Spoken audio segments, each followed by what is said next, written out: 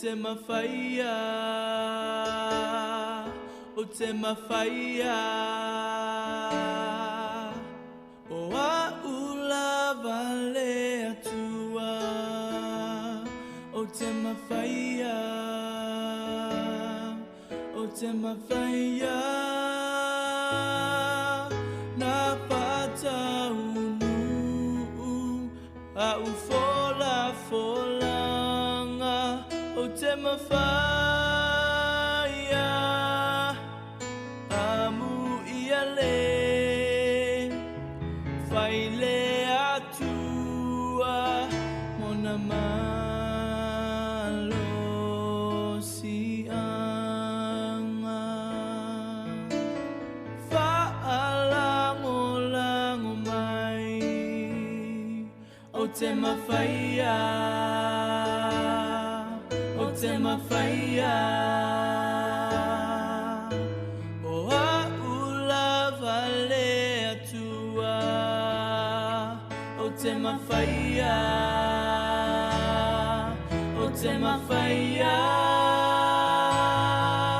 Na whataunu, a ufola folanga, o te mawhaia.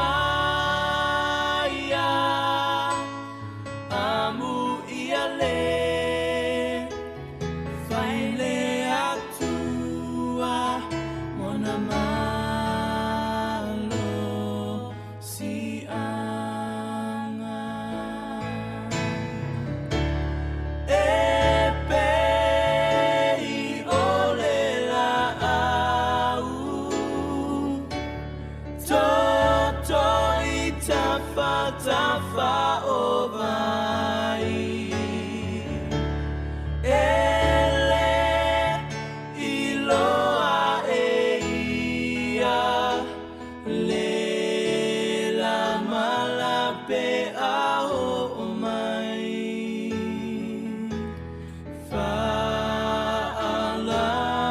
Whaalango lango mai, whaalango lango mai, whaalango lango mai. O te mawhaia, o te mawhaia. O a ula vale atua, o te mawhaia, o te mawhaia. Na whataunu, a ufola folanga, o te mawhaia. Amu ia le, whaile atua, mona malo sianga. E pei ole la au, toto i tafa o vai. Ele iloa e ia, le la malape aho o mai. Whaalango lango mai, whaalango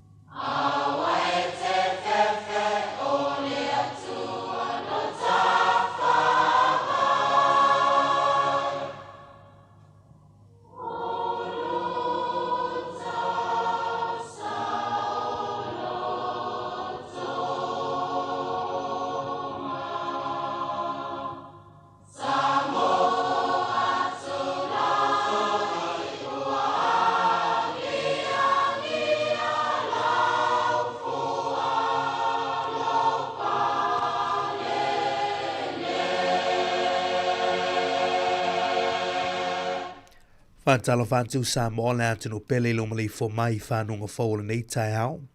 Tātou dia mai le a solua. Le a susuma whaola nei maa sino yu lai. Lua athe lua se fulma le ono. Whātalo whātu le tautua nei mo oele si whonga lo mua na Sāmoa Capital Radio. Toa matalia lana tautua nei tai hao. Alo mai o le a tātou mo mua le tua le tātou sauni ngā lotu whale aiga. Teite ia le sunga le whaathenga inga pasta le maota. Si Uiramia le Mauta, o le Kalesia Assembly of God Church of Samoa, East Stokes Valley, usimaya le whapafonga.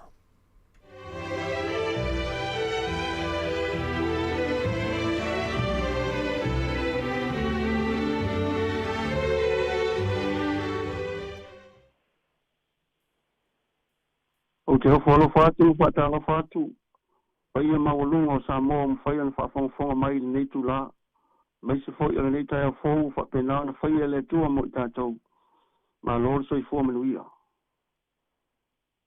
A mai alo fina ngalo, tātou o whaatasi luma o le tua. O le whapena na o te ina le tātou maftanga. A mai se fwoi ala tātou ainga. E ala i se talo. E li ilo mātou tua, o mātou mo i wala au lava i lau o fio. Ia mātou whaafeteia, lau alofa ma lau wanga lei. Le alofa tausi mai o elo mātou utua.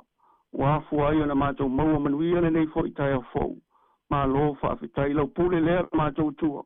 Ono lau wanga lei e whai pēa mo i mātou. E le ma vai lea le li e. O mātou wala ulawa i lau o fio la mātou sauni tu inga atu le taulanga o vi inga i lau o fio lo mātou utua. Alofa mai le li e ale le mano lau lava nganga pa ia. E au noa ase mea mātou te mawhaia. Pe a whai au noa malo whaatasi mai. Whetalai mai oia nganga pa ia nei tai ao.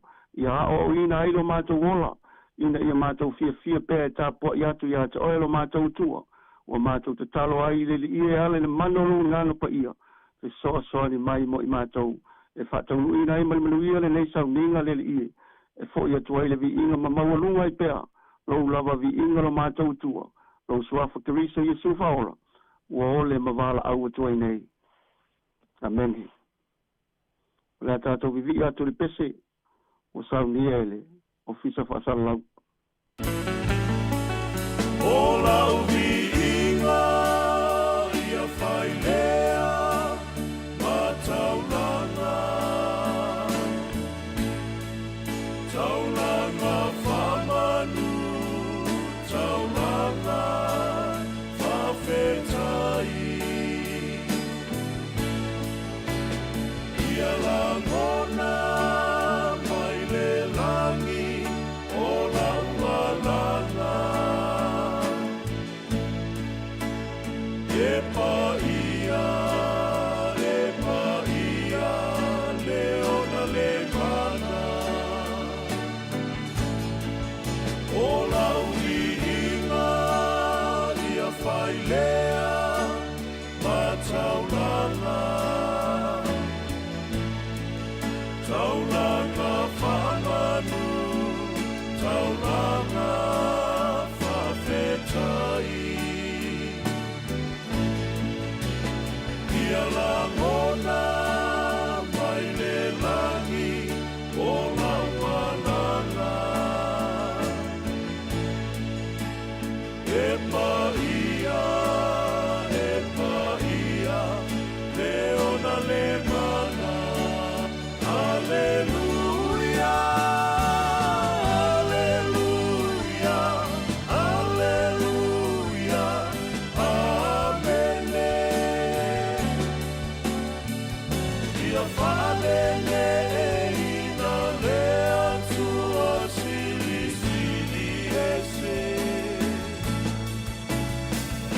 Ilingi mai a Yesu e olo wangana. Baptizo ina mātou mai a whamanuianga. Alleluia, alleluia, alleluia, amen. Ia whanene ina lea tua sili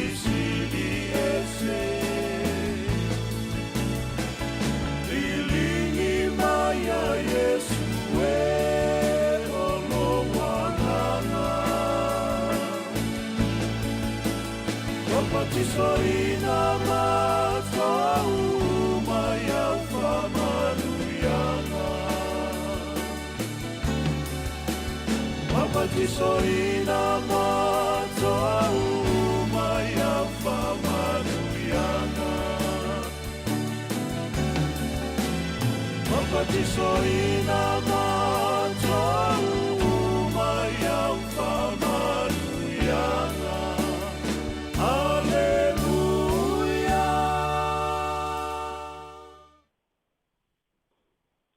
O le whaitawina o le tuspa ia.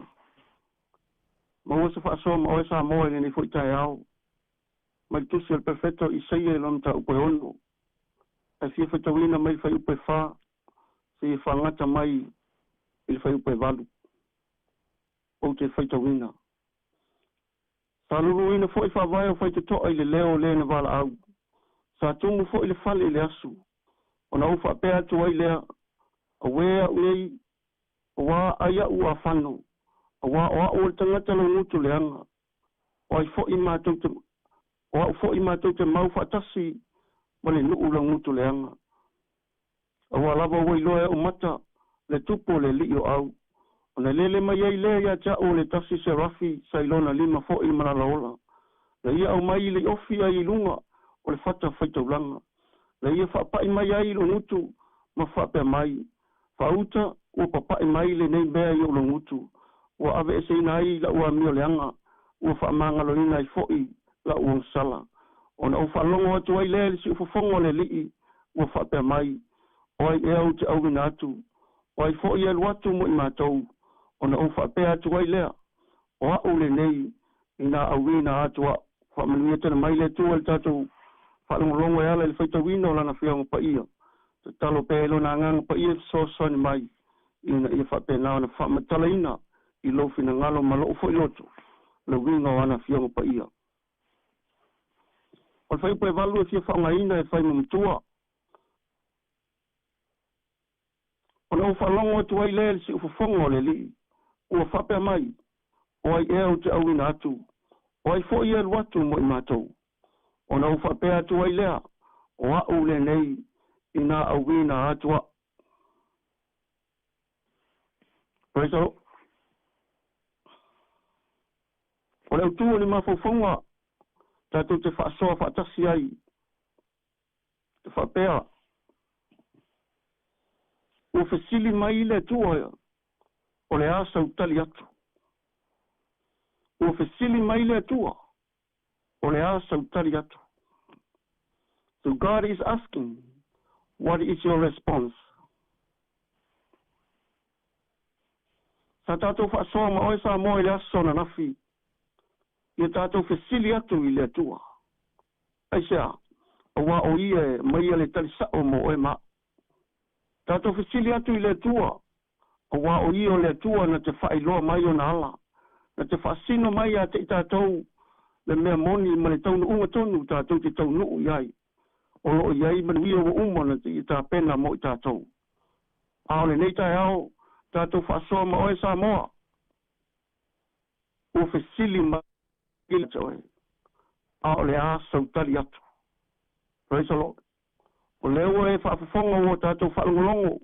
I le upu whaitawina le atua. A o iai i seia i le mamalu o le atua. E tusa ma le whaalinga o iei loa. Whai mai tala al perfecta. O na whamau lalo leo lona roto i luma o le atua. Mai e whape atu, a we o au nei le tangata, lau nutu leanga. Aia ua whano, a waua mātou mau whatasi, ma le nei nuu, lau nutu leanga. A wawhai mai seia, a waua i loa e o mata, le tupu o le lii o au ia. Praise the Lord. O le whaile i seia ina o i loa, le whaalinga o whapenao na i loa e o na mata. Whai mai o le aso, ma le tausanga na maliu ai, pēna oti ai usia le tupu. O ina whatoa a pupula i mata o i seia. Mi le whaalinga, whai mai ua i loa, le o nofo le nofo ali o ia loa le tupu o le tupu o ia lava o le li'i o Iesu Keriso ina ua hoti usia le tupu o Saiuta po le tupu o Iuta o usia e tausonga ma le li'i lea o Isaia o Isaia o le perfecta a usia o le tupu pete iane ua le mawhai e Isaia o le whaatino ina lon tiute malana ngā luenga aisa ua malosi le tupu tūlanga le tau ave ino le malo e maise o lona mio le anga ma lona whaia o le anga sala ua le mawhai ai o nei loa e Isaia ma whapupula ina mato Isaia e tusa ma lona vala auina ai o le tala fia whai mai ua hoti usia ona wa ai leo lo Isaia le perfecta i le whalinga whai mai ua ia wa ai atu o lo nofo mai le li o Iesu Keriso i lungo le nofo a li i sili le nofo a li i mamalu ua whailoa ia te ia le mamalu o le tua e o le upo o tātou whaitawina whai mai ua langi whetari ai le se rafi ua lātou ala langa ma whapea mai e pa ia ua tumu le langi ma le langi i le pa ia ma le mamalu ma le sili ese o le li o au o ia lava o le li o Iesu Keriso ioe o le fina ngalo lea o le atua o le fina ngalo lea o le li o Iesu Keriso le ia mai ai le nei whalinga mo oe maa u Sāmoa ina ia tātou loa le mamalu o le atua ina ia tātou loa le sili ese ina ia tātou loa le pa ia e whaalia mai a te oe whaalia mai a tau whapei o na whaalia ia Isaia le ala le nao le whamaulalo le loto Isaia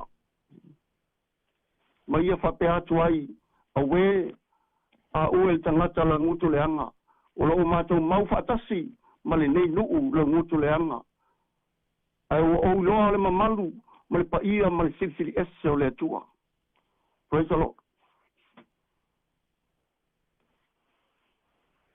pei o le whai atu se autu tātou te whaasoa whaatasi ai o fesili mai le atua o le asa utali atu e iei le pese le whakasae masani o na pe pese ai le pese se lamo valu sifuru maltasi e whapelo na whaitawina ia whalongolongo atu o fesili mai Yesu o ia o whianga lue tali mai a so o tau o matua le whaitoanga po ai e tali mai ina whaia le tofinga o te alu atu ai ma nei au po le pese ma nei au po le viinga o lo whailoa mai ai ai te tātou o lo fesili mai le li o Iesu Keriso ia te tātou a le asa tātou tali atu e tusa malan fesili mai ai se au mafua i o le fesili mai le li o Iesu Keriso io e wa mo mia Iesu Keriso tau tali atu e tusa malona manaonga wa fa mai Iesu o matua le whaatoanga o tele le saito o pae le saito ai panga lea o to ititi leo sele o to ititi leo ngā lurue o loro wingo le manaonga le li o Iesu o le aso tali atu i lona whanonga se ia tali atu ina ia e talia ina ia whaunga ina lo soifua maluwola ina ia e whaalongo ina le mamalu o le atua i lo soifua maluwola o valawina ioe Sāmoa le atu no upele o le atua o tātou tāpua iai o le atua e ona le mamalu umalava o le atua e ona le malosi umalava o le atua e sili ese o le atua e paia a leo o fetalai mai le li o Iesu Keriso mo e mau le nei tai au a le asa tātou tali atu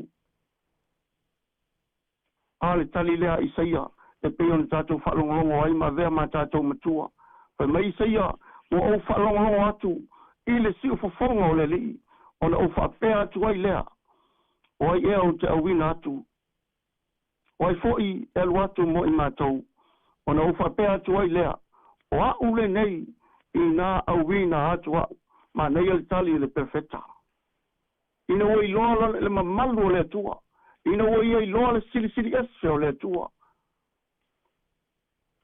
ai ata ua le ainga o le atua ai ata ua Sāmoa le nei tai au tātou te mana o mia le mamalu leo le atua tātou te wholau ai tātou te mana o mia le pa ia leo le tua, ina ia tātou iai to tonu, wha pei o na wha lia ia Mose, i le telo taimi, o le walawina Mose, sa iai o ia i te tonu le mamalu o le tua, ai mai se foi, o le umo e tangata i le taimi na whai ai e le tua, na sau whawhai ai, na sau wawali ai, whewai ai le mamalu leo o le tua, a o le io o ina anga sala tangata, ai whawhatai i le tua, le ni tala wau maia mo tātou, e a o ina ai tātou, ia tātou loa, o lo iai pea le mamalu leo le tua ia te tātou, e le mawhai o na ave se ina. Peitai ane, o le fesili o fesili ngai tātou le nei tai au, o le a sautali atu, o le a sautali atu, e tusa ma le fesili o fesili ngai ai, ai se au o whaingata ai, o le tātou tali atu, o le vaenga mua,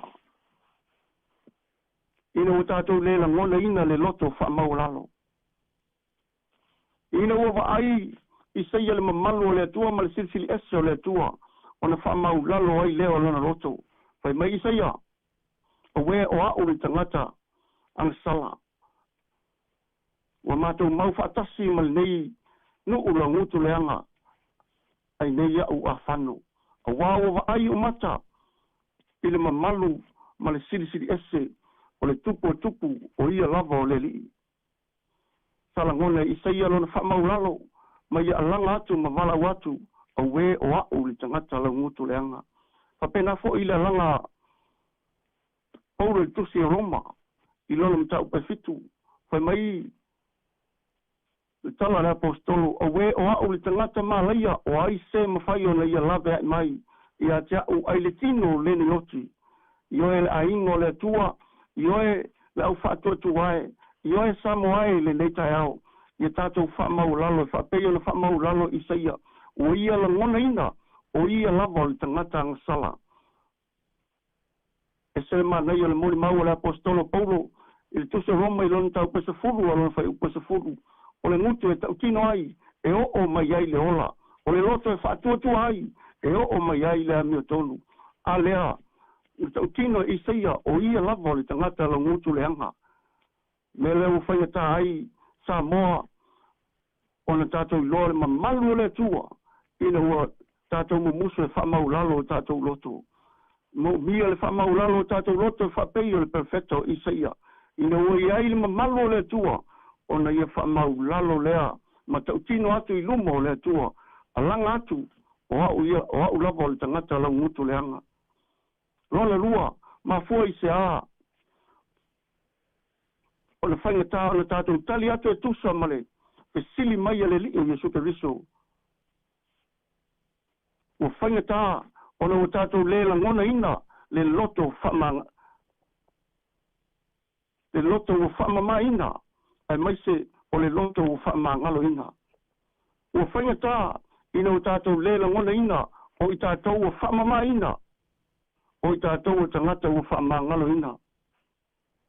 Noel aingo le tua, Sāmoa le nei tai au, awani ngalo, whai mai, perfecto i seia, o le lele mai ai lea ia tau, o le tasi se rafi, sa ilona lima fo ili malala ola, o au mai le ofi, ai lungo le fata whaita ulanga, o whapai mai o le ngutu, i lo ngutu mo whape mai, whauta o papai atu le nei mea i o lo ngutu, o ave ese ina aila ua mio le anga, o whama ngalo ina fo i lauang sala.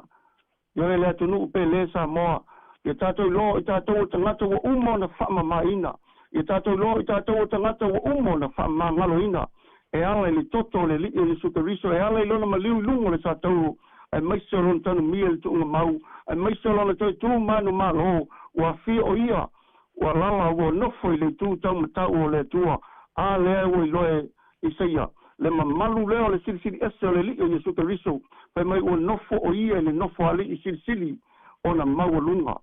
Ioe Sāmoa le ala whaingata lea o le tātou, ioe atu o tātou tali atu, i le fesili mai a le li o Yesu Keriso mo i tātou.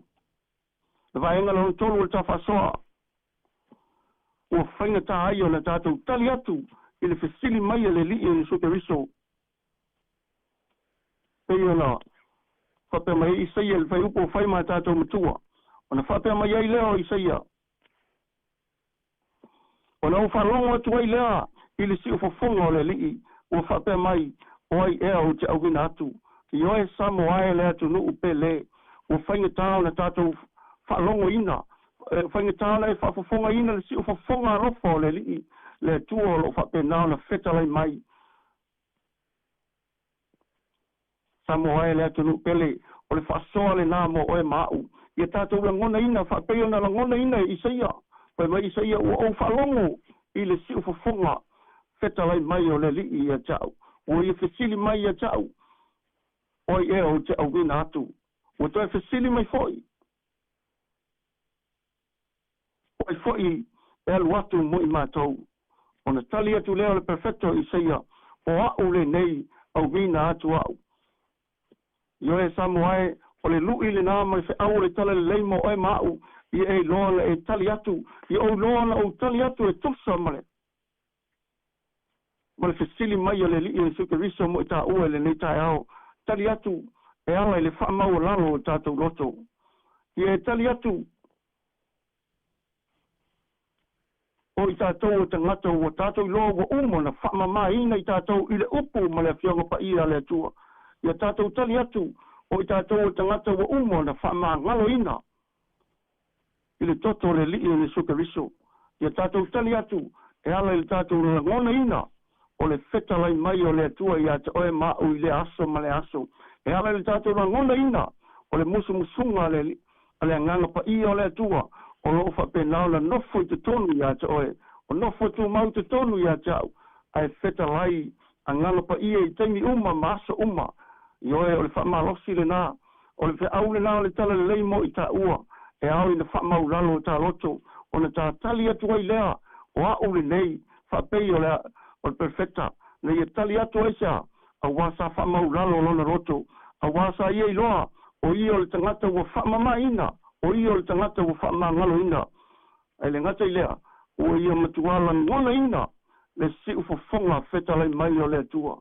Io e Sāmoa e o le whiau le nā mo le tala le leile nei fo i tai au, ia whape nao na wholau ai tātou, ina ia manuia whiau mga luenga, manuia, le tapo inga i whale ma mauta, o lo whape nao le tapo e ma tua tausi, ta māma tina ma tutua mai se foi, o le pa ia o le whainga luenga, ia whamalo sia i tātou, i lea lava whiau e tani atu, ma le loto whatua tua, ia tani atu, ma le loto o tani tonu, o ia suke riso, o ia o le tātou lii, o ia o le tātou whaola. O ia wa fia mai e whama ngalo ina tātou wangsala, ngā tātou talo. Io e lo mātou tua le nei tai au, mātou wala au, whafteitele lau upu e whetala iai moi mātou. Whaftai e o fionga pa ia lo mātou tua e whamala malamina ai lo mātou wola. Ina ia mātou lo na tali atu e tusa, ma lo whetala mai, a wao le upu e whapenao na o ina ai mātou.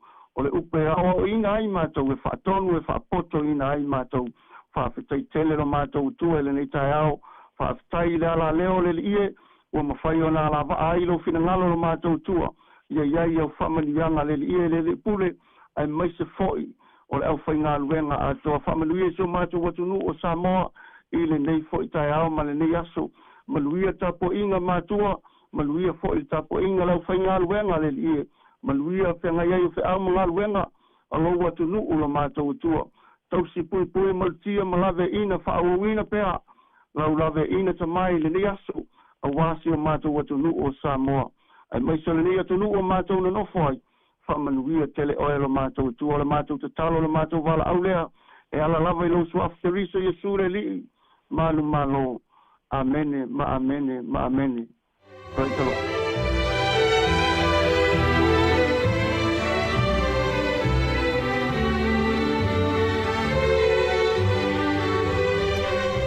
Ia le tua Sāmoa le atunu pele lo na ua whaafonga le tātou turu i le tātou saudi ngā lotu whale ainga. Na vea ai le sunga le whaafengainga pasta le maota, siu Yeremia le maota. O le whaafengainga le Ecclesia Assembly of God Church of Sāmoa. Mo tātou o staulanga le ritai au mo le tua i le ngā whaftai. Ia man whaamalo i le wauna le tua. Ona le tāpenanga mātou ngō fiela le upu fola le tua. Le utoma tawina le whaafonga anga le tātou tunu.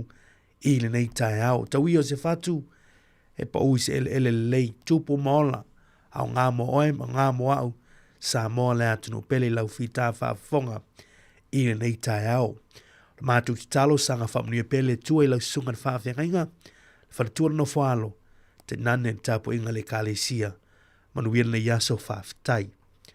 O le vinga o le tua mai le au whai Bethel Peace Chapel, e le lei Yehova, awhai tu lai fitu le program an ato tau. Good morning, talofa.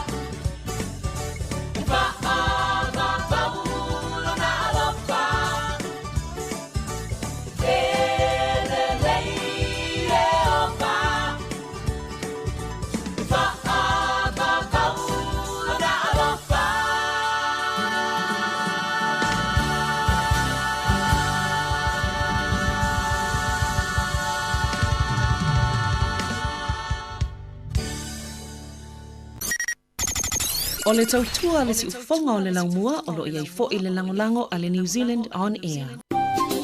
Hi Sāmoa, it's Auntie Tala here. Instead of fifi whaalong i le ata o le tai au. Laugh of the morning. Si ufonga laumua, ata o le tai au.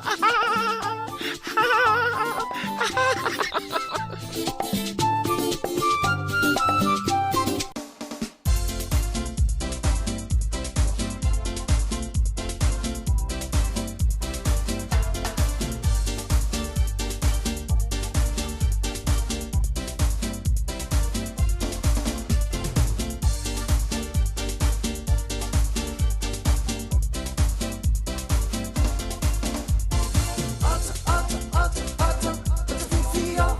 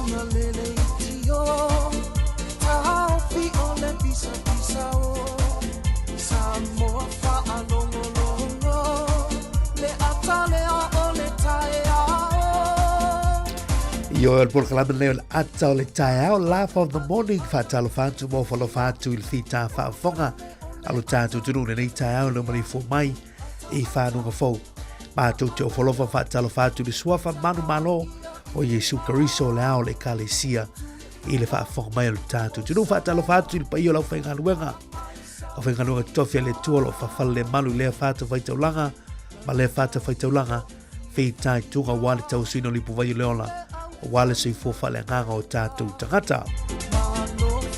Awhia tuis whaisa whaatalofa i lei o tātou tua a sino ta mamtina mātua ta poe mi mauta malao le nei tai au vi ia le tua manatu o lo moulunga pēr e leo ino le māsina i lo tau sui fua ia nei o tātou mātua mātua vi ia le tua whaatalofa atu le nei tai au. Whaatalofa atu whaitu pulaka talvaulu māloso le atunu, good morning, whaatalofa atu le nei tai au.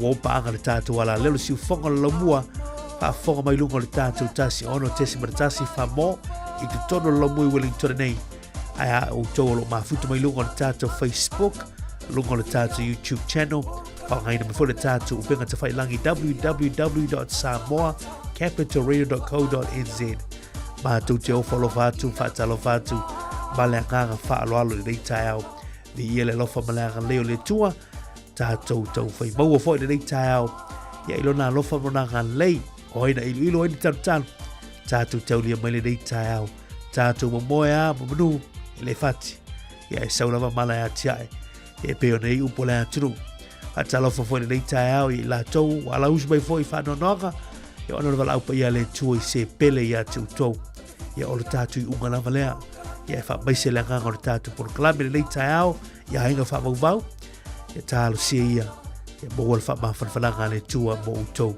ia e le nei aso whatalo whatlu foi ia i tātou paanga i lunga o tātou penga te whailangi ni nā peo na iei le tātou o unanga i lunga on Facebook, YouTube ma le tātou website ia like, love, ma share tātou o unanga wha so atu le tātou porklame ma tātou mawhute le nei aso tau tō mo ersi ufonga lo mua i Wellington le Sāmoa Capital Radio lau tau ona neo marami tui tō whigo vivalu leu tātou whilo e nei tai au se taimi ma whaatasi atu mara tō whai awa maua tasi mai awa ia wara tātou pon klame i le nei aso lua.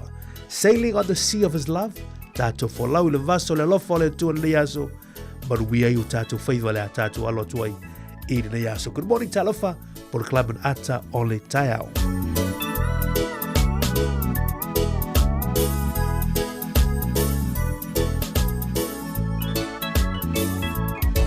Oh, happiness and joy, it's in my life tonight. For the first time I feel everything's gonna be alright. For as much as I found what dreams are made of, now I'm sailing on a sea of His love. My friends are gonna tell you I'm sailing on a sea of His love. I'm sailing on a sea of His love. I'm free as a dove. Now I'm sailing on a sea of His love. It's a miracle that Jesus placed in me. The truth that we share, I never thought it could be.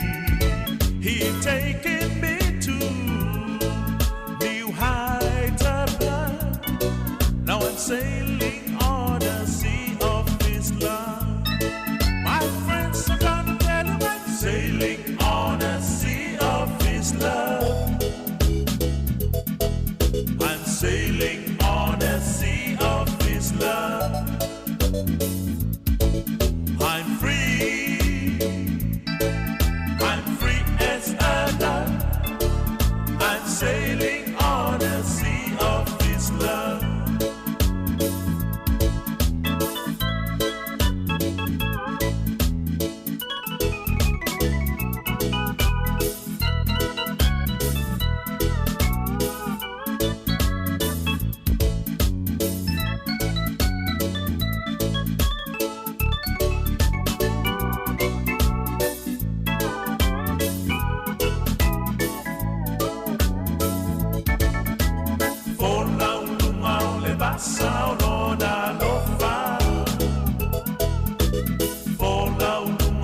vasa o na lofa sa oloto e me o se lupe o la luna o le vasa o na lofa. My friends are gonna tell him I'm sailing on the sea of his love. I'm sailing on the sea of his love. I'm free as a dove. I'm sailing on the sea of his love. I'm sailing on the sea of his love. I'm sailing on the sea of his love. I'm free as a dove. I'm sailing on the sea of his love.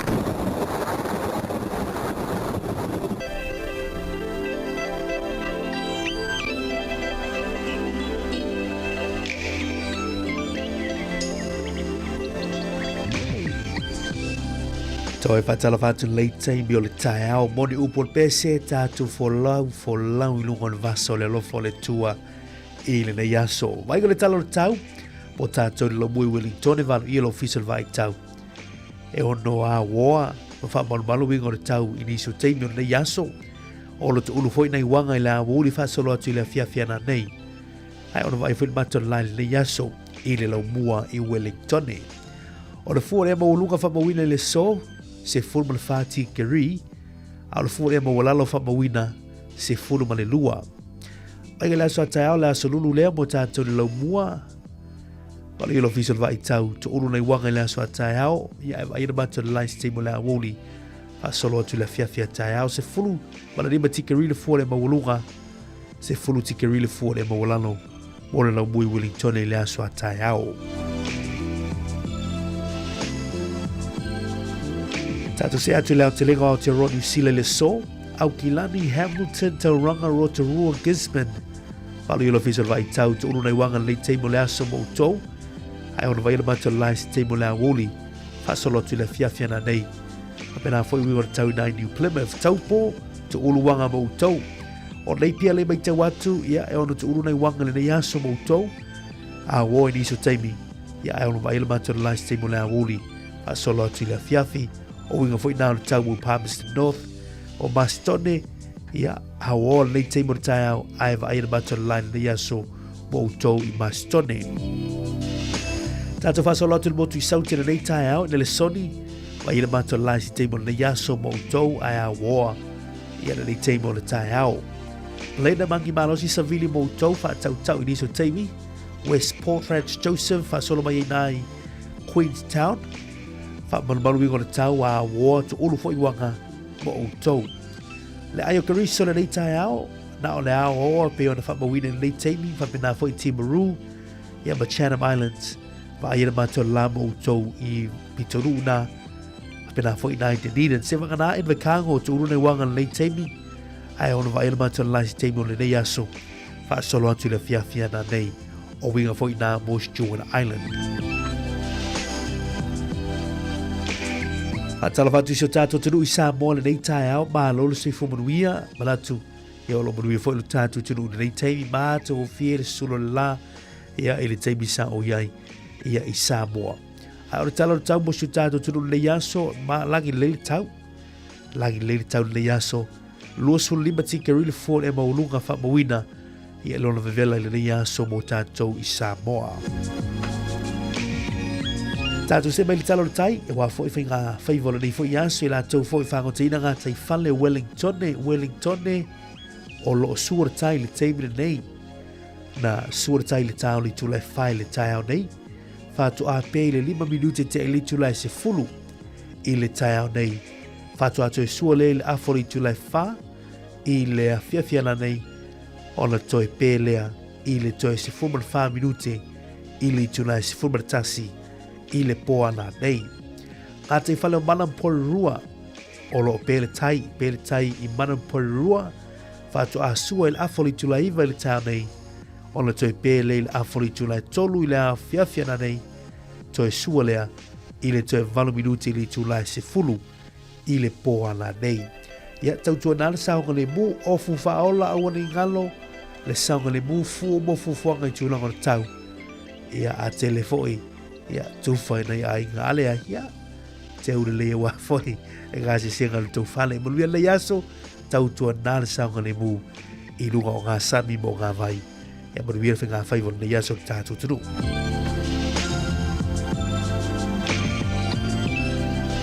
Tātou se mai le tala le tupelo nei tae au, tasi le tala New Zealand ma wele ma losi o le tala Sāmoa le tala whase fulumaleono sene. Tala whase fulumaleono sene, o whamomonga ia le whale tupelo ANZ mo le sina fio le tātou tunu. Au le malosi o le tala New Zealand i le malo Australia, na le valu sulua sene mawai, valu lua sene. Mo le malo telo Amerika, 5 sulfitu sene mawai, 5 fitu sene. Mo Sāmoa la vaia tasi le tala New Zealand, ma waile tā la fase fulmaleono sene. Ia mana ia rua siasi peinisio o unanga pe ona ia click X, i le la to my cash, ia aile se foi, ia le em tā la, mana ia foi au unanga na, mana ia la to rating telo taimi, ia ai fua lava oe, ia fua tūlanga o sene, ia mei se foi, ia tu pele alu le fi, ia tu togi a walafu ino tu se. Leini whaftailanga lei, lo au ma fola i lo sao me whaina i tātou ru, ma fio anga i Sāmoa, ia me se foi lau tutua nei mātua me se ainga ia o lo whaamuli mai nei o tātou lau whanua. Manu ia tela lei aso a fui nau tau seleni.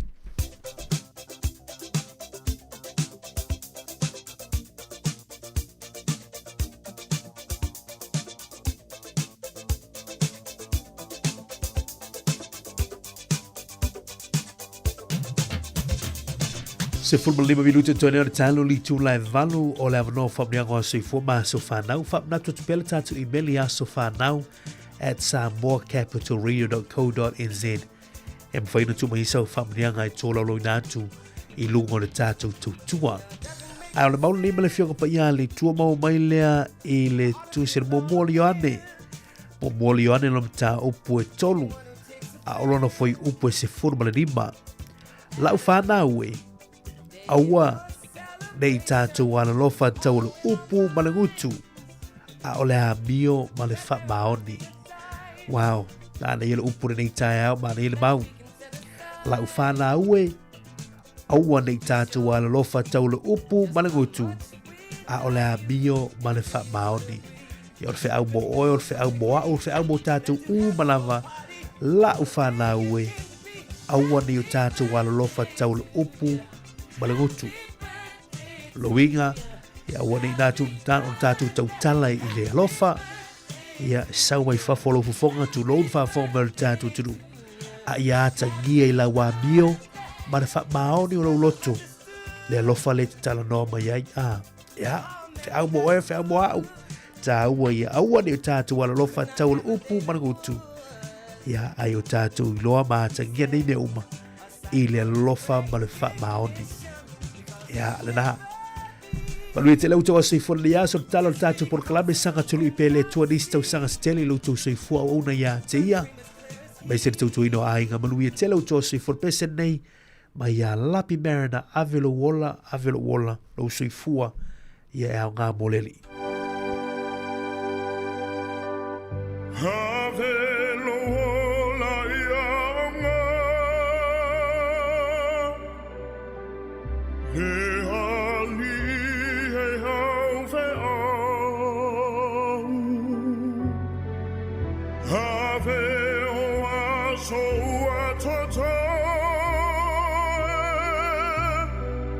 Heavy I love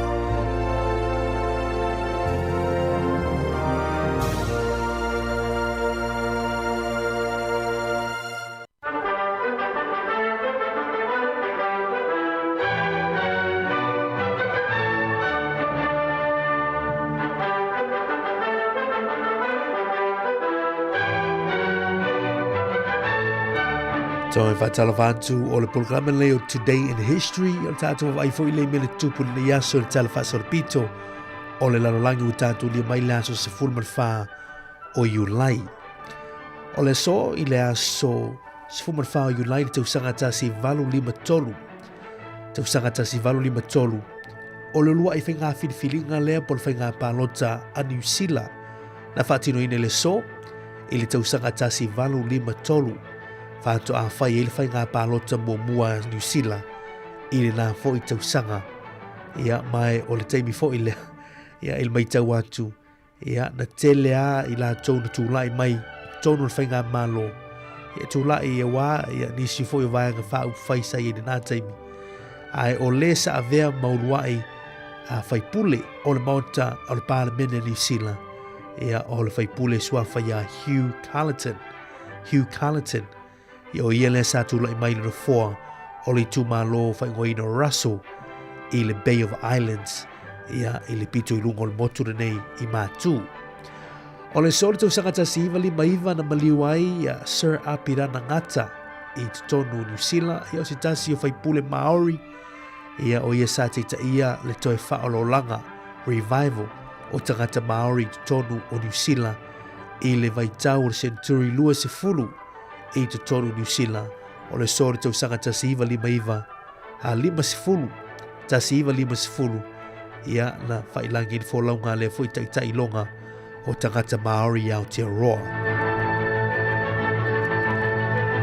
O le sori tau sanga tasi iwa i le mai ai o le taua muamua o le lolangi tau sanga tasi valu sa whamanatu ai ia le parade leo mo le aso le whaingoi na le Bastille Day ia po le Victory Parade Day ia i le atunu po le malo Wharani ia o le sa whaatino i nai Wharani i le aso suman wha i tausanga tasi iwa i le mai ai o le taua muamua o le lalolangi i le tausanga tasi valu ia le la sa vali ai ia fita ia o i la tou na iei vaenga au New Zealand, Australia, Amerika, Wharani ia na iei foi ia nisi foi ia o atunu ia lea salangolango ina Allied Forces i le nā teimi muli ane ia o i le vai tau lea le sa whaatula I mai ai le League of Nations ia lolo winga ia le ana mawhai ai ona iai ia le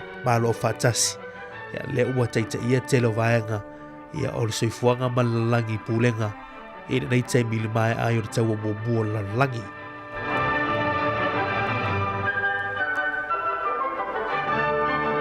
O le si tala muli ia o le aso sfumal whao yu lai le tau sanga tasi valu iwa i le mai tau atu ia mawha maumaunga le mai le ofisa o le Historian America ia le sao lua i ei whaatula i mai ei le tūlanga fo i lea o le pūlenga so whaatasi ala malo America o Siamani ma Peretania ia o le tātu tunu i Sāmoa o le sola i le tau sanga tasi valu iwa ia le sa whaatino i nai wha moe lea ia o le pūlenga wha so whaatasi o pūlenga so whaatasi le Trilateral Territory Government jointly by the United States, malo tera America o Siamani ma Peretania muli ai whaatonuina Peretania i lalo wawainga New Zealand e anga ia tu Sāmoa i o tātu malama uma o le aso la nei le tausanga tasi valu iwa. Nisi nao mea le tupu nei aso i le tausanga umwai te maua nisi whaupoponga i le teima masani i le aso atai hao whaafitai. Ia uto e 5 minuta tone o tala o li tu la e valu leu tāpena mai tātou telefona tala mai Sāmoa le nei fo i tae au ia e teo wholofa whaatalo whātu le tātou tunu umana tuolo manuia fo i tātou uma ia i le lofa maleanga leo le tua i le nei aso malulu tātou iai o le tau ara nei o tātou tau malulu fu umau fufuanga le tau ia mai se fo i la i la te tau male aso le nei o diai fo i nei whanau i malolonga le aso lona lua nei Wai aso mulimuli o tuanga, ia mahalolo sai, mahalo foi whātua toa nei mātua.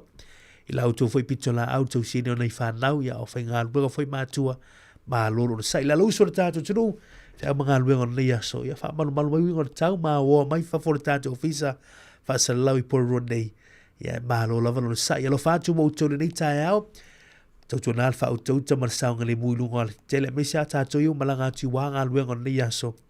Tātou foi le ua malolo mai ngā luenga na pō, ia, tau tua nār saunga le mu, tau nuu mar saunga le mu, ai ngā lo whamun mai, lava le leini malolonga, ia, wā foi, ia, na iaso, ia, mō na fuafuanga. Tātou na whawhiwhianga le teimar tāu, leone high school, leone lau mua, tāli tu lai valu tātou telefona tala mai Sāmoa. Good morning, a tala whantu, ia, Erika Maoi, malolo se fumanuia, ia, whamatua inu vea, le mafuta mai le nei tāu, good morning. A tala whantu le tinapol whanatua, ia, mafo Eric, good morning. Atalo fatu fo ia puafiti fitoa ai malo se fo manuia Terini Pap, good morning.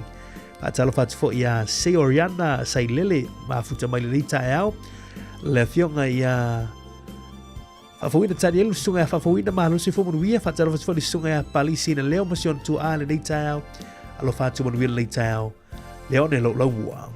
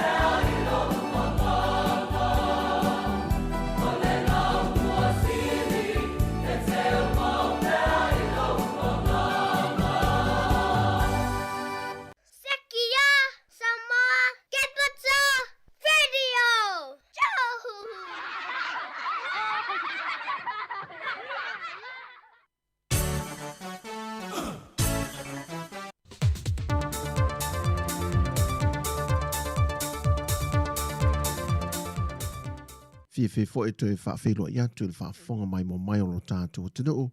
E le isi fo i whaopoponga i nisi o tala i mea lo te tupulu tātua tunu i Sāmoa. Se mai le whaafonga.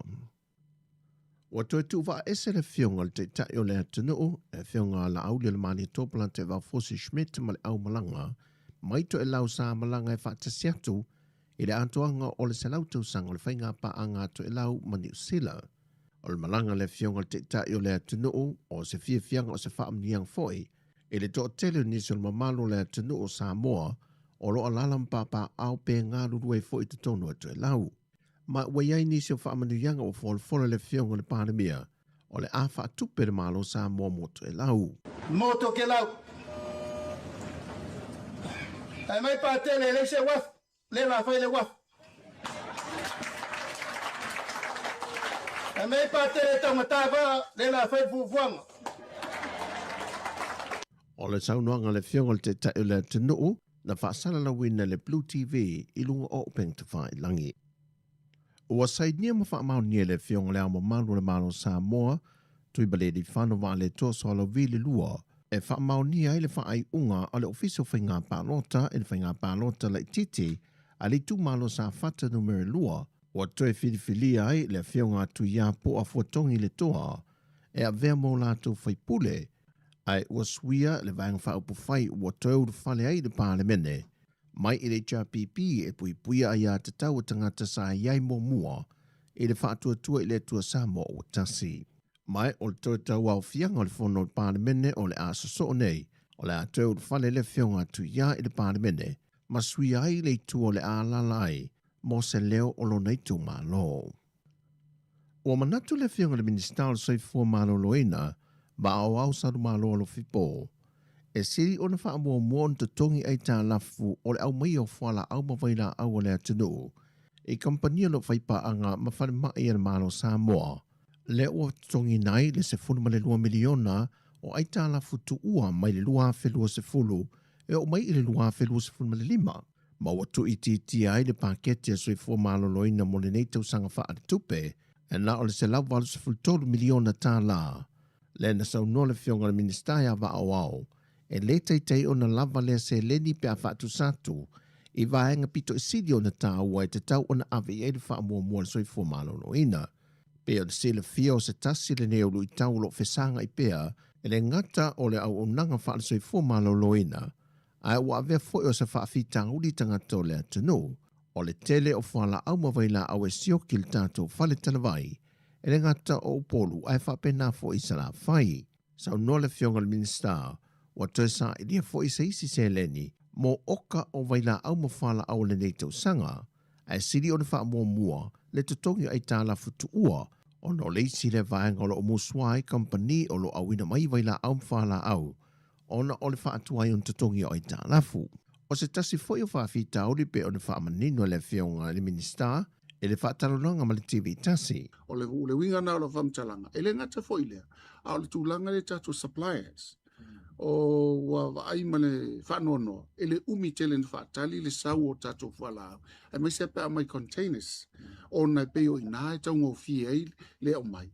Ia a tu ulola i waalele. I o whataung talo. A le temi nei. O lo tau mawhai ale me sili pūlenga le temi nei ma le whainga malo. Peila na apa mai i le sosoani tātou whainga pa anga mawhiti. Lea lau tū mai lo la tū lima. So se taimea sioti ai tātou. E lua aso a tau no mai ia tātou whala au mai la au le tali ilma na onga le taimina. Al na foi sosoani. E lai titi e le tele. Ona foi le mai valele. Al momonga le ia lava tātou oka tū mamao. Foi lele pe ono masina tau no mai container. Ia na whao ngā lo lea. Ina i mawhai ona lava tā pena i loto i whale. O sile foi le fionga le minister ma le mtanga luenga a toi foi marka peneta. E sa idi se isi awala e siri o na vavem whaafengo fie, nai lole awala lo whaonga ina le teminei, e whaisi tuai tele o na taunu umai e o oka. Wai lea tunu o le taitai o leo e to o lima mai ni usila, e ngā lulu e fesoso niatu i le mtanga luenga leo, e lalo o la lato whainga pa anga, le ole ato e wha au popoi i le tūlanga o onga i le whaatino ino su e su enga o sori ngā tūla whono, ma fesoaswa ni atu inisio tūlanga tau i le tomai i le whaatino ino o la lātou au nanga. pei tai o wha manino mai le tai o I lātou nei. E le aiso lātou teimi mai le o se lātou ngā ruenga foi.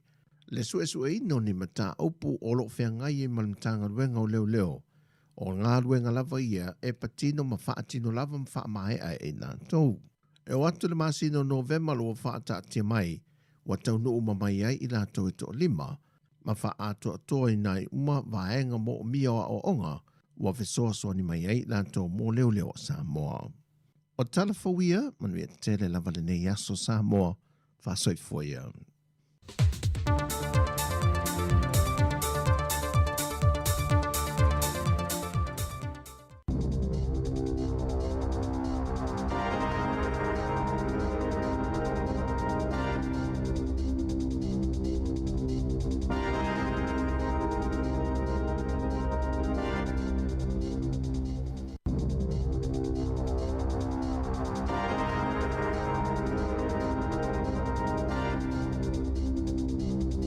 Alofa lava I le nei vaenga o telefou mai le si ufonga o le lau mua, o le tala mua.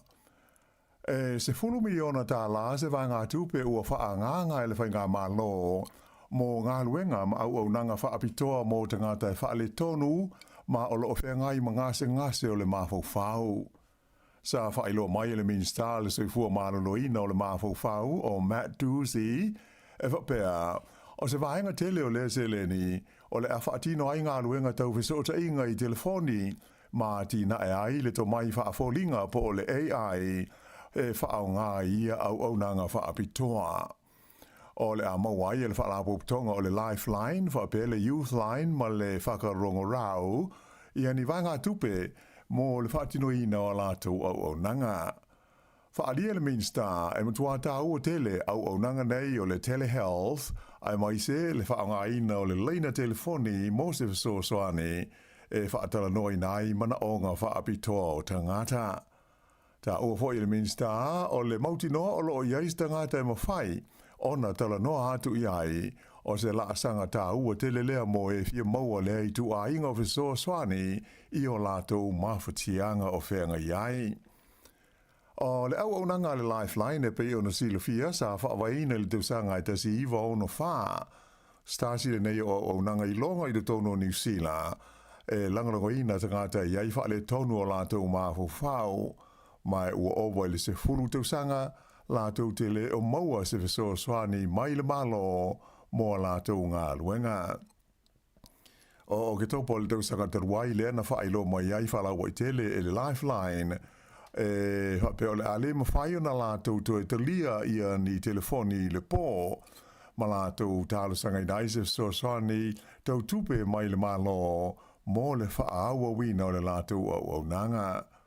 Whailo mai le minsta e tasi tesi ma le 2 miliona tā la ia le vanga tupe o le amaua e le Lifeline mai le se leni e pei o na wha matuu atu matu ina mai e le māloi lana fesoa soani.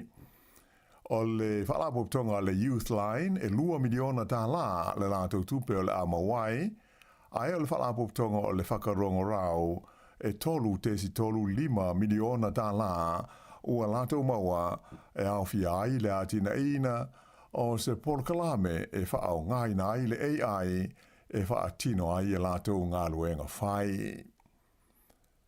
E le te tau o na popole New Zealand pe a whai e manatu le malo saina o se ngai o inga tau whaau so lona avea masui awai o le whenga inga e avea i le Pasifika ma vasa o le file mu. O le tau fi leo le minsta le vai fafo ia wa wasa mana ia Winston Peters. O le whaato a to e taliu mai le minsta mai Singapore mai Japani sa lātou tala noi nai ma ta ayo ia tunu le whaata ita I ngai le vai asa taruai o se mea tau oru mamao saina I le tono le vasa Pasifika.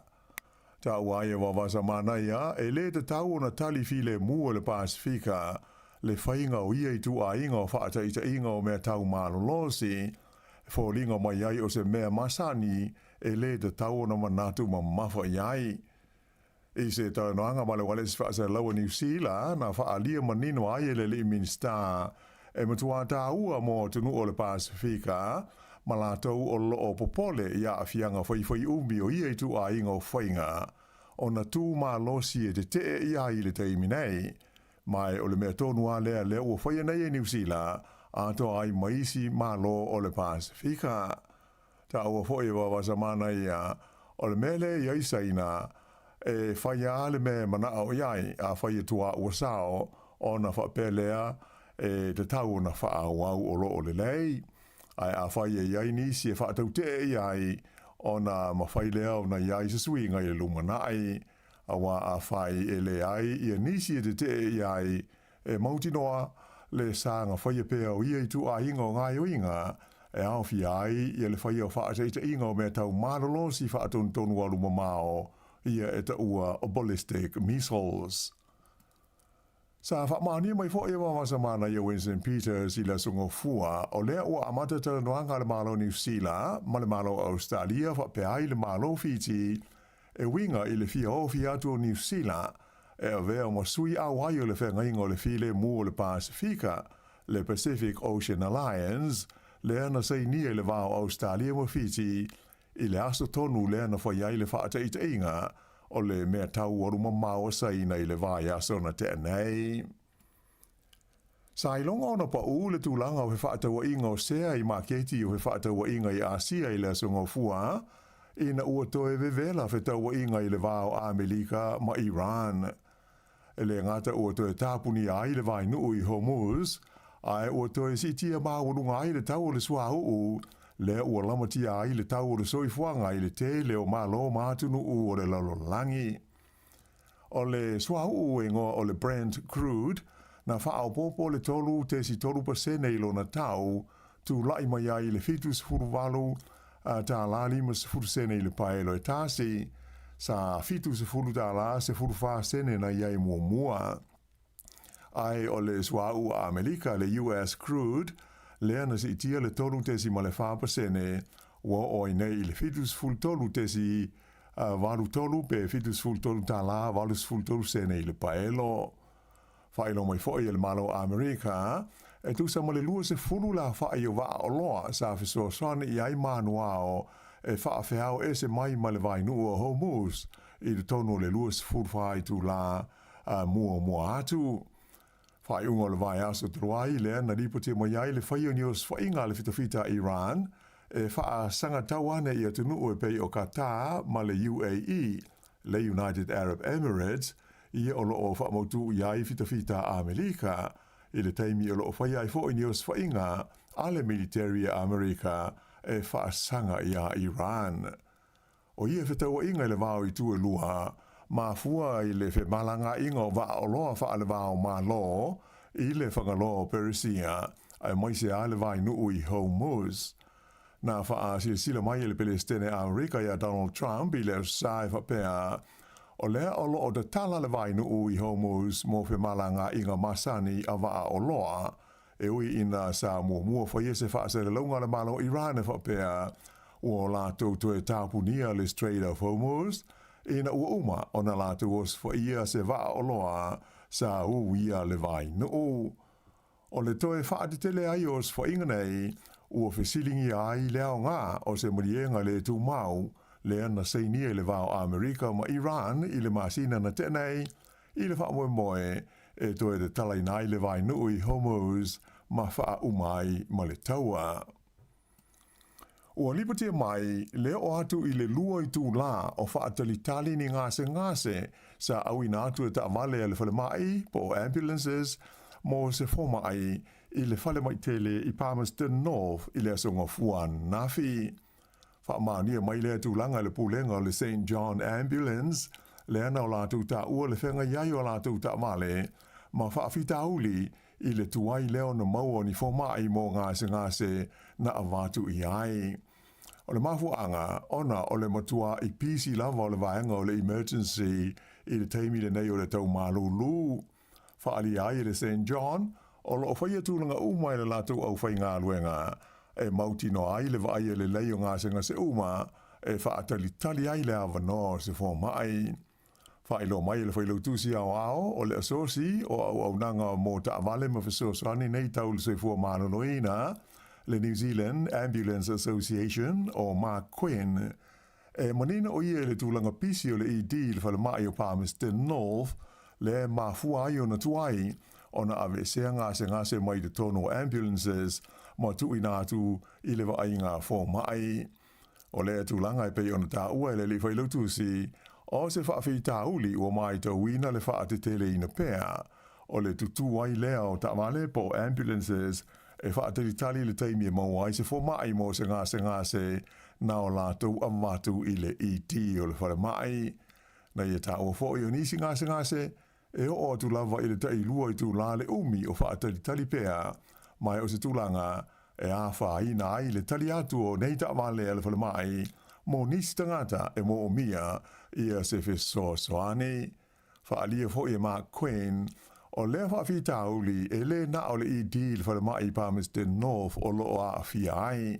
Ai wha pe fō i o na mori mawina isi whale mai te tele e pe o kala e stete wha pe le waikato a toa ai ma au ki lani. E wha au popo i ai le tūlanga o le sunga fua e pe o se a so pisi tele lea i au nanga wha le soi fua mano ina. I le taimi le nei o le tau maru lupo o le winter. Wha i unga le nao telefou.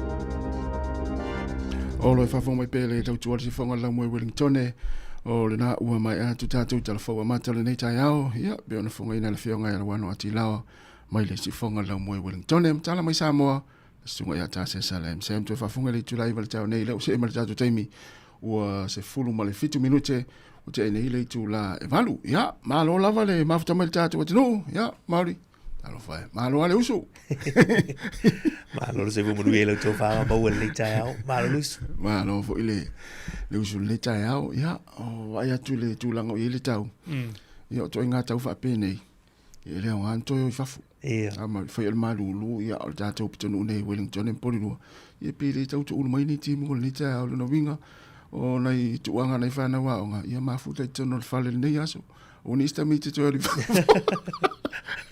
Mone lei ta sin ni tai au tūlanga na tau a oa wha malu tu uru nei wanga i peo nei ili nei asu i tātou lau mua peo leo te lengo leo tunu i peo nei ili tau nei asu a pe au ingo tau si wanana i pito nu fwoi e ele matala nei asu ia ai ole o wha ti mua pēr wha le tinga lui fafo e le fo se tūlanga i tau fwoi e lui fwoi fafo pe moni ei ole no fai tōna whale TV mafuta mai ia male o ko le sa ko pa nei fa na fuile e le fu ma fu aga o fu fa sa o le ia o so fa timu ava pe nei ia o le feto ai ma le ulo ko pa a fa isa ko le sa na fi mo nei fa na wa o ko pa la nei ia pe ia wa tanga te ese e fa mana tu ia wa le tanga fa me o ko pa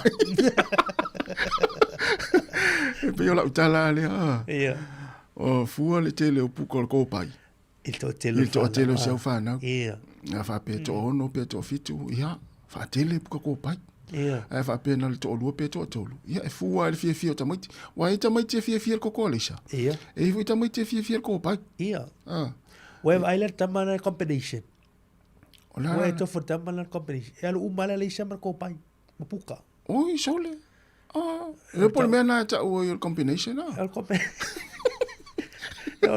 o no tu la gana ai si fie ia ale igual fa tasi uma puka mala le fai fa tasi le ulotas ulo tasi tu sala a asu le mana o melta mai titi le ko pai ia vala mo mama me sa ko pai ia na vole na asu la io puka ko pai ai le ia lu uma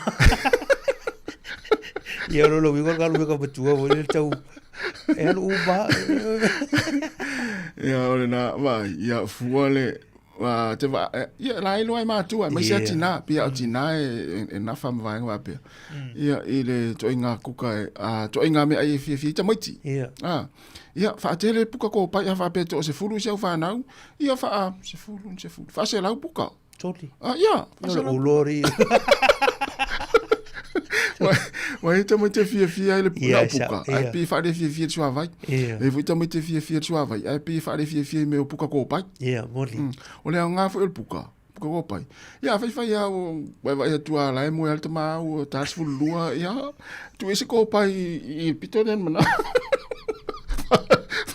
fa te ilunga tu ilunga fai tau te le lau fa mala tu mane fa I te le aso male aso o ta mana wana I fa lau to te le te mi ole te mi le malo lo ma tuanga ia fa malo foi ta si na ta tu ma ia wa te lo grandparents and te mi ni yo la tu wale le na fa mana I fa lau ia ai o ta tu figalo na ia wa ia inga o le ua ave vai aso e lua le tina ia o tama e no foi vai tamai ti pe fa pe o toinga inga foi le ausange le ini matua ia tu foi la ia unanga ne yo a onga voi le ave ai tamai ia te loa ia la fa ia nga fati o tongi o vai aso e lua ia onga na vai tamai ia ai mo ona tama poltina ia te aua ia me yo o aso tuanga onga ia o tangata le ainga tau na nofu o tina okay fai fa no il tina mo luva yaso ai alu tama fa nga luenga ale me le va ia le luva yaso le la luva yaso ia te tau ia ista mai le va son te va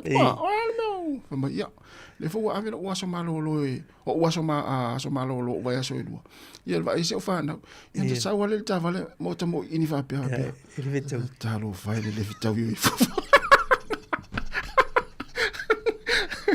ia tama ia ma ainga ia o te aua ia o lo wana manatu na ia o ai a o taimi o fai tuanga o nga peta I lua vai aso peta I tasi tu uai o tina e tau ona no fai vai tamuiti la foi ele fai pe tu mama ina le ia foi le ngaluenga tama ia ai ia o popo lenga pe no futama ia il termina te ratu falo isi ai ia lai o tole lai tau tamuiti spuni matui ama pe a po fel tamana ala tagulu ia tsa vale atu ele si pitol fale ia te fa longo to ma pe sui kia fo ile ia le si pitol fale ia o le tulanga na ele va pe ala o lo vole le te fa tu ese matama ia ai vole le mo sa ngale muto no ainga o tina ia matala e ta pena tu le me ta pena tu ia fa ngafa matamaiti ia wa atu la o te lo ia pe tu to inga me foi le tangata o tama poltina e va ve ona le fie ona ita ia te awa ia e va ve na ita tama pe a fa ngo tata muti me na te awa ia u tina ia tina me umale ai malo la sa vai mal nei la fe tau ia tu fica na fa minister tina ia te lo uso o tau e sau lei a fua tu la mana maliti na e sau fali o ia le silan ia ale no forta mama fa na wila so ato ia lei mani fe o fa ia o te va silina a te lei voila ia nei tatu tina ia malo sai nei temi tu anga lei fa na u tilo ia wala fo ima taus voila to lei malo lo tu anga ia ta pena te fo i mo le 4 tonu lo fo tu mai sa o le I wa te loa o le vai aso nei ia le fuafua le nei ainga nisi o ainga o le e ave whanai whanau e whaatafa whao ia o le tu ta pena ua onga tau tua nā saunga le mu o le saunga le mu o le au tātou muni mawina nei o le tele au vaenga whaapea ia e iwa ne ala ato ia ea onga ia ai tupu mali whaalawelawe ia ai tau mai ia le tau te muni mawina I lungo o pingata whailangi ai maisi o talafo I mai I niu so le atu nu le atu ia e fa tau va ia me a fia ia nei si fa nau o le tu fo le vai le se ma tu vai ia e fa mana tu mo ta tu ma tu ia le ia le to ia o nga fa nau ia ala e mo la tu le so I fu la le ma so I fu ma lo ia le la ta tu orbes ala ia o vai fo le temi ia stem fu ta tu ta noa ia e fi fa so mai fo ia inisi o telefone pe na fa fo ma le fio ngala wano ia ta tu fa so tala ta tu leina o le ua whatalawatu le sunga ia Tony, manuia lava le tai au, le sunga se Iuli, si uta sua, whaftai tele lava ia le mafuta mai. Ia o le sunga o kalangolango, e ilta alonga le ana moni mawina mai le pitonu ule o mastone le whaingol vai aso, e se umatata no ai mari. Alanga wa ave mai tala ua iei fo ilungo, fo lele u whasala uina ilungo la televisi, ilta alonga le ana, whatanu ina i mastone le whaingol vai aso. Ia... so lo faea fa talvatu ia se usa vidiamu to le foa malo diamu ia lo tele atu manuia le tai au fatalofa ia mafo Eric ia o fa wina Tanielu ia o le sunga i le ao ia vaonga tasi mali manuia lava le tai au Eric ma oe manuia le tai au fa lava le mafuta mai ia tata wolo le pesa le ia tama ia o le tai au ia o le kone nari ia fatangisi mai lo manu i lungo la au tolu manu iti ia o le na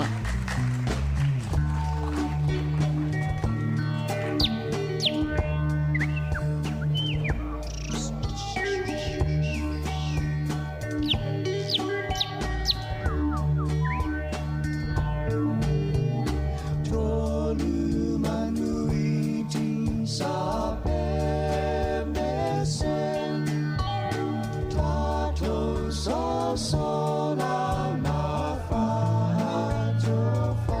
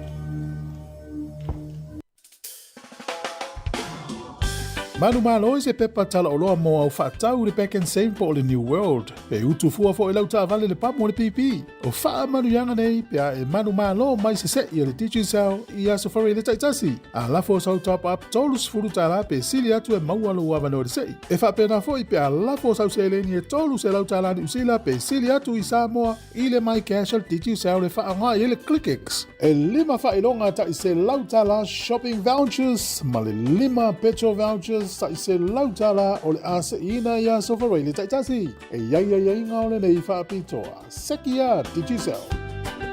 O le ua te a whale walu, te whonga la moe Wellington, e marata atu plame le atal tai au. Ia toi wha malo atu nei taimi, malo lava le mafuta mai tono a inga, e le ngata tono ngā ruenga. Ia o lo whenga ili tātu watu nulunga le wala, ia whatalo whamwhawhilo i atu le ua wata avale, o le a lava le ta avale a whina e tenga lue ai. Ia whatalo whatu plame le atal tai au le whonga la moe Wellington. Ia, Mari, o le whaua hangi ngai lungo o tala o le lalulangi ma tala fau. Ia le tūlanga o lea ua toe si i mawalunga ai le suau.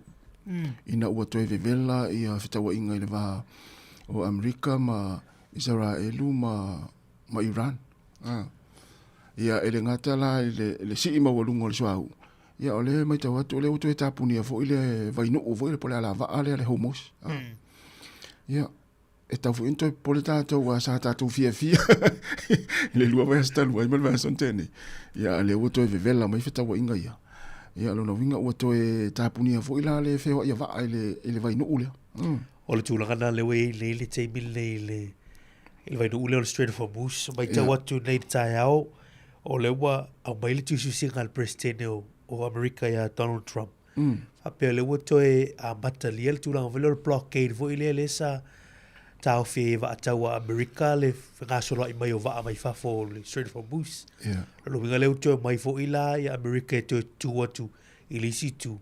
E fa sale le ngasolo i mai o va ia o la mai e tu lango swa o fo ie o le mai fo mai Iran avia tu ia o mai ila tu pa fa pa ngama. So tanga fo ia. Ia o le tu langa fo ile le uta tu mo mau ile te mili. A fai le ngai file mu. Ia toe pe toe foi ha pe na nei vai aso ia toe le liu le fina ngalo le presidente ia mai se foi Iran la to ia o le mai tawat foi le fa pito i si tule le fa le tono le tau o le mai tawat foi o lo foi ia os fa inga Iran la to ia ia ele o bulbul ta ia i tu mai e lu America fa pe foi na Iran ia i tu lango le feringa ma le tu foi la ele i mau tule tu lango le feringa le wa o lo fa nga solo pe Paul mena ira mali lenga. Fa nga solo le ceasefire mo le fia va yaso. Ia se ifa mautu le fia ringa le mo file mu. Ia ai o tulanga le pena lota u foi mo sunga la ia tu foi na nafi. Ia o tulanga foi le a man la o ala tu ye e te fa oso tau ia te fa oso. E sa le ia se pe wata alo le woli ia. Ia i va o tunu malo losia ma atunu ia Amerika, Iran ma Israel. Sale e pe wa se me fia vole le nei. A to fe le lo ke til va so le. A pe o te le lo po a ia maliri nga ye fo le saini e ta yo malo ia. Ai po ai fo le ma fo ona to tupu. Ma to tupu. E tele ma fu angole o le to la me va kan le. Pe mo le tu ya Iran la to ia. Pe ma lo sele la to ma fa pe o la to no fo i America. A pe le mai la to mauna. Ele o la tona a batar taua. O Amerika le sa o fa ye la to. Ia mai foi Amerika la to ia. O le fa tu Amerika ma Donald Trump i tu na fo ye o me tau fo ye fa di kilia po muia fa me tau alma ma fo ye nuclear bombs. Le tau tu mai tau ina timili. Pe ina le fa tu Amerika.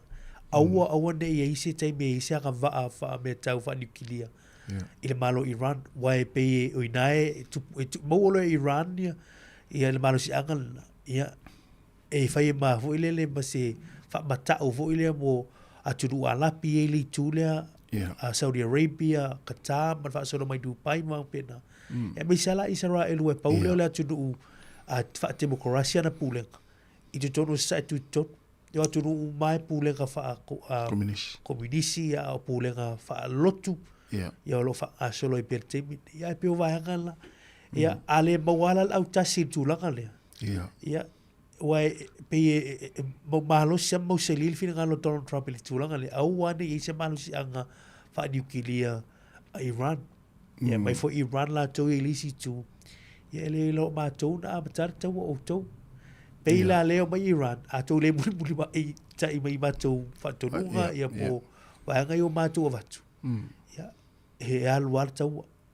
mai ele mate ia fo ile la langi ma America e umi fa per taua e wa fina ngalo ai en sa ia fa pe na le lua vai aso sui fa nga ma lo mate tai ya le wa te masina i tatu ye ya tatu or sa ia tu langa fo ile wai o nei ya tatu New Zealand tas le sa fo fa nga ma lo a tolu lo vai aso o pa u wale tau pedicini la lo mai o le tolu tala ia ona faapafala lola i o se tasi o faamiliaga le o loo maue pe ama le 5 mo tuputala i le lua vai aso mo nei tagata faigaluega iai fanau ia le mai tau atu o le faatuʻalua vai aso ia i le itaitai ia le gapale taua ia e tumauala i luga le tau ia faogala i discount matulaga foi e aso o te lo tatou e i lisi o tatou faigaluega e tutulu loa po le stofi ia ua ia tagata tatou faigaluega so le imomoe le veala mai ia ala ua tu ia sei tu le ia me tau mo tagata matala usu e tu pamu fo le ia umane ua ngao ia ai momua io ia mana ia o lona winga au vai tu le tulanga le au fa fo se ona to si ilunga le swa u ma va fa pea ele to umi fo ia tatu to vai fo i lunga le tolu tala mo le tupu ia le le pensin ia a ole ana fa le tala nafi o le verso nei pe fa pe fa au pe le la lo i fo le tolu tala la to e mata uta fa onga la to le to e mata uta fa onga stona ta fa onga ma o al mena sa fa ye stona ja lu ta fa onga ma vo le si mo i fo se sina malo longa le fa ngol vai aso ia na mawalunga lo mtanga tal pensin mo vesi mai tau ia va pe to fa malo lola ia le te fa o se to pa ul pensin ale ala le lo pena va ai mai lo le woli ia to ta pena la umala la to ta pena umalanga ia ma ta fa nga ia va pe to fa pa tu le foi la to le po ole to fa ole fe auta wala mo le mai la fu ngaletas ia ole o le fuafua tulaga ia lo le penisini fuafuaga foi e tatau ia ina nei vaitau tatou iai foi le foi se mea latou feoaʻi fua ma ia ma mena e pule tagata i mea foi ia mapea ia faona tulaga la ua iai nisi tasi o moni mauina i Sāmoa latou ia tolu lelei mea o fago foi e ua utu foi le teimi le paʻu e penisini ia ana faasoasoa mai ia lea o tulaga la foi le iai latou mai tauina foi leinei ia pe lua tolu fagapaa foi e utu ai taavale ia o tulaga foi le faasoa mo isi tagata ma o le maitau lena ia ona lelei taimi a paʻu ia ua o faatumu mai pe tolu pe lua ia e pui e teu foi lea ia e tautuana tasauga le muivaga na nei tutu i fale tupu mai isi tulaga foi lea ia faaleagaina ia maota malao ai le i tua o pensini na maswa u i tatafano fal na tonua la ton to tolo ia la u tafaunga la ia la o mai fa ia la we lo alfi fili ga tonu fai do fufu ga tonu fai ia leila ana ia leila fa u pela tafaunga la stona ini ia yo to fia to asia no fuanga masani o tafao i o fele la tiaro ga o se uma tawa okay ala ngala no fuanga masani o alwe tawa ona o le te totasi ya o te loa o nisi tatu whaingaruenga me se tatu le tu paori te loa e le mwhaina o te totasi ia sisi mau i mena ia wai o sa tu lo son ta vale fa petina le ainga ole falu tenga me pena la la fa ia te alu te faul mili ma sen te faul tas va per martina ia sa Wai stanga tanto o nisi tanto le au iso tanto nga nga wo e mo tu nang va pena a sa nei i pe o sifi a mai nei i tanto ofisa pe o sifi ya tasi ale fa il tina le ainga mo o mi pelo ha ya ma lo le va tala tanto leina wa va nga na fa fongo mai ai telefon fi nga le wano ya e te si le fia ma na ya tanto fa so ai ma na ya Ia ole ua toi 20 minuta na tale ole tulaiva la vatu nai fa fianga ne vai foi fa tala vatu ya peni mala manuia lava ni tao ya radio sifa ya leo o lo tena tu foi mo radio ni tao ya heni taito manuia lava ni tao ya ma fo Eric fa tele lava nai ma tu lo fa longo mai tonu ainga i tasi ono te si mo tasi fa mo patalo fat le mate lo le leia ma marina te du tau tu te tau vala au ane le ti ova mai talo fa ya mari matasi ina chama ya lo tele atu mo mai matua ya lo fa fongo mai tono ainga ina u to se fulu mai 20 minute ona tale o le tu live le si fongo la mo Wellington ya ai se mai lo mo fa pese fa isi mo le pese le ole tu si sa por tu spa ia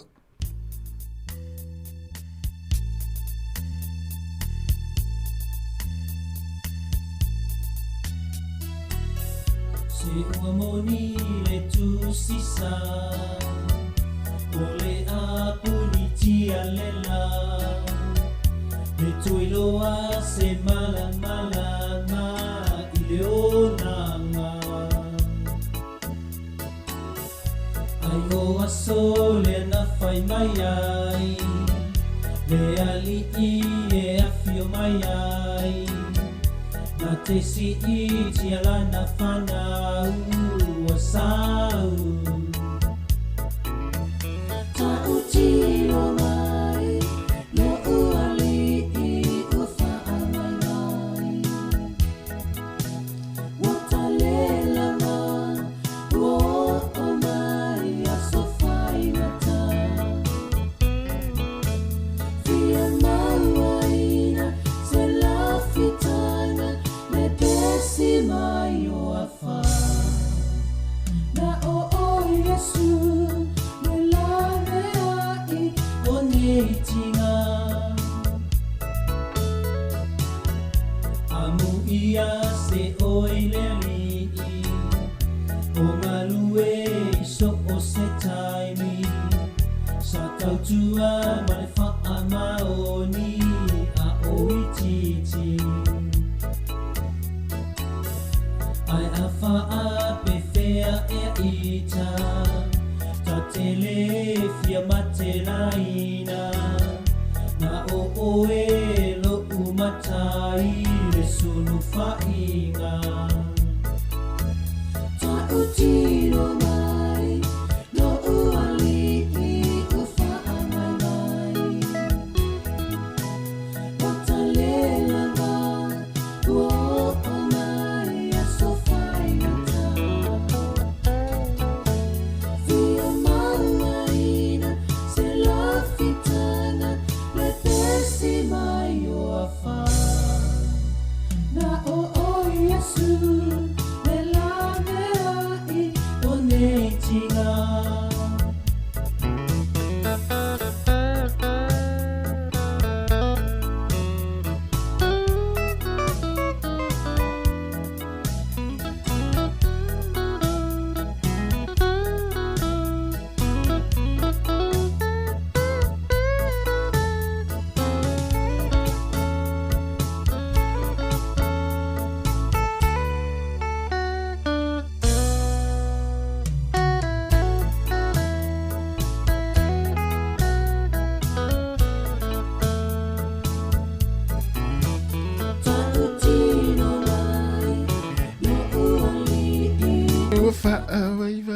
ia toi fa o tu tatu pese na mai fa isi ona finga tale wil tatu wala au le ton fa mai mari ia matalo fa wala au ma lo lava le on sai mai toi fo man wi le lo va se lo le ne ta ya o ta si ma mari ma no se fo man wi lo tu ngai ari pa ta lau ni ta ya se fo man wi oka wa mai ia maston ne tai mi ta ya ia mo fa sili tasi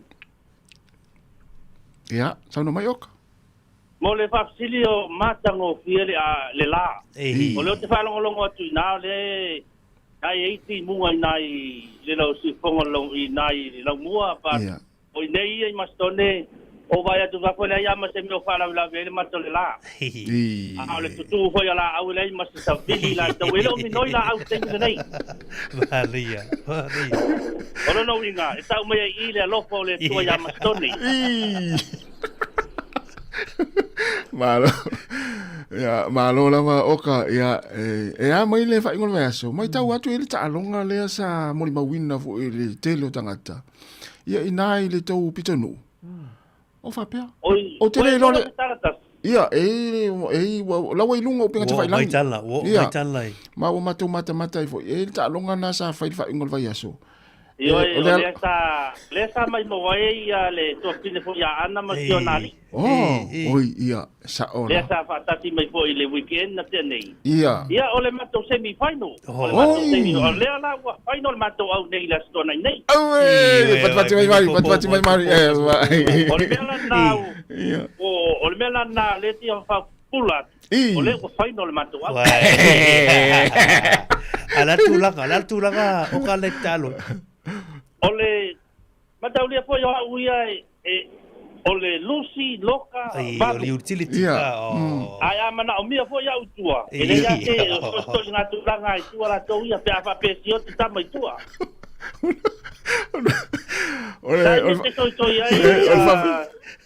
ole fa fasiri le tu na tu oka ole malai le sa tu ta alo ai na faile afa le malai na faile ta alonga pe na malai atoa langa le na moni mau tu ile pe ia no atoa le sipito e pe afa malai la ma fu anga ole malai ole faile io saudanga ole anta e ki ole anta la perina la vertile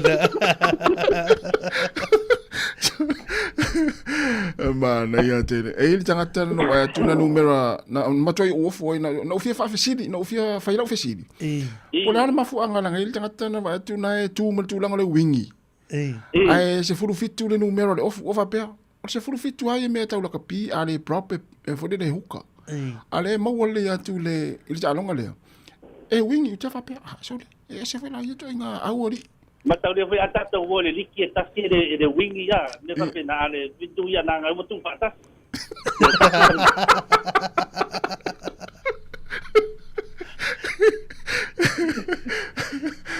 vale ya ya me uma ne lo fa le weekend le foi la wow se mato au no le final le la final ya sto na nei ya mana ia sone ole premier po le second ole second le mato te talo o ia o tamala na afia to rengi al tangata el watu koleni ia watu afita wi al malai le ia na mana ia ya mato dia fo yo ta ia wa na tari me na ya so ia ya to te yo to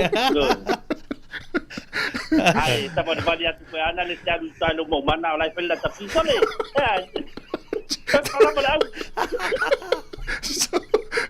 so fala vale au sei uma tata longa ne alo fala fai mai fa fio le ia so ma wala me na ole ai se tai mi vo le oka wa piki tu ai oi lunga wa pa fa pela le second le te ia is tai mo piki tu ai oi lunga te alo le premier ia ai tai mi e wala au mai si kong tia te au ia ai o te fa malu ia langa ele fa no wanu ai ai tu ta na we ave la tu tolengi na malato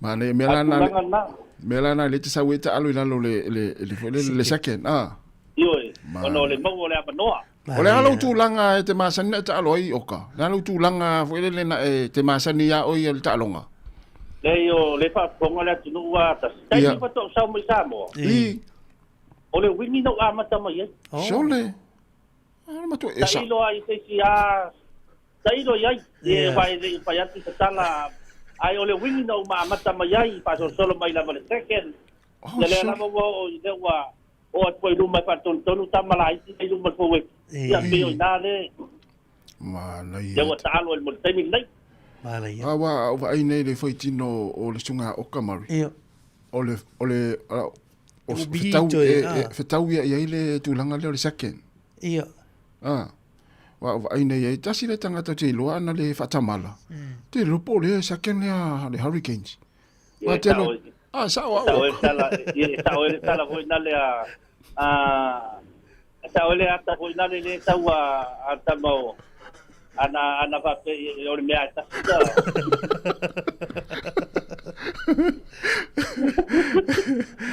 mala ya ko luia me uma nei palo ngolongo to foi pensini la to ya no foi lunga ka va pe o le lava ua Sa Ya mata fo ia.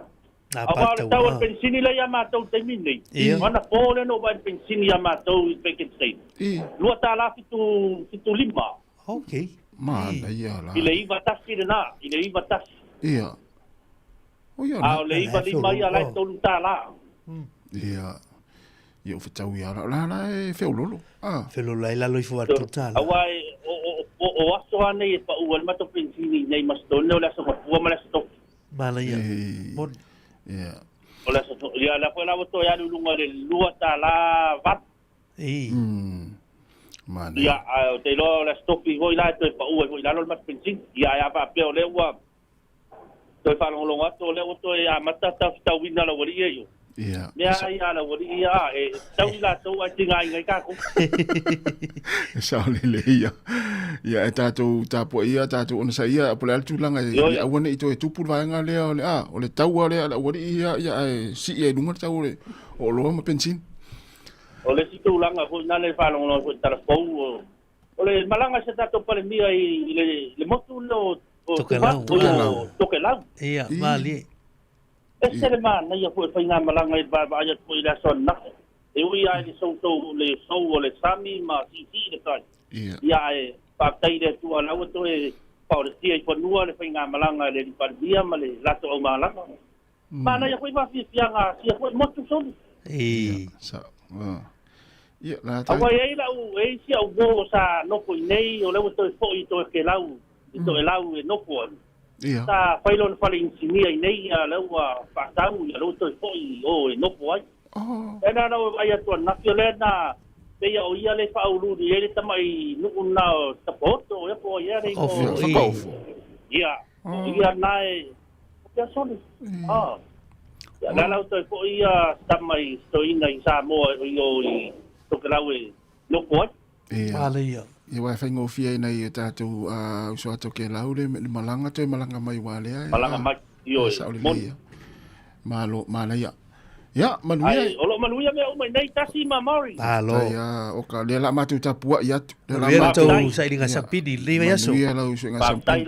Ai ia vili mai la songa fu la so fu pe aulia. Te lo ana ka pe ia langa le e umai e fai pa tasi amato fai no male talonga lo pere ia te manu e mo le ava no te mo mata. Ia wa pepe live mai. Mata lo pere. Ia. Ia ai le mo se lua no langa le sa pa tasi tai meta.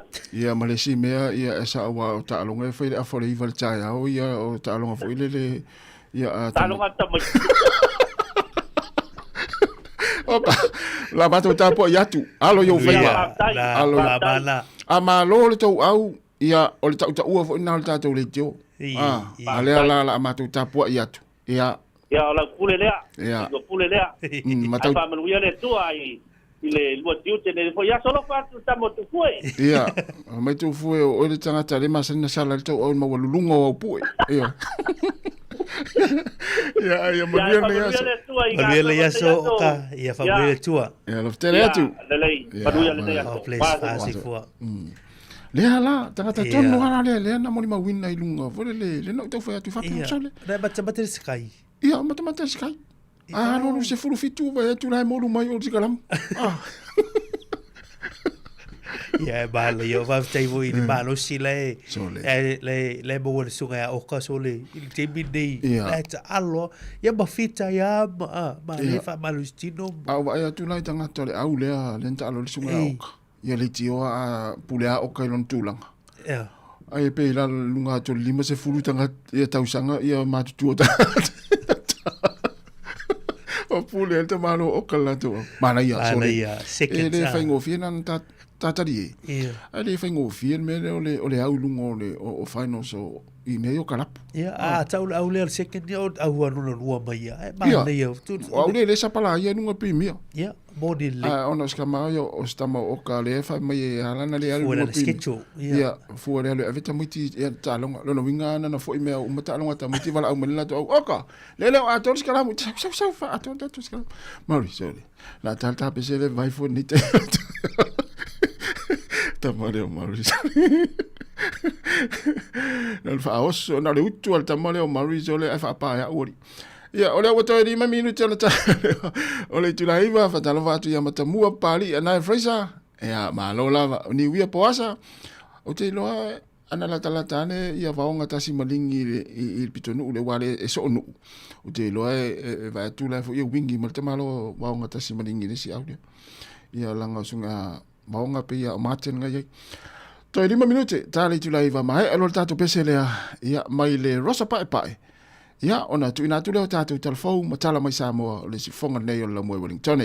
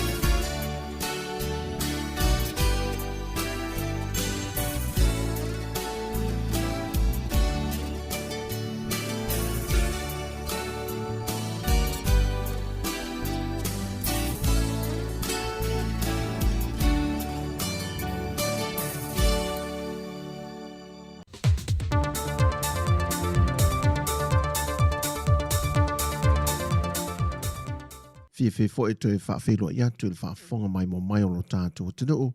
E le isi fo i whaopoponga i nisi o tala i mea lo te tupulu tātua tunu i Sāmoa. Sima ia le whaafonga. Wa toi tu wa ese le fionga le te tai o le tunu. E fionga la au le mani topula te wa fosi Schmidt ma le au malanga. Mai to e lau sa malanga e whaatasiatu. I le antoanga o le selautu sanga le whainga pa anga to e lau mani usila. O le malanga le fionga te tai o le atunuu o se fia fianga o se whaamniang foi. E le to tele nisi o le mamalo le atunuu o Sāmoa o lo alalam papa au pe ngā rurue foi te tonu atu e lau. Ma waiai nisi o whaamanianga o folfola le fionga le pānemia o le awha tupe le malo Sāmoa moto e lau. Moto ke lau. Ai mai pātele le se waf. Le la fai le waf. Ai mai pātele tangatawa le la fai fufuanga. O le saunoanga le fionga le te tai o le atunuu na whaasala la wina le Blue TV i lunga o peng te whai langi. Ua sainia ma whaamau nia le fionga le ama malu le malo Sāmoa tui bale di whanua le toso ala vile lua e whaamau nia i le whaai unga o le ofiso whainga pālota e le whainga pālota le titi a li tu malo sa whata numere lua ua toe whiliwhilia ai le fionga tu ia po a fuatongi le toa e a vea mō lātou whaipule ai ua suia le vang whaupu whai ua toe uru whale ai le pālemene mai i le JPP e puipuia ai a te tau tangata sa iai mō mua i le whaatua tua i le tua Sāmoa o tasi. Mai o le toe tau au fianga o le whono le pālemene o le asaso nei o le a toe uru whale le fionga tu ia i le pālemene ma suia ai le tua le alalai mo se leo o lo nei tu malo. Ua manatu le fionga le minister soi fua malo loina ba au saru malo lo fipo.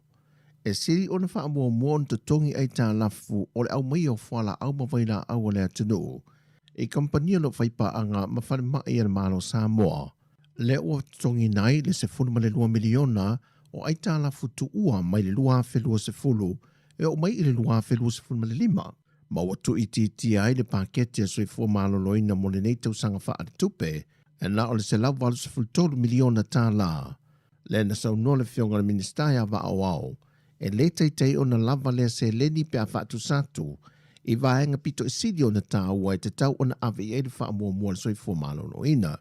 Pe o se le fia o se tasi le neolu i tau lo fesanga i pea e le ngata o le au o nanga wha le soi fua malo loina. Ai ua avea foi o se wha fita udi tangata o le atunu. O le tele o whala au mawaila au e sioki le tātou whale talawai e le ngata o upolu ai wha pena fo i sala whai. Sau no le fionga le minister wa toe sa i lia fo i se isi se leni mo oka o waila au mawhala au le nei tau sanga ai siri o le wha mua mua le tutongi ai tāla futu ua o no leisi le vaenga o lo muswai company o lo awina mai waila au mawhala au ona o le wha atuai on tutongi o ai tāla fu. O se tasi foi o wha fita ori pe o le wha manino le fionga le minister e le wha talonanga ma le TV tasi. O le winga na o le whamtalanga e le ngata foi lea a o le tūlanga le tatu suppliers.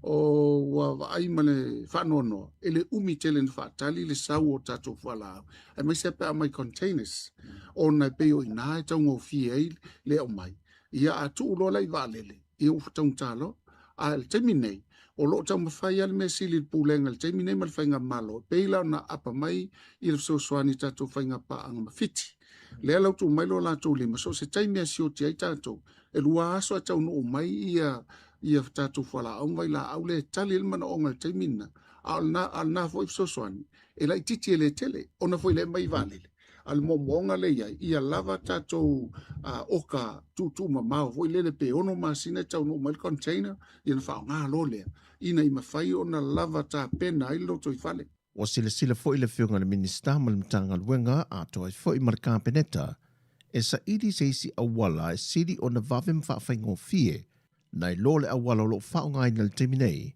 e whaisi tuai tele o na taunu mai e o oka.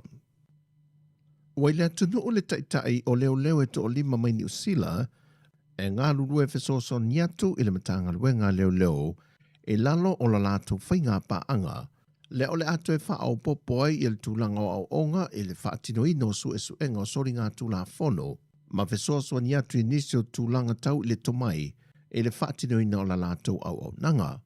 Pei tai o wha manino mai le tai tai o I lātou nei. E le ai so lātou teimi mai le o se lātou ngā ruenga foi. Le sue ino ni mata opu o lo whea ngai e malimtanga ruenga o leo. O ngā ruenga lava ia e patino ma whaatino lava ma wha mai e lātou. E o atu le masino November lo whaata tia mai, wa tau nuu ma mai ai I lātou e to lima, ma wha ato atoa nai uma vaenga mo mia o onga, wa fesoa soa ni mai ai lātou mo leo Sāmoa. O talafawia, manuia tele lava le nei aso Sāmoa, whasoi foia.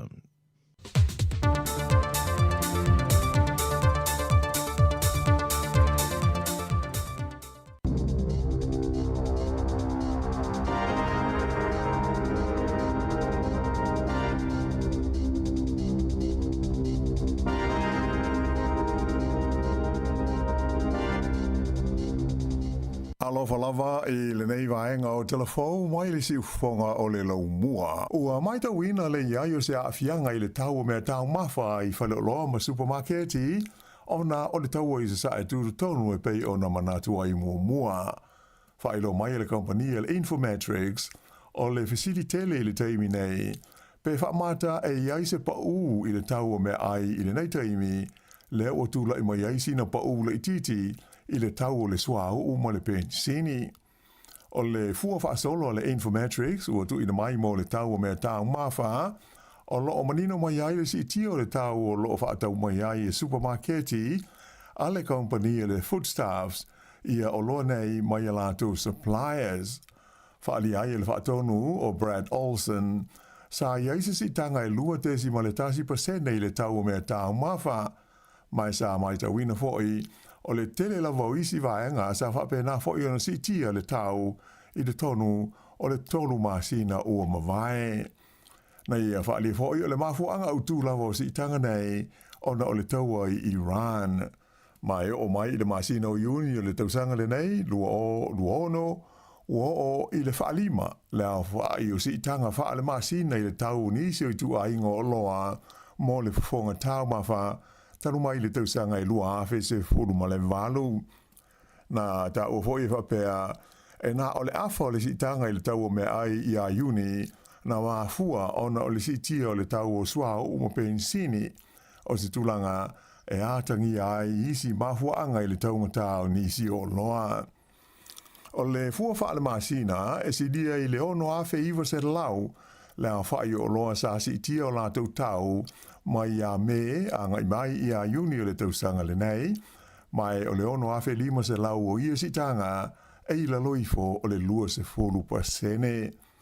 Ta ua lai le li whaatonu I a Brad Olson, e whaingatai le teimi nei o na whaia se whaatatau, po o se waloanga, I le tūlanga o le a iai le tau o mea tau mawhai le anga I luma, oa o le fwoi wali li mai, le toe anga I lunga o le tau o le swau u, whapea ma le peni sini. Ua valo ia mai le ofisio le tau ni aso mawhanawhana o le nei vai aso I le tuana iai leo se whai unga le vai aso malu lui New Zealand. Pei tai e le o vaenga umo le tunu u e a fia ia tūlanga tau mawhanawhana o le tau. Ona e iai vaenga o le a whea ngai mo ti munga ai mai se ia le motu I saute. Na whaamawina le ofisio le tau le tae au le sa ua mawae o se tae au o pito malu nu leo le tau mo se vaenga tele o New Zealand, e o lawa I au kilani lea na malosi le frost I lea tae au. Po le stona I taluai a malama le sa wha maui na I nisi malai valele se vai taimi au pito I malu luo le tau le nei tausanga, e au fia I le malai valele o au kilani, lea sa wha maui na I le fua o le vevela, po le mawhanawhana, e na o le lua ma le afa degrees Celsius. Ai o le malai valele Christchurch sa minus 3.8 Celsius, malai valele o Taupo na minus 4.2 Celsius, ai o le malai valele o Mount Cook lea na o I le fua e minus 11.5 degrees Celsius. Ai o le malu lua pito mawai na wha mawina lea I le waitu loto o Lake Tekapo lea na tu lai mai e minus 12.5 degrees Celsius I le o ngā tonu la o le motu matu na whaamaui nai I vaenga maulunga I le fua e minus 6.2 degrees Celsius. O le nei vai so fo o valo I mai le ia I savili mai matu I sifo mai o le atau feo lolo ai tu langa o le malulu. O Christchurch o lo valo ia le ono o I le 45 degrees Celsius le fua o le mawhanawhana I le so. Ai o Napier, Hastings, ma whanganui e o I le 45 degrees I le aso lulu. Ua tu ina mai se la pata inga mo timunga mamawhaia a fia ia tu maunga o le Westland Rangers. Whapea ma la pata inga mo matangi malulosi mo vaenga maulunga o le tumano Canterbury I le so. Ua whaapau I lalo e le kompani o le Fonterra le tau fuafuaina mo lana susu I le tausanga lua ono lua fitu e mahua I le alu I lalo o le tau o le susu I whewhaataua inga o le susu o le laulangi le Global Dairy Trade Auction. Whailo mai le Fonterra, o le taupa ua whaatulungaina mo le lātou susu, ua fuafuaina le I le iwa tā la luas furulima sene I le kilo, mo le vaenga le ta ua o meo milk solids, ai o se vaenga fau mai le walu tā la anga I le se furu tā la lima se furu sene I le kilo. O se pau lea pe a fua le fuanga mua na iai, Iwa tā la fitu lima sene I le kilo mo le masina o me ai walu tā la nga I le sfultasi I le kilo ia isi vaenga o le susu le sa tula mai I le iwa tā la onu sful sene. E le o iai se swinga I le fuafuanga I le tau na o atu I le iwa tā la onu sfulu sene a nga I le iwa tā la walu sful sene I le kilo ia le tau o le susu I le tausanga I lua o lua lima lua ono pei ona whaanga solo nei. Ta o mai le whaatono le Fonterra ia Richard Allen o le nei swinga mo le tau o le susu I le tausanga o lumana I nei e atangi ai le tūlanga whaititia o le mana o pia o le fo I tau mawha I maketi whaale wā o mā lo. I le laulangi whafo ua lipatia mai le sidi atu I le se furu wafe le au whainga o tangata na whano lo lātou soifua ia tunu USA I Europa ona o tūlanga vevela o le ea na a fia I le vaenga o le kilope I le masina o Iuni na mawai atu nei. O le tau whai ui unga o Iuni le asa aufiti ai le tūlangi sifo Europa I se vaenga lo tele o winga vevela o le ea po o se heatwave mai sa I longa ona matua mawhati ai le tele o tunu whaalie whapea o le vaenga tele o la tau na whano ai le soifua e siri atu I le iwa awhela whai o tangata mātatua ia mai le ono lima tausanga a ngai I lunga ia tausanga o lo la tau soifua. O le vevela o le ea e mawhai o na awhia ai le soifua o se tangata e awala I le heat stroke ia mawha te tele ai ngase o le whatu mawha le tonu ai male manawa ai mai se lava o tangata mātua.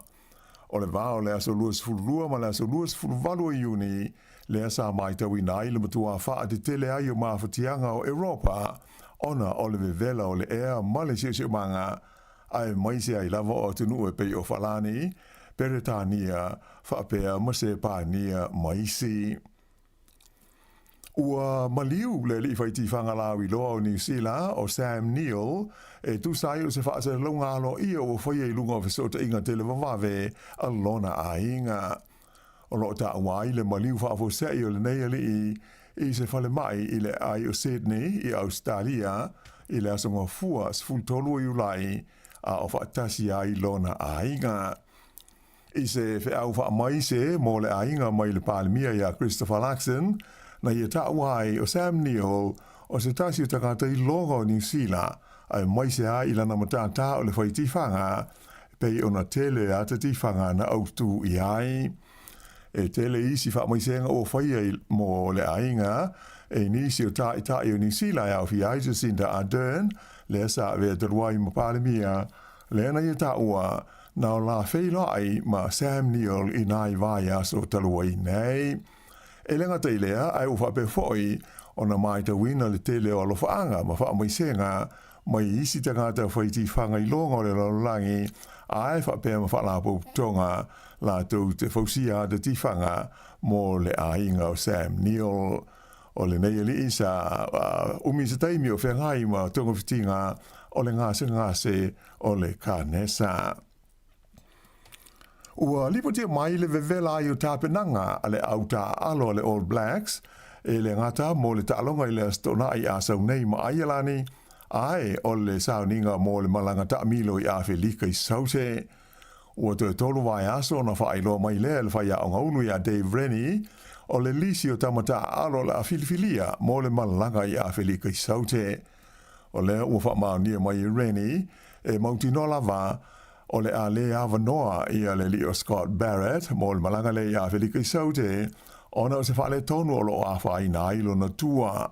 Ai e ono mawhai o na malanga le isi loka o Fabian Holland e sui tūlanga ai o lo o manua fo i lea li i a ena wha alia reni e te le awa noa e ono anuai o ia i Awhelika pe a whai e solo le lei pea na porkalame ma tonga fitinga o lo o wheanga iai.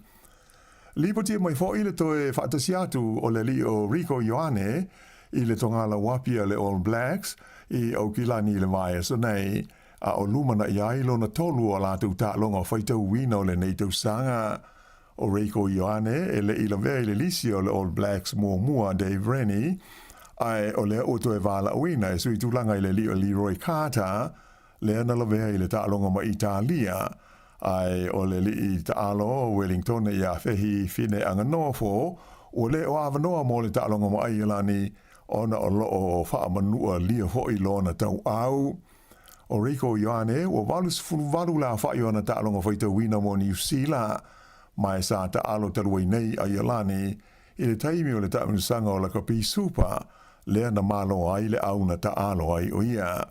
O le astofi nei, e whaato a whaailoma iai e le li whaiaonga, ma le pūlenga le olpeleki ia le au o le awhidfilia, mo le ta'alonga ma a Iolani, i le asa to'nai i au kilani. Whai unga le nao telefou.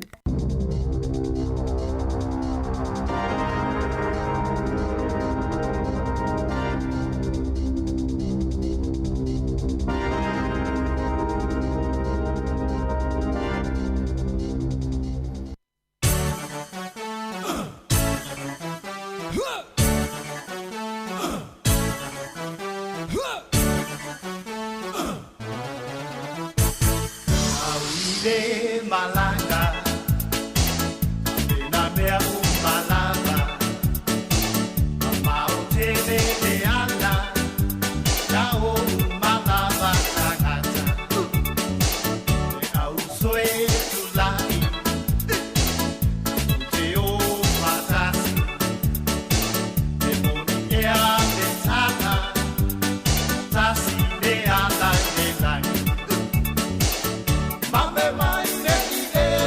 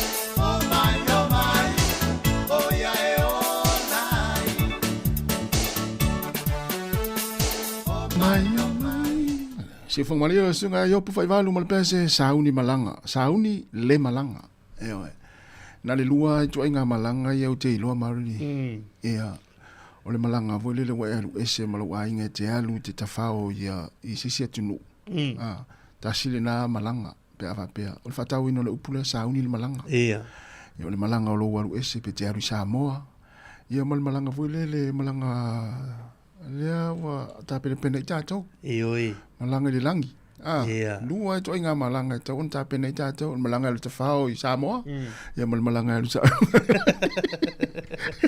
ole mena ta wen mele ole fia te mi uma ia mal to inga me volele o lo fa le mal uso na to ia mal o fia fa to ese lo uso pe ile me o se ia wa le loa polale tau polale me tupu leisi minuti o luma ale le la le sa o vala volele la malanga la o vala o mai le ia le tangata ona tato ia la ta pena le malanga o se me tupu das ele se me tupu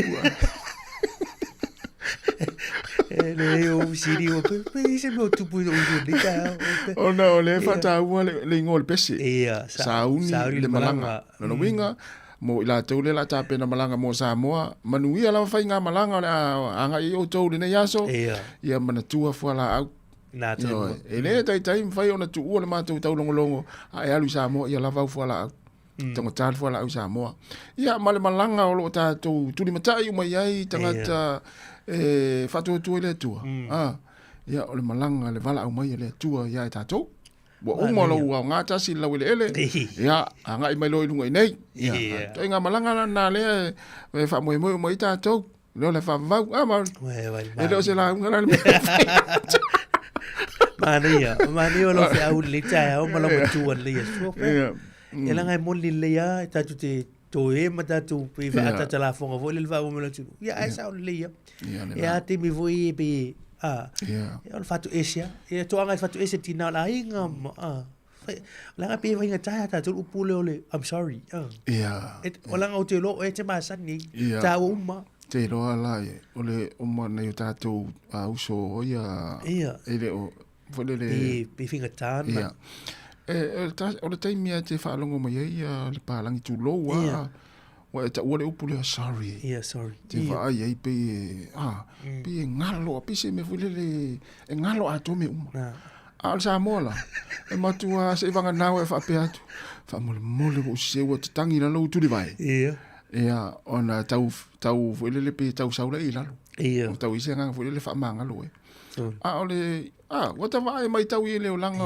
ona I nei tangata ele oni tatou Sāmoa o le tāua I le pālangi tu loa le melo le fai mai I'm sorry a tātou la Sāmoa pe I'm sorry pisi me vule le fai mai e se tu pisi va dos I think a tāvo ina ole fai tātou na Finga tantalia. Ai pa o mo se me vatu ai lo le na fai upuna. E sa o le tala na ta e tatari e. Alanga e fa maunia mai vai fa maunia mai le va vai matania na se sa original ai nga pe se. Ia ai o tu langa na ai. E ta se e se so balio o le for mele o le fa e se fa malo. Sa o le. Alanga o mele pe ia fatu te ingon ngal wenga ia si batua fa ia mau firi ngal bu ia na to ese magalo ia o le tau le na o lo fa le malo uso ia awai fa pe te o tu lo ia fa ia fa te inga te o halu va pe sole stamo tasi sole na matano nafi sole stamo tasi sole pau na ma ai ia ma to fa le linga le ma stamo tasi alu no ya ele fsiring ia na vai ya al tu langa na taua le ia lo fa le lo uso ia taimi uma masa uma se ma lo fia ana ya fu ya na ma fu ona e fa no wa no fu e ma fa no ia ai tele me atala tanga te e tele no ia Pete vero lo ia le pito la fai mai o tangata ole ano fu ia pon me mo vai o fia ai lo ala tangata la ia no fai ai amai Ya, alo, po mo wita. Fa sa po mo wita ya. Ya, tama le Mari. Mari. O le na sa wani telefon. Ia. Ia, fa fetai ai le atua. Ile na pui ngai le nei tu langi o le tatu ia. Il swing o le tau. Pe o le tala le na mai le feonga la wano tatu telefon. Ia sa o le. Wa afia ia nai tangata ma soifua nai tangata i le vevela o le tau le lai tu langi. I Europa ma. Ia, ova ma se fulu afia nai tangata wa afia soifua ona o le matua vevela o le la fo i tu langi o lo ia. Ia sa o le ia. Ia tate loa pe o na matua vevela fo ia tate fa longo tu te tau le manava. Ia ona tu langa o le vevela. Ia ai pe ona fa fa le nei tu langi malana pui ngai atato. Ia ele o mau to inga vevela la e mau ai o ina ia tunu ula lo afia iso i fu nei tangata. Ole tūlanga na le mai tau tu fo ile tele o vaenga o langi le timini. Ia. Ai mi siara le vaenga le au nino le no leva on fa so sala la mai le wa ai mai fo ile tatu vai tūlangi. Ia ile nei temi langa ia tu le vai tau ma fana ile ri vai tau sang. Ia. Ia mi siara sa mo manu ye pe a fiengo fin melon au nino. Ia matua si tia i lunga tūlanga o le swing o le tau. O fisu inga ia tau le tatu mate tu temi nei. Ia. Ia e pela e mo nei lau sau noanga. O a fianga o swing o tau le a fia il Pasifika. Si lunga tai ma tulanga o swa vai ma pena. A tunu la ia, o tunu ia pito sili ona tele tulanga emission fo ia tau kasa ona le fa sau. Ia tunu ia America o fia farani mai tau watu le vai asun teni. So le ta fo ile la wala tulu fa fo le tunu. Tama fo ile ele tau se ia tu e mua ia tu lo wa ia si e vai tu langa fo ia fa le tunu. O vai pa o ta vale fo ia pe a feo ini. Ia. O le swinga la le tau le vela le wa ia tu una. Ia. A o tu ia pito silin fa tu ngata e tau wala o ta tu ia tu Pasifika ma e fa i tia le fonga ino wa fo ia o fa alu no le o asuma kasa ona fo ia le sisoba. Ai le mawhai ata mai. E sa o le. World biggest polluters. Ia le laua wa ai tino ai fianga o sunga tau. Ia mal fatala le il tau longo atua ma ta longo atua. Ia ai ta rusia ia o swinga ne o tau le mai tau atu. Ia ai fatai le tu mo tatu le fai tu lang. Mo ia le tatu i tau manulu. Ia ai e se avai tau ma vai te. Wa na fa pe o le tu langa o le vela la le tau le mo ia tu nu la o le langi e mo wai fuita tau se taimi. Ia. A me se taimi le tau ma fanfana. Ia o te ilo e tele fo ia tangata ia afia ia ile ma fo le vela tele. O ta una mele le ta le ta fo le ta ila wala. A so la ula titi. Ia. Pe a fa ta tu nei o i Sāmoa i nu uma fio anga. Ia ta mo ia ni la wala. Pole lo ta tu ai au ta fale wala ai a fo le ai o tu la fa nga renga tu tuli ma tu i tu fo le. Ta te lo ale asa o le ta le. Ile pe le usa le sau tonu le sau lunga le taimi fo le fola tu ile la tu lori fola tu. To le a fa ya tu la le asa mo le vela. E wa ia fatanga ta wa mu i ta ia le fatai da wala sa mo ya sola. We vai. Ia te tele au lima ma la to ma ila lima no tu langa na. Mon me songa fo le la fa pe o la vale le la fo e feta la ile lo tama fo po le ale mia o le ta.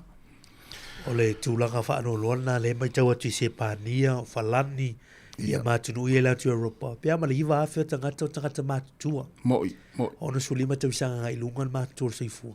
Ia le awhia tūnanga le heat wave lea i tonu o le atu Europa le masino uni. Il masino uni le mawai atu nei. Le i fo i numere ma whamtalanga i e pio nei report i lea. Ia o nisi nao vahanga lo tula i me lalangi le time. Ia a olo tato i pia ia tūlanga o lo i le taua ma pena. Si tia pia tūlanga o sua o ma pena. Ia i le lewa i tau. E i le tala lea sau nei le tae hao ta silu o RNZ. Whan o se tasi o aonga o Mata Primary School. O le ua i le fufuanga la aonga e se mea nei o iPad fo i ana whanau. Le whaila tu mea aonga. Tablet ma mea o iPad fo i lea. O le matutua whanau i whaonga ino le luanga i le whātau sanga le lima tau sanga matua. O jore. Ia, o lewa mai tau atu fo i le timi nei suisu enga ma pena. Ia mou tātou i loa, ia o tau tasi, ia o fo ina mou mai le timi leo tusi api. Ia, mo.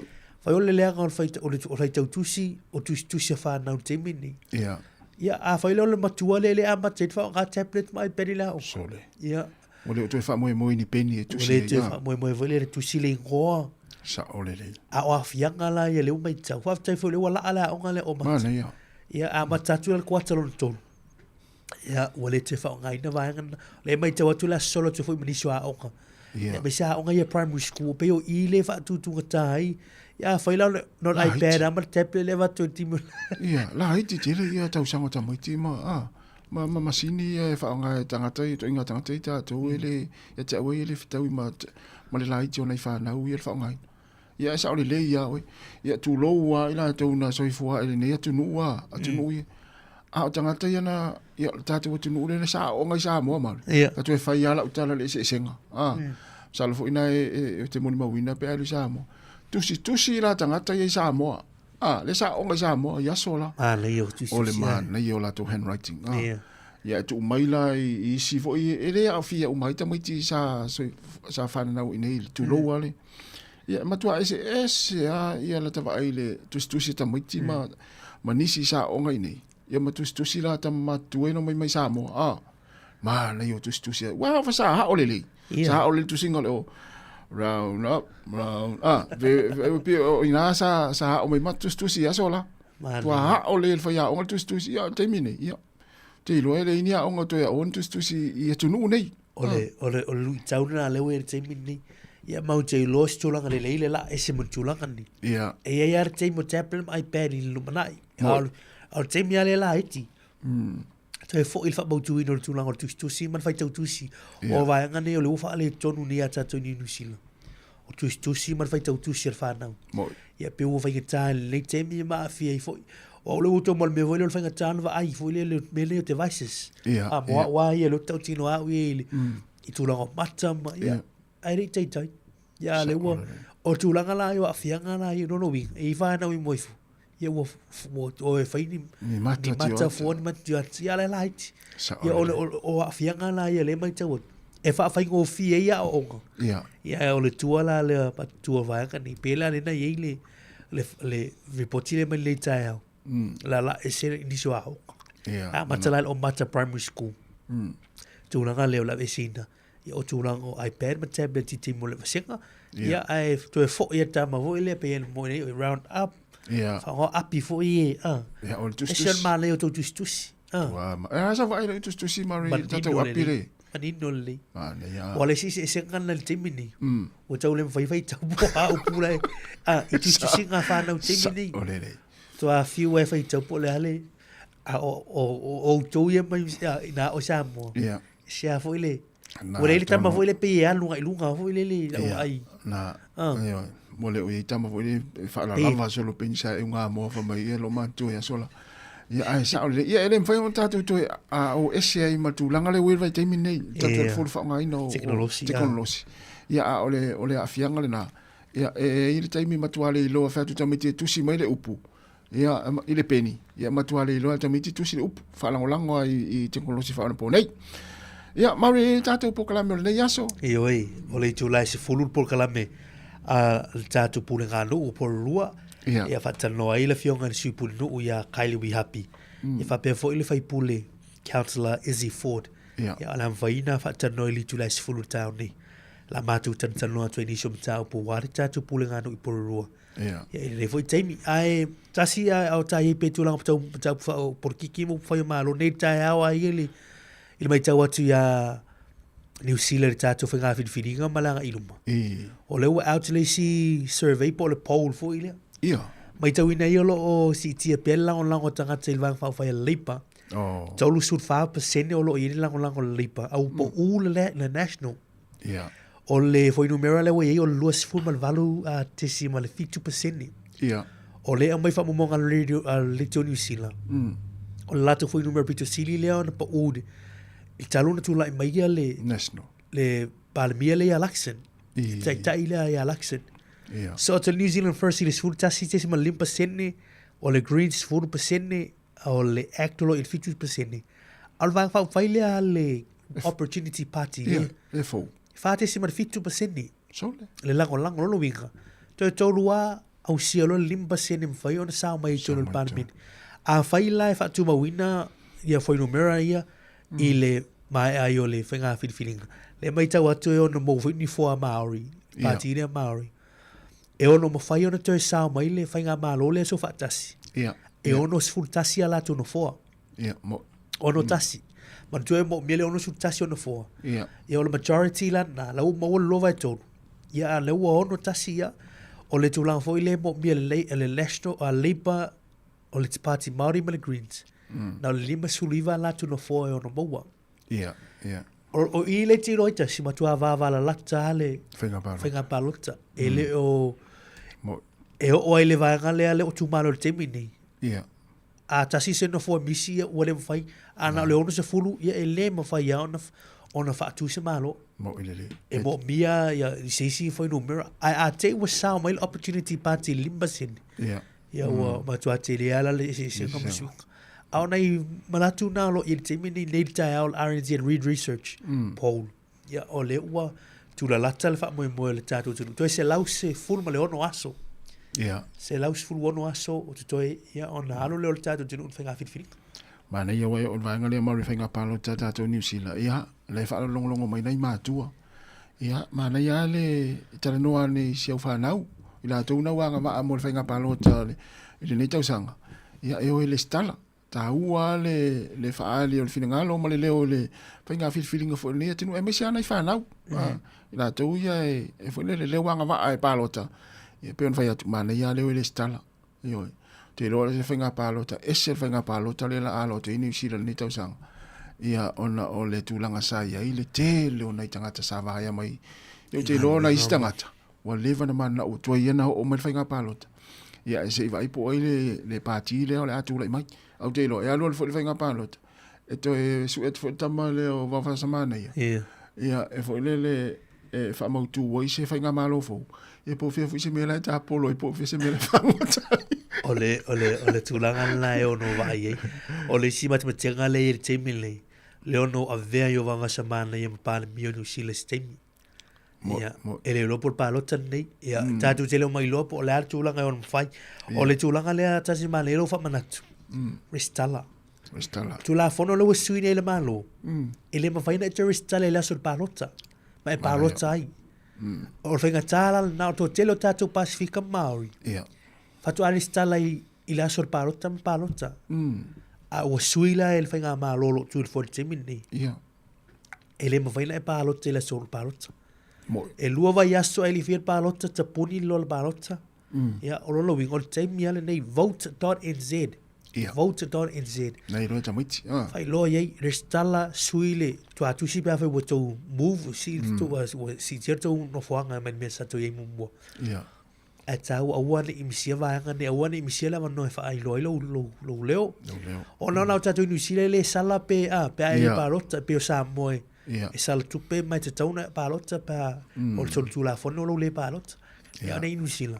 E fua e lau fai talia ia ai maliela ia e te alo uma i lalo fufuanga ma fai ungan malo pe a oneina ia ai temi ne mawelo o no palo tai ia fai lo finagano mana ia na tatu matua na fa fonga mai ia pe o tatu e fai tonu ainga ia tala noa ne na yo walo na wanga va ona palota ia mo temi nei ia tatu na palota mo le stala ina ia mfai ona faali ia mfa mamalama le nei fanau ia le tau o le lato palota o tau foi ona i se la ni o lato leo ile i upafai o malo nei atunu o New Zealand o le ua to e lua se fulu minute ona ta leo le tu la se fulu o le si fonga leo la mo Wellington ia ai le la tatu pese ia ona fanga solo to le tatu proclame le tava talavatu ia Elena Tupuse ia o Teresia Agustino manuia lava le neita e au ni uia poasa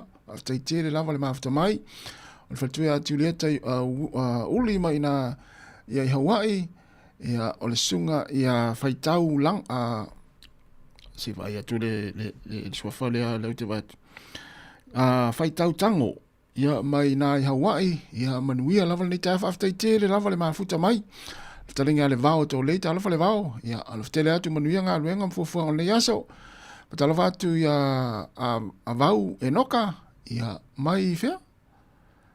E tufu tā foi, au i Sāmoa. Ia, whatala watu a vau, whaftai tere lava le mawhita mai, e kiria le tātou lau mai mai le tātou tau tua mai nā i tufu tā foi.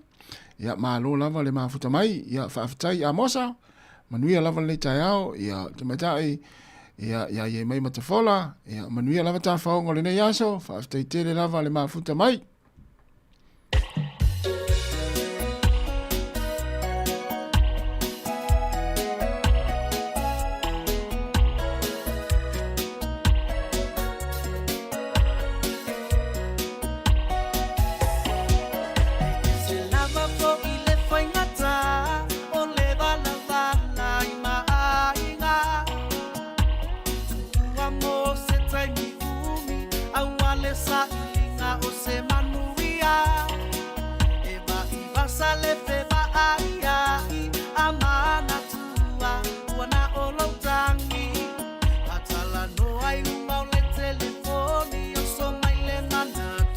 Matua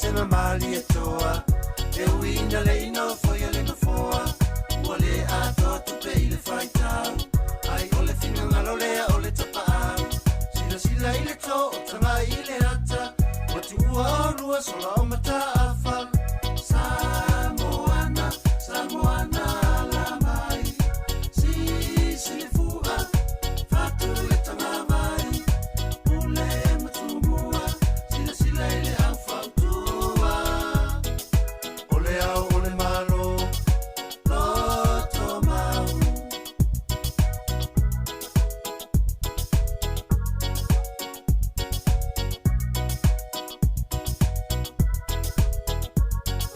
Sāmoa e ua tau e muina ua lau lau solo fai mai e mativa ai leiloa mai le tamau ainga wangalo mau tutongi i tamasina matua ua sanga mai a pouli a tote leiloa mea whanumi numi Samoana Samoana la mai si silifua fatu le tanga mai ule matumua sila sila ile au fautua ole au ole malo loto mau Samoana Samoana la mai si silifua fatu le tanga mai ule matumua sila sila ile au fautua ole au ole malo loto mau Samoana Samoana la mai Samoana la mai le ave bese le rosa pa ina o to se fulu minuta na tale o le tu la se fulu ia le o te pena mai le tato plame o le pulenga no o rua ia e malo lava le mafuta mai le tato o tunu he manatu na ua feala nei te maiti ua fosi lava le fangu lungo nei te maiti e faifi au o le timu ia matalawati ia fola no rieka mai a Amerika manuia lava le nei tae ao po le nei so fola ia loftele atu ia faltu a tiuleta te lava le mafuta mai ia ma le tato o tunu o lo mai moa mai ma whaalongolong mai lungo le tato frequency le tasi ono tesi ma le tasi whamo ia whaafelo in whatalo whatu ia nei whanau ia tamaiti au tau whaalongo mai le te mire tae au ia ustai le to ina man lo matua pe a whapea nai tau te tu ua tau te tu ua i o le whalo to ina man lo matua au leu la vale ia ma whaamanatu ia le whala au to ina man lo matua te ua ngalo wale ta ua fo i leo nei whanau e tu ua i o le whala to ina man lo matua wa ia tamaiti fo i manga whanga whai me whapea ia lala we umana inu le puti to ina man lo matua le la tar se fudu ia lo whapea mai male malona tamalo na fine ia papa vai le whala au le ngalo ona inu mai la le tau ia ona na manuia ia wai lava le anga i vai fo mai le nei aso ia tau al fa tau le tatu so fo malolo ina ia la le vai ngo o foi le o vai fo mai ma vai fai appointment to iva minuto na tale le tula se fulu si fonga la mo Wellington ia malo lava le mafuta mai tatu mafuta pere tau tu si fonga la mo nei aso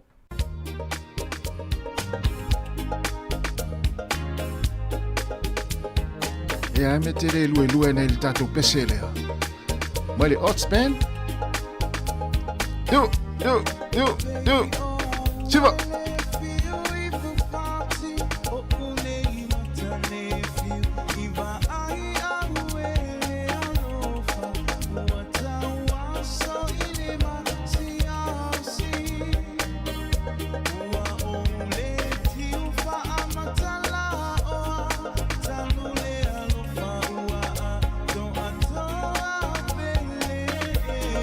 Making a love, it's a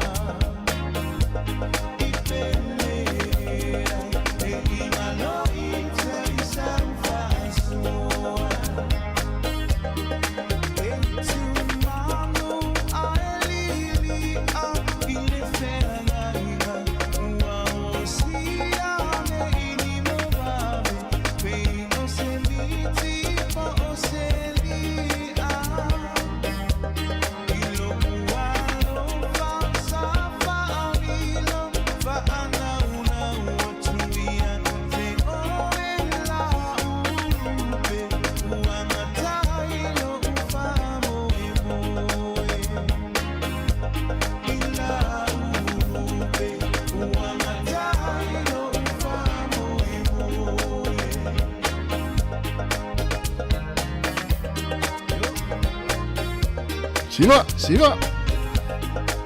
Mana ya ku ifa inga si wal tai au la tu.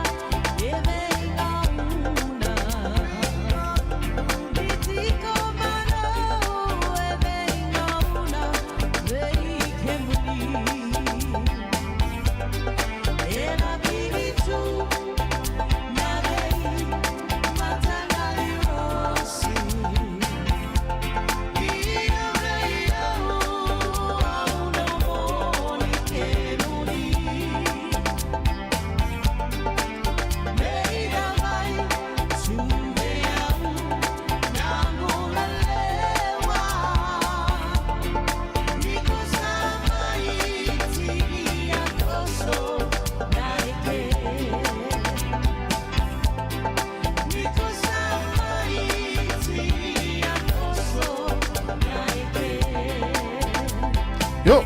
Yo, do it. Nano, mai.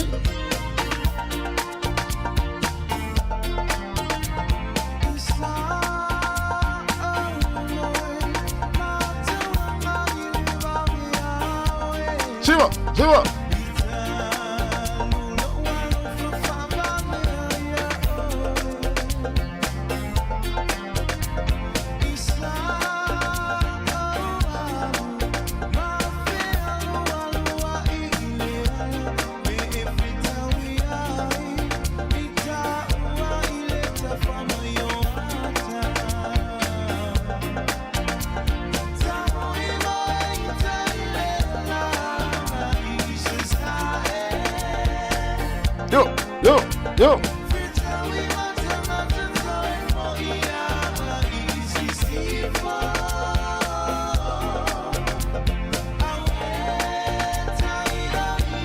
Lalo. Yo.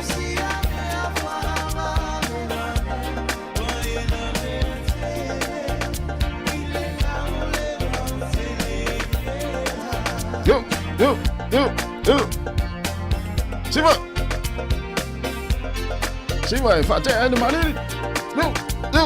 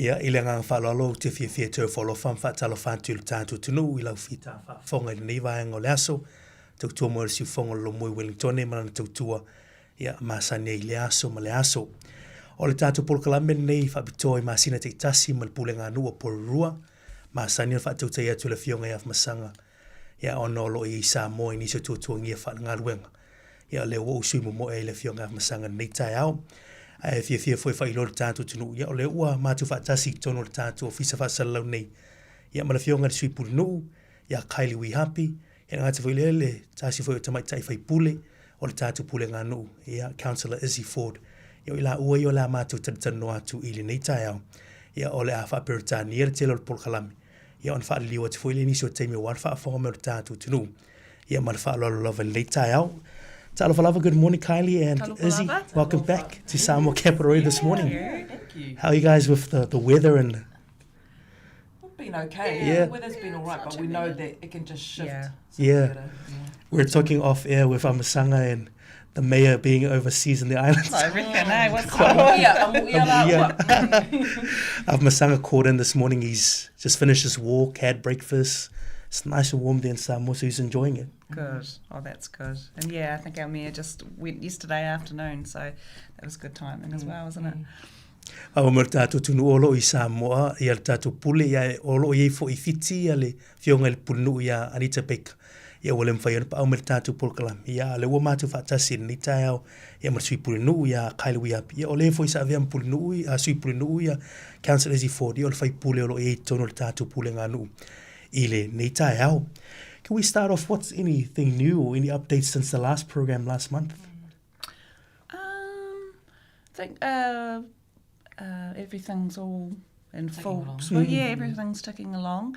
The pre-engagement long-term plan is finished, and I can't remember the numbers that we got through for those. Can you remember the numbers that we got through for those? For the I feel like we had. Oh no, that might be something else. Yeah. 685. We had Te Akiwa, I think it was. Yeah. But yeah. So sorry. That's done. Wastewater tank seems to be doing what it's doing, what it's supposed to be doing, especially in downfall like we had last night, this morning. And amalgamation talks are still ongoing. Amalgamation talks are still ongoing. Whawa mo tātou tunu o le ua, whaasau mai fo ia, le sui punu mes fo ia, le whaipulea Ezzy. Inisio vaenga le ua, o mai e fo le nei teimi tanu mai tātou polkalami muli muli. Ia o loo wha iei whaatanoanga fo ia mo long-term plan, polkalami alua mao le pule ngā nuu. Ia ngāti fo i lea, whaatanoanga fo ia mo le whina ngalo o tātou pule ngā nuu. Pe ono tu whaatasia tātou pule ngā nuu si tasi. Ia po amalgamation talks, o loo wha ngā solo pe le nei teimi. Ia manisi au vaenga o loo lātou ngā lue I wal pule ngā nuu le nei teimi. We start off with the by-election that's been triggered with the passing of Councillor Mike Duncan. A huge loss for our community and for someone with Mike's experience and contribution to the council over many years. Yeah, it was very sudden and a bit of a shock for us, really. 10 years, been serving the community here. So both this ward and the Western ward before that. That's right. Huge loss, as you said, and he's got a big family as well. It was, Yeah, I think, like I was saying, I shared at council when his family came in, that everyone knew Mike, and when I told Mum about Mike passing, she was, the kamalo lai pai uru e aka ia kami uma. So I think he resonated with a lot of people, and he was a Catholic man, so obviously all the Catholics knew who he was, and but always in our community, such a servant of our people, regardless. He supported our flag raising, so a huge advocate for that, as well as sign language as well, because his grandchildren did sign language, they were deaf. So he was a massive advocate in that space as well. So just a massive loss. He's got huge shoes to fill for the person who comes through. So we're hoping that whoever puts their name, Murray, you might put your think about yourself again. Not good time. Oh, okay. It's always the timing thing, hey? So, it would be great to get another servant of our people come through. I'll translate that for our listeners. Awamara tātou tunu o le o matutara noa ele tu māloa o le stasi fo e whai pule ua silia mara sifuru tau sanga o tau tua le pule ngā no Pororua. Councillor Mike Duncan ia o le masina le mwai atu neina walau e fo i le tua i le fo i au auna.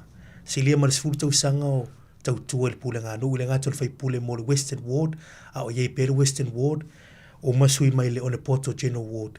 Ia ua whailangi le fo launga o lo e tono no fo inga man pae inga ni. Ia o si tangata lotu, si tangata ilo o mai tangata te le lona Sāmoa le pule ngā no Pororua. Ia o sau no fo ia le suipunu uma le whai pule nei. Ia o la misia le latu pule ngā no i le Sāmoa fo le fo ita mai tono le pule ngā no i le anga iluma. Mao le latu si talo, ia isi tangata e tūlai mai. E fo ilona loto o wal pule ngā no le tātou whai tūni e Pororua e mesi Onepoto. Ia na te tautua ina le pule ngā no. With Mike's passing now, there's a by-election triggered. So, can we any information on that? Now, I hear nominations are open at the moment. Nominations are open. They've been open since last Thursday, and they close midday on the 6th of August. Just got to make sure that everyone's checking that they're enrolled to vote. As we only really voted last year in our local elections, we would expect everyone to kind of know. But it's just good to let everyone know that this is coming. And then we need, people to get out there and vote again. So postal votes as well? Same process. Same process. Yeah. Yeah. And so the 14th of October is That's right. when all votes have to be back returned in. by. Yeah, that's correct. Yes, it feels like we should know this already because we've just gone Yeah, through the that's process, right. Yeah, and it just only seemed like yesterday. Yeah. But yeah, legally we need to go through a by-election. Yeah. And you know, like I think there's been talk out in the community there that it should just be the next person down from last time, which you know would make it. But apparently we can't do that. We can't do that. Yeah. Makes it easier as well. Yeah, it would have, and it would have saved a lot of money. But yeah, legally we have to go through this process. So which is it is what it is. So, and who knows, we might get somebody who's amazing. It would be good if we could get someone Pacifica. But you know, we've got to get the one that the people want. Malo. Ava mo tātou tunu o lela wa whailwhai ngā pālo tala titi te minni. O le vai asone tēnei la stofina amata i lewa noe e whaolo ini suafo ini sui tau wā. E fia tau wā wale whai ngā pālo tala titi le suir no fō le sa umia e le sunga a Mike Duncan. O le aso ono lao au kuso i le se furma le lua i la wuli. Wha ngata i lewa no mo aristala mo sui tau wā. Ia ona matalon tau nu watu ia pewa pālo te le aso sfuma le whao se tema. Ia te taun wha tumu pei al tau sangana te nei te whinga piri te whiringa. Whao ngā ia e la whatu ili whale, ilo moata mono lawa ia pepa pālota on wha tumu lea. Ia wha tūlanga i numero sui tau vai pe fia tasi lua tolu po le wha. Ia o le am whaiana tau vai. O le asos fulma le wha o kitopa. Ia o le aso nal whai whinga piri whiringa. E tauna o atu le aso na. Ia wei umai tonu ia pepa pālota. Ia e filia isi tasi e suiera na fua. Ia o Councillor Mike Duncan. I le hanga i luma. Ia maru te talo le pule nganu. Ia siaki o suafa. Ia mau maunga i lunga le le lola pālota. Ia po sao ia wha maunga wale pālota i tā ua tele. Lo i o lo sao i le vaenga o le tātou pule nganu. We start to see that there's another Pacifica exhibition going on at Pātaka at the moment. There's a lot of exhibitions coming around. Yeah, this one, the Pacific exhibition is stories of Pacific women who've helped shape Porirua, actually 50th anniversary of Pacifica Incorporated, and we've only just found that out through, they were nominated recently at the Wellington Regional Airport Awards, but that's how long that they've been around for, which is incredible. Yeah. Is that a Porirua organisation? Or is this a region? It's a Wellington region one. Yeah, Wellington region, but obviously, you know, they meet here. Yeah. So that's that one, and then there's Marama Malama, which is the Te Manawa Moana woman, honouring generations of women in leadership. Wow. Yeah. Which is awesome. Yeah. I just want to say about that, you know, like Porirua is the first city to acknowledge the 50 years of Pacifica in our city, at least, yeah. So I think that's pretty cool. I feel like we've always been good at doing things like that, championing Pacifica, and we've had a lot of women, you know, when we think about Dame Winnie, who came through Porirua, we think of Jasmine Underhill. Who else do we have? We had the first Pacific councillor, Anna Dow. Oh, yes. And then we also had Litia Ahoy, who was deputy, Kylie, myself, who are both Pacifica, you know, deputies. But I think we do a pretty good job of championing Pacifica. Yeah. O le whawamau le tātou tunu o lo i le exhibition lo whaanga solo po ni mataanga o lo whaanga solo nei i le Pātaka Museum. Ai o lo whaata ua ia tu langa o tamaitai i tu tono o le tātou aile o Porirua. Ia e tele pe ona saunoa ia Councillor Izzy Ford. Tele o tamaitai na lātou tele o le sau tūlanga o te tainga ia o tau tua fwoi tono le pule ngā nua. Me se le tātou whai tūlangi nei. Ia mai ua mwhaiona wha solo i le lātou exhibition po o tūlanga fwoi e whai loa i fwoi lātou. Me se fwoi le lātou tau tua i tono le pule ngā nua. Mai tau atu fwoi o le Pacifica Incorporated o sitasi wala putonga. Pacifica i tono le laumua nei. Wa atoa le 5 tau sanga o le fo i tau tua i tono le tātou whai tūne i Wellington i laumua nei. Mai o Porirua City le pule ngā nua nei Porirua o le ulua i aile por pule ngā nua. O lo o whamana tui na i le tā ua o le fo i awa unanga. O lo i fo i a leisi exhibition le whaingo ino le marama malama. Ia o lo o whanga solo fo i. Ia e mawhaina e suai mai moa i le tātou Pātaka Museum. o lo avano le teimi ne mai moai e me sfo avela inga pa mata ma mana ia mata tu faafetai le sao ta o tina mata mai tai ia pe ona ia la o nei o avea ma sui punu ina avea fo ile fai pulea isi ma fulu sui punu isi tasi o taimi ia olo fa nga solo la tu tautua ia mai o pulenga nu le porua ia pe siliana fa ta ina la to ia tatu tangata Pacific. Is anything else you want to add to that? Yeah, it's timed really well with Matariki as well, actually. Guided by the Remembrance Star Pohutakawa, and pays tribute to the pioneers who laid the foundations for Pacific people in Porirua. Mana ia ol vaanga na ol vai taimi ne ol Matariki lo tatu i le so malolo Matariki. He fe tau i le mal fala ulo ina ol mataanga le ina le Pātaka Museum. Ia tatu te mana tu ai sao tau ia malafuanga o le sao mai o tangata Pasifika i tono nei ai e le pulenga no i Porirua. Another topic we see Porirua City Council has just reached stage 2 of the accreditation for welcoming community. So this is our city welcoming new people coming into the to the city. Yeah. They just they celebrated that I think last week, the mayor and everybody like that. So we've got more than 100 ethnicities that reside in or living in residing in Porirua. So it just shows our work across the city, making our premises and resources and things friendly, for new people. Who are wanting to settle in Porirua. That's right. Definitely. Yeah. Does that link in with those citizenship ceremonies? Or is this just people coming in? Not necessarily, because that's a long process for a lot of people. But definitely down the track, it definitely will tie into it down the track. But it's kind of working with the migrant communities and kind of the economic space as well. Being culturally, maintaining their cultural identity, through our help and support. And giving them the space. So, a lot of it is just how do we make our city seem more welcoming to those new groups of people that are coming to settle here in Porirua, mostly the minority groups that are coming in. Because others that come in, they feel comfortable, but like when you think about Pacific coming here, how do we make it more so that they feel they can call this their home? How do we make that?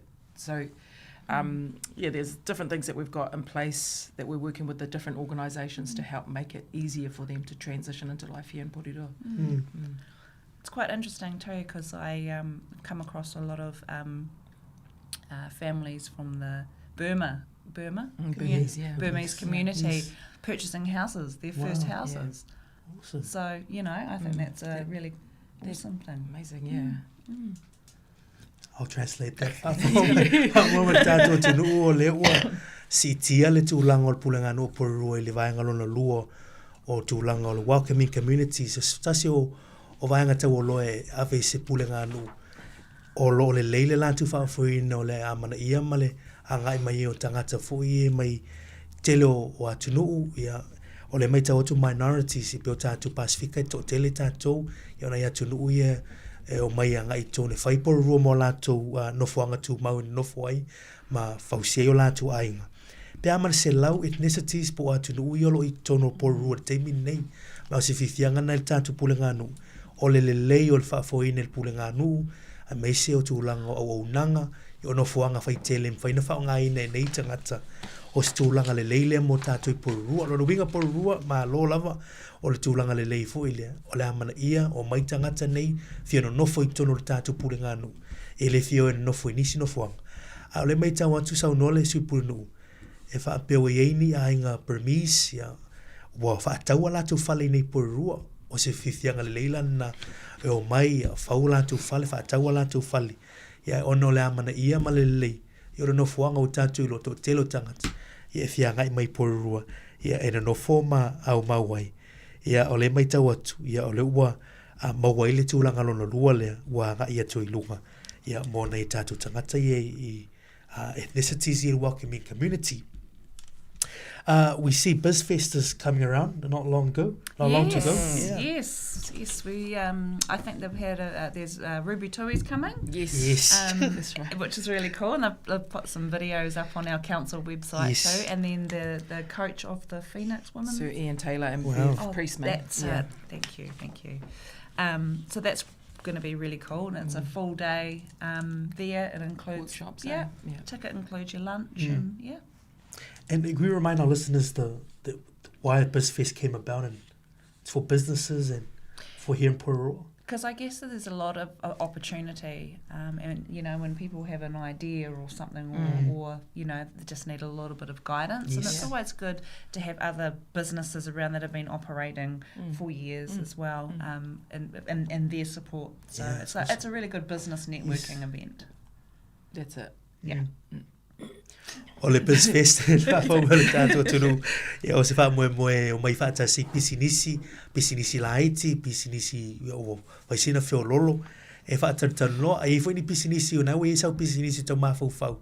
O le polokalamela le o le BizFest, le whai la so lusul tasi o Iulai, whai le arena, e whaina anga iei, o loo ieia nisi o ila tau loa la wha Whaiona whaataritano ina ni mata o pupeo na iei le teini ta alo fo ila tātou Sāmoa Ruby Tui, ia o lea whaasoa, ia o Sir Ian Taylor, e mese fo i Bev Priestman, o la tōni o whailaunga whaapitoa i o le whaamoemoe.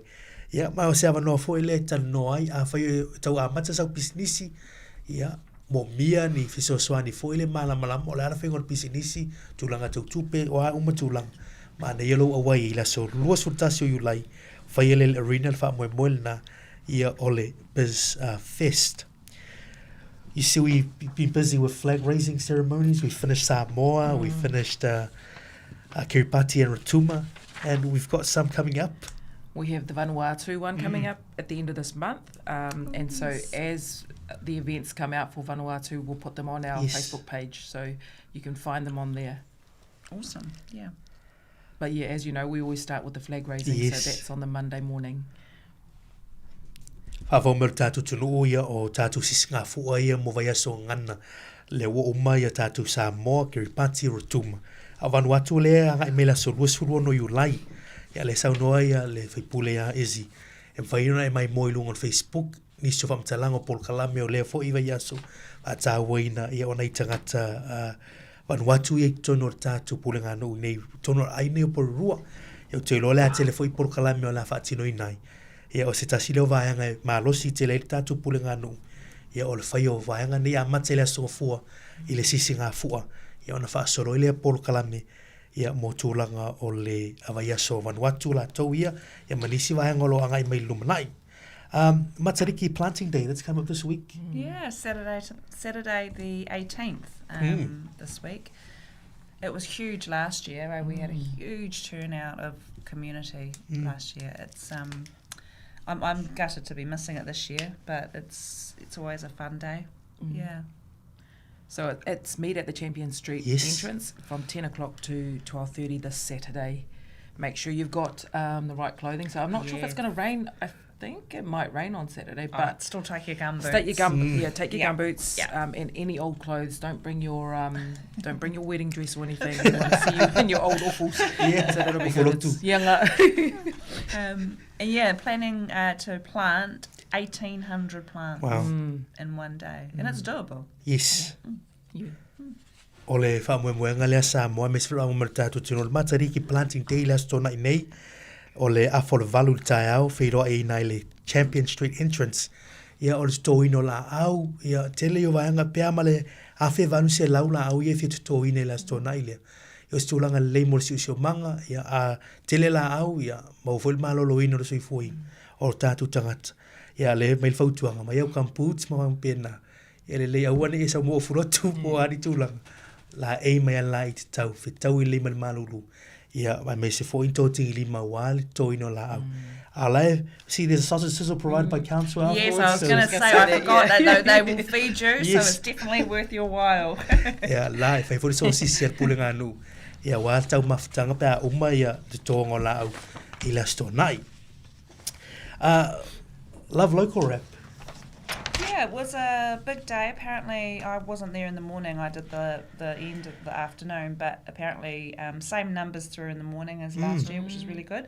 But it started to it's a bit quieter. So they tried it differently this year, and it was in the middle of school holidays and Matariki, just to see what the numbers. Change the numbers up, because usually it would be in June. It wouldn't be a clash. That's right. So I think they tried it again this year, and look, I think there are a lot of stalls that there was some really good feedback from stalls, but a little bit more quiet I think in the afternoon than last year. But there were some cool stalls. It was awesome. Barb was there. With her crew, and I think there were a couple of others there as well. I think there was quite a few political parties that were there. Exactly. So, a few people floating around, but there was plenty of food. It was, That's what O le tūlanga foi le love local. O se tasi programme polo ke tia pulenga no tele te usanga fa tino mai foi le anga ia tuaia tātou tangata ia ina i vaenga foi pisinisi fa la wiloa ia tangata foi ini la tu mea tō tino foi fa tau ma pena ia mana ia pe to titi nei temi pe ma sanin fa ma sino uni ia alva son tenin fa tino ina ia o se tūlanga foi le lo fa nga solo pe le love local tono tātou pulenga no tasi programme ia wa ia fa la wiloina o loa ia me fa tau foi ia o lo mau tono tātou ai por nei. 1st of July has come and gone, and new changes of Te Aki Wai. I think this is another big topic that we've had on our radio station, probably informing people. Expect 2 bills. No, that's correct. So end of July is when everyone will start receiving their water bills. And just like rates, it's paid 3 monthly. But I would really recommend if whānau are able to, in a position to do a direct debit, so they know how much exactly is going out every fortnight or weekly or whatever, and then it just cuts down that pressure of having to pay a big bill every 3 months. Budgeting no, that's right. And you'll see, obviously, with the rates last week, the water portion had come off, which is really nice, but obviously that won't last long. Pay for the end of this month, you'll then realise, But they've been out in full force, actually, haven't they? People have been talking about it in the last week. I feel like their comms have really stepped up. From Wellington Water. There's a lot been going on online as well about closures when they're doing fixes and things like that, having to shut water off. Be interested to hear if the feedback that's coming through on the radio station, if it's what that is like. Do you get many calls coming in that are of concern? We'd be good to hear back from the team that's on the morning shows. It'll be good, any feedback. But I think once when the bills first come and they will start to... That's when we'll start to get those phone calls coming through. So call Te Aki Wai directly, not through council anymore. That's correct. Directly to them. And the 0800 number is 0800 Te Aki Wai. Te Aki Wai, yes. Which we'll probably get numbers, sorry. Trying to decipher that. We'll find it. Whawau tātou tunu ua le asamomo i ulai lea na amata whamamalu i nai le suinga o le pūlenga o swa vai tono o le. Ele nato tātou porurua au le tātou whaitu atoane o Wellington e. Au fie porurua Wellington and Hutt Valley. O le ua tasi le pūlenga lātou tuafoina mata putal swa vai. O le Te Aki Wai le ngoa o whalaputonga lea. O lono winga amata mai le whaiwan masina le hau nora sui purinu. E amata ona taunu tuai lau pidi mo le vai. Ia mai tā ua tele le vaanga le ese alau pidi o la rates le tongi mo lātou whale mo tongi. Ia mai se la lona lua ia o le rates pidi la le mo tulanga o suavai. Ia whatu ai loa i fu e tātou pe whiere tau ia o le alu Te Aki Wai whaiunga le masina. O le whautuanga le mai e le sui purinu. Hamole mo le whaonga le tūlanga o le direct debit e whaatino i nai pei meni. E tai tolu masina ma mai le pili a le pulenga anu whapea fo ila le Te Aki Wai le anga iluma. O lolo winga e te tau ona whai le direct debit tua lalo le mai. E whaingo fiena i loa le tūlanga o tupe tau na alu i le masina, i le tolu masina, I le si tolu masina. Na lu ese mai ale lau tutongi po lau wha soe lau paketi. E te le tau pole i fole le whai unga tolu masina e tau tongi i vaenga ni. E tu se lua lau pili tasi lau pili tongi pule nganu. Ia mara pili la leo sua vai. O le numero al taki wai o varu se lau valu wha lua 5 o varu se lau valu wha lua 5 pe te whafso taile la tu upenga te whailangi nao le taki wai. Ia ma whai na mawaini si whamatalanga. Ia e tau tua nai le tātu tunu mana ili tua laluna. Tino le direct debits ma pena tu il whanau. Ia wani e popole ai a pia whaina foi oi. I le latu o le pili. Ia wai singa tau ngata. So we'll just have to wait until the end of the month to see how it goes and what feedback our community bring. But this is not just for Poro, it's the whole region. It's the whole region. Yes. That's right. Whole region. So it's important. O le mai tau atu le whamura tātou tunu, a wane ngalo le tātou whaitu a toa ne o Wellington i le na o Porua le a fia i lea fo i tūlanga. Tātou teimi leo a whatonu le i tū lai sifulu, ia manatu la vai tātou polokalami spesi, ia ona whaai ua tui leo le polokalami, ma le tātou pule nganu i le nei tai au.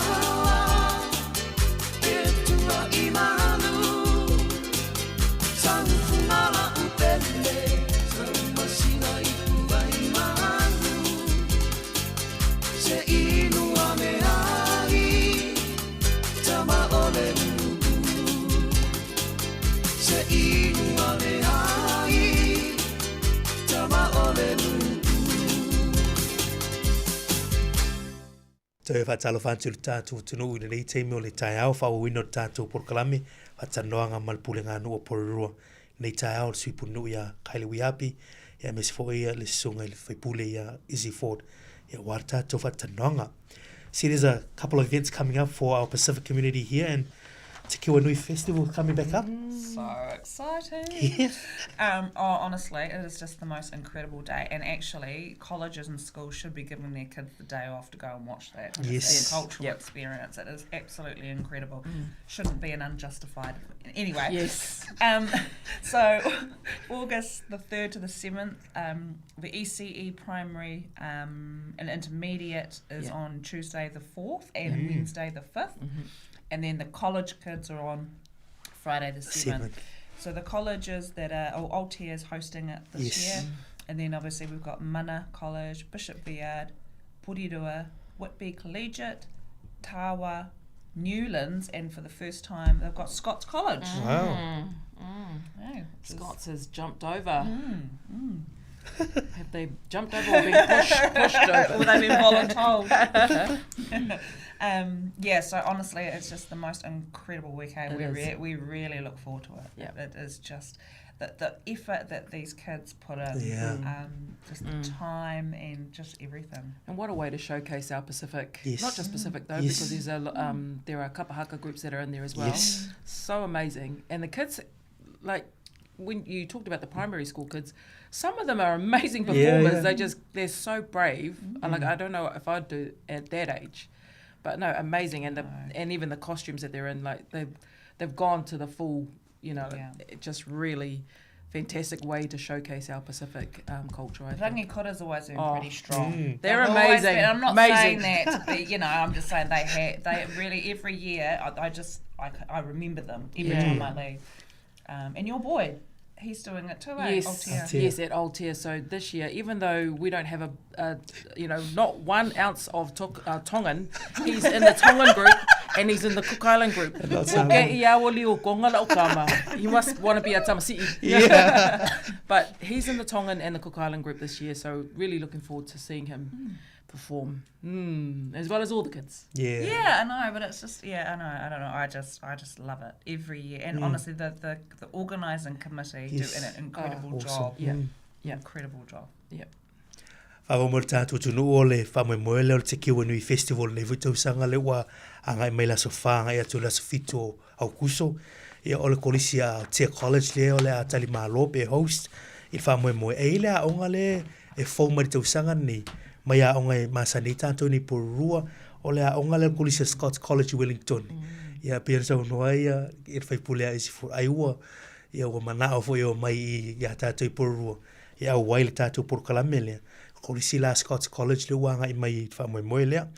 Ia o seava no ECE o tātou whanau i whanau iti ia onga whataitai o onga primary, so atum le intermediate. Le whaila so whamala so 5, o la so ono le intermediate, o la so 5 ia tātou kolisi. Ia tau alunga mwhai umai e le tātou arena, le Te Raupara Arena. Seava no e fia mai mo ai.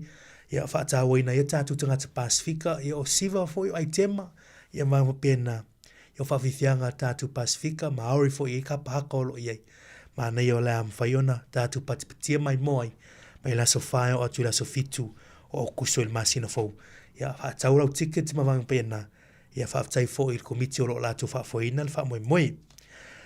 We have some champions coming in our city and they're currently in Australia at the moment. They are, Viard College. How good, their choir, the new choir from Bishop Viard, so they competed against other choirs from around the world and they came up with gold. So there's 31 in their choir. How amazing. I think Kylie, you've heard them sing. Oh yeah, we went to the charity, the fundraising concert, and we were blown away by them. They were incredible. Yeah.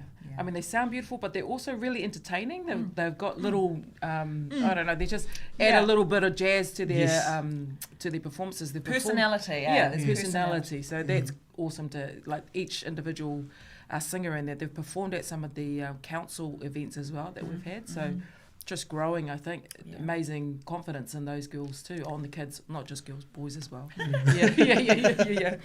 Yeah, and just awesome because they worked really hard, with their fundraising and stuff to be able to go over and represent. And they did it amazingly. So yeah.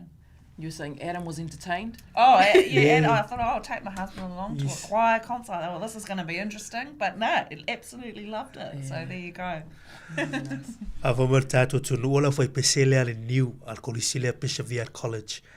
Le ua manu malo i whai longa lea lanu auro ia por whai longa tau loa lea mo le festival ena latu awai atu ai Sydney, Australia. O se fianga na mo porua le sau noa ia le whai pule ia isi ia to tele yo alon whanau pe amar tolu sutasi latu ia mar kolisile ale i le whai pule ia isi for Persevere ia le atata mai tasina a o ngailan whanau au te uloa o se fianga le new choir ia le sau noa sui pule nuu ia na wai fo i se tasi o pespisenga whafifianga le sa whaatalo no ina fo ilunga tātou tautua ia le tātou whai pesele ia o se fifianga tātou patipatia fo ia le sau tau o nei whanau ia o whai mawhitu pula mo porua lātou ia wana o lātou wale au whai pese New Zealand ia wai ia e telo atu nuu malalangina iai i le wha moe le ia o le whawhataile mo na i tātou mātua maainga lango lau tupena alu i le lātou fundraising mampena ia a lewa tali mātou o fia mai lātou ia mamor whailonga le tau oloa o le tūlanga auro wan wha moe o le tau vanga sa a wai atu iai. Coming to sports, our kapi mana a nepo, under 14, under 16s. Yes, how amazing. So, kapi mana, so we say kapi mana, but it's porirua. Essentially it's porirua. So when you see the netball courts down here, where they've got the title kapi mana, but it's actually porirua. So every time we go away, people ask, where's kapi mana? They think kapiti. Yes. We are not kapiti. We are porirua. So the under 14s and under 16s had the North Island Championships recently. The under 14s came away with silver, which is fantastic because last year they came away with the gold. This year, our under 16s came away with gold. Wow. That's the first time that we've ever won gold. Last year was actually the first time Porirua has ever won gold as well in under 14s. So the under 16s this year have done that. So the good thing about that is there are actually 4 girls in that team that were in last year's under 14 gold medal winning team. And those girls, 3 of them are Samoan or have a Samoan link. So they were Addie Belenese, Gia Bishop, Serenity Neru, and then there's Wawai Tapuro, who's Cook Island Māori. Yeah, so those 4 girls were part of the under 14 from last year, who are now under 16 champions. But so amazing, I think. But also, like in addition, we had some girls from Porirua who competed for Wellington under 18 basketball, and they've come away with gold too over the weekend. So, we've got some amazing athletes coming through, I think, in Porirua. There's something in the Tiaki Wai. No. Just keep building, They just keep building and building. Just incredible. And we've got Chelsea at the moment. Chelsea Karika, who's from Porirua, who's competing at the moment for Cook Island at the international FIBA something like that. basketball. Yeah. So Sāmoa's over there as well. Yes. I think Sāmoa had a loss yesterday, and then New Zealand as well, who've had 2 wins. But Cook Island, we've got there. It's like amazing. Porua's everywhere. Yeah, it's good. Yeah. Ava mal tātou tunu olo tātou se mai tūlanga o ta'alonga ia o le sawa Porua lātou ia. O le mai tau atu le ta'alonga ne tipolo le under 14 le na lātou mawaina le pine siliva ia ile nei tausanga ni te nei na lātou au sia le auro ia po le tūlanga mo le lātou sanga vai. Au tausanga nei o lātou mawaina le pine lona lua le o siliva. Au tātou under 16 le mai tau atu ia wa mawa fo e lātou le auro le nei tausanga. Ia o se fifianga le tātou au tamaitai under 16 nei Porirua. O le aua Porirua e lo kapi mana. Ia sau noa ia ki whai pule a esi. Ia o se fifianga na under 16. Mawala nātou pini auro. Ia o po stulanga fia na mai tau atu fo i le to'otolu le i to'otolu ia na ta alo i under 14. Ia le wisham pini na under 16 i tau sanga ni. Ia tele o tamaitai tolu ia tamaitai Sāmoa. Ia la tu so tanga Sāmoa. Mai tau atu fo i le ta alongo le o le talonga le ni tipolo under 18 na Wellington le mai tau atu mau fu i la tau i tulang o le pine auro ia e fo inisio alon fa na o tatu tunu tono porua ia o lo ta alo le basket i te mini e la mai ta ila tonga la na ko kan ia o le ua tau va tu fo lo i fa Sāmoa ma New Zealand tau wanga na ta sir fa ina ia Sāmoa le mai tau atu lua manu malo New Zealand i le tamilisanga na le FIFA basketball e le o lo fa tino ina i le nei temi ia o le fiafianga ia o alon fa na o porua ia o faima fitu pula te wa veina le ngor tatu porua e mes foi Sāmoa e ia foi talonga ia o fa sa onga o kapi mana o porua na just to remind our people Just so you know. Rugby over the weekend some games cannot take place. No games. Referees strike. No games. No games. Yeah. No games because of the behaviour. It's disappointing, but it's what the refs had to do. So no games at all, which meant there were no, there were some teams who were close to maybe making semi-finals, but because of that, and we've only got ourselves to blame because it is the sideline behaviour that has been, needs to be red carded really. So the refs were pushed to a point where they had to make this decision and just make a stand really. Yes. I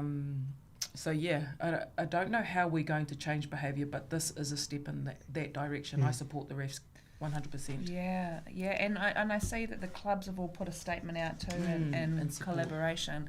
But actually, it's the clubs that need to be talking to their supporters. I agree. Yeah. First and foremost, right? There should be, it should come from them. Yep. If it's got to the point where the refs are feeling that bad, then that's a point of no return. So you're right. The clubs do need to take ownership. It's not good enough to now say, oh, you should name the clubs that are where these things are happening. No, you should be addressing it when the refs, because the refs do let them know. Yes. But I think we just take for granted that they're going to show up, because they do. They show up every week. They take the abuse. They're volunteers. And when has it ever been okay? Yeah. Even as an umpire for netball, it can be awful, and it's the sideline behaviour. It's not necessarily the players. Yeah. But when is it okay? Are the teams there to play? Are they there to support their clubs, or are they there just to be watching the umpire or the ref, or in this instance, the referee? Yeah.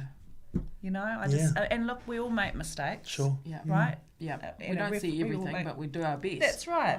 That's exactly right. But there's no need for that awful sideline behaviour. It's just not okay. And I think you see it all around the country too.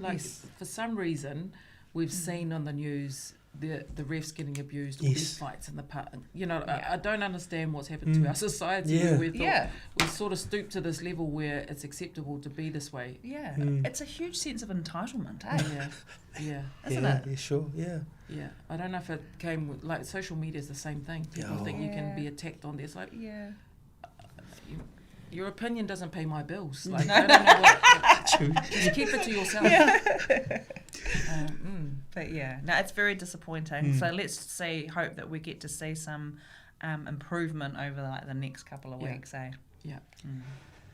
Ava mo tatu tunu olo matano atu I tūlanga o tūmanga o loo I whaelia I te mo tālonga ma ai me se ala tātou I laulango I atu matamata tālonga ia ai wai winga le manu ia whaasino nei laufali ia o tangata soifofo ia e leilo uma laufali te lo vaanga I leo ni me poe ata fu ia ma whaina I loa uma vaanga o tālonga ia te mi e leilo atu e laufali a o le tūma leanga o le amio pule I tonu te mo tālonga vaanga la na leli uli oi ma e talia fo e sui pulu e mesi fo ia le fai pule a esi ia le mafu angana le o ni tālonga le fai ngon vai asu ia ma wa afia nei au ia na ono mawhaina semi-final ia a lewa le mwhai ono tūlanga o leini tālonga ia a e toi fo I mai a tātou le tūlanga fuilea le a mio pulea mai se le a mio tauna whailo e teimi o tālonga o le sau noa le sui pulu e au I kalapu ona tala noa e lato au lango so e tauna tala noa ia kalapu tau po ai uma po nofs po ai tala noa I lato au lango I le a mio pulea tauna wa ai e alo nei whanau ia tu sai whai e tātou ia I tu o le laina ia e a whiei nei tangata ia ta alo ia e mesi fo ia nei laufali ia o vaianga ia taun tātou li oi ma leolo tau longo atu ar tātou por kala mei lunga litio I le a mio e tauna tātou mate I tu ilanga I luma ia me se ta alonga le lumanai. I guess that's a lot of topics we've covered for our council. I mean, amalgamation is still a topic that's currently people's... Has the survey finished or closed or... Yeah, it has closed. Yes. And then, so at the moment, our staff are working on what our final submission will be. We're getting that at the end of this month. Sure. And then, so you'll see a bit more comms towards the end of this month. Yeah. So just digesting everything that people's been given. Yep. So I want to say 200 or so submissions came through. Yeah, I think. Yeah, I mean, it's always not high, is it? No. But still, I mean, in that short space of time, I still think that's not too bad. No, it isn't too bad. And there were just the regular concerns around local voice being lost, who's going to look after what, are my bills going to be bigger, as a result of it, or less. So all those concerns were heard through, and they were sort of the concerns that were echoed around, because before we went out to the survey, those were the concerns that we had around the table. So they have been echoed from the feedback that we've received. Awesome. So towards the end of this month, we'll get a report that comes to us, and then then you'll hear some more. Dissect it more, eh? Yeah. Whawamara tātou te rōna tā pūrei le amalgamation le tātou te tōngala lo ai o tōu nei le hāt, tātou nei pororua, ia o leua o mana ta pūni le avon lo e wha ai lo ai whinangano. Le laua tā pena reporti o whaiungan māsina nei, whatua mo mai e lea te lenga o tali. Ia o manatua nao lo i to tele, o le ale mea o na tupu i o unanga, pe te lela o pili la lo pūrengano u tasi pe a, ia poa o mani si tōlanga, ia o la tātou matei tū, tā pena me whai pūrengano i la māsina. But thank you very much, Kylie and Izzy. Thank you very much for coming along to our program today. And anything else you guys want to cover before we finish up? No, I think we've said enough. Murray is number one. Look at that, Murray. Keep you on. Whawamara tātou te rū nei teimi o le tai au le nau wa taulunga atu le porkalame mo pule ngā nu a porurua.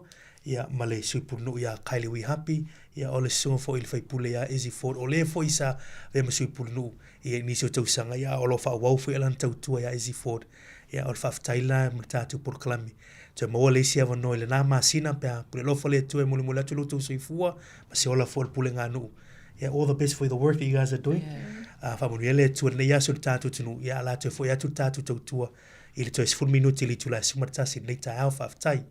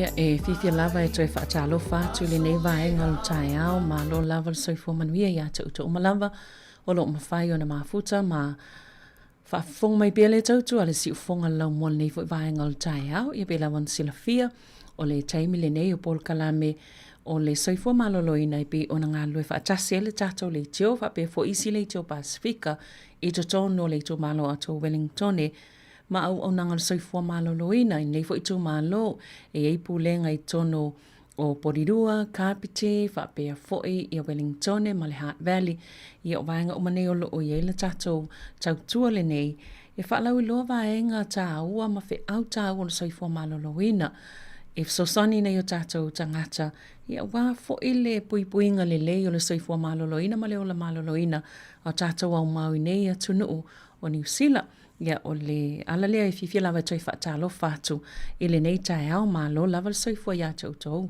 Pei ona whai ona maua mal tātou tautua i lunga o le tasi ono tasi mal tasi whāmo ia whapena foi i lunga o le Facebook, o le YouTube, ia o le tātou upenga ta whailangi, ia po le website a le si ufonga o le laumua po le Sāmoa Capital Radio i le nei foi tae au. Fifia lava i whailoa ato leo whaatasi mai le sunga ia po le fionga foi ia po la taivao, le lua vesi, le lua toi lolo nei tae au, ia o le tātou mālol nai talitanoa, i nisi fo vaenga i eila la tautua, ia ma whaalau loa fo ini mtaua, mwhai ona whasosoani ei pēr i le mamalu o nei o tātou tangata o loa lala, i le nei fo i vaenga o Wellington, ia manisi fo i lo mwhai ona maua ma le tātou tautua i whafo ato New Zealand, ia e au ngā umanei whaamtalanga wa vaenga o le soifo maloloina.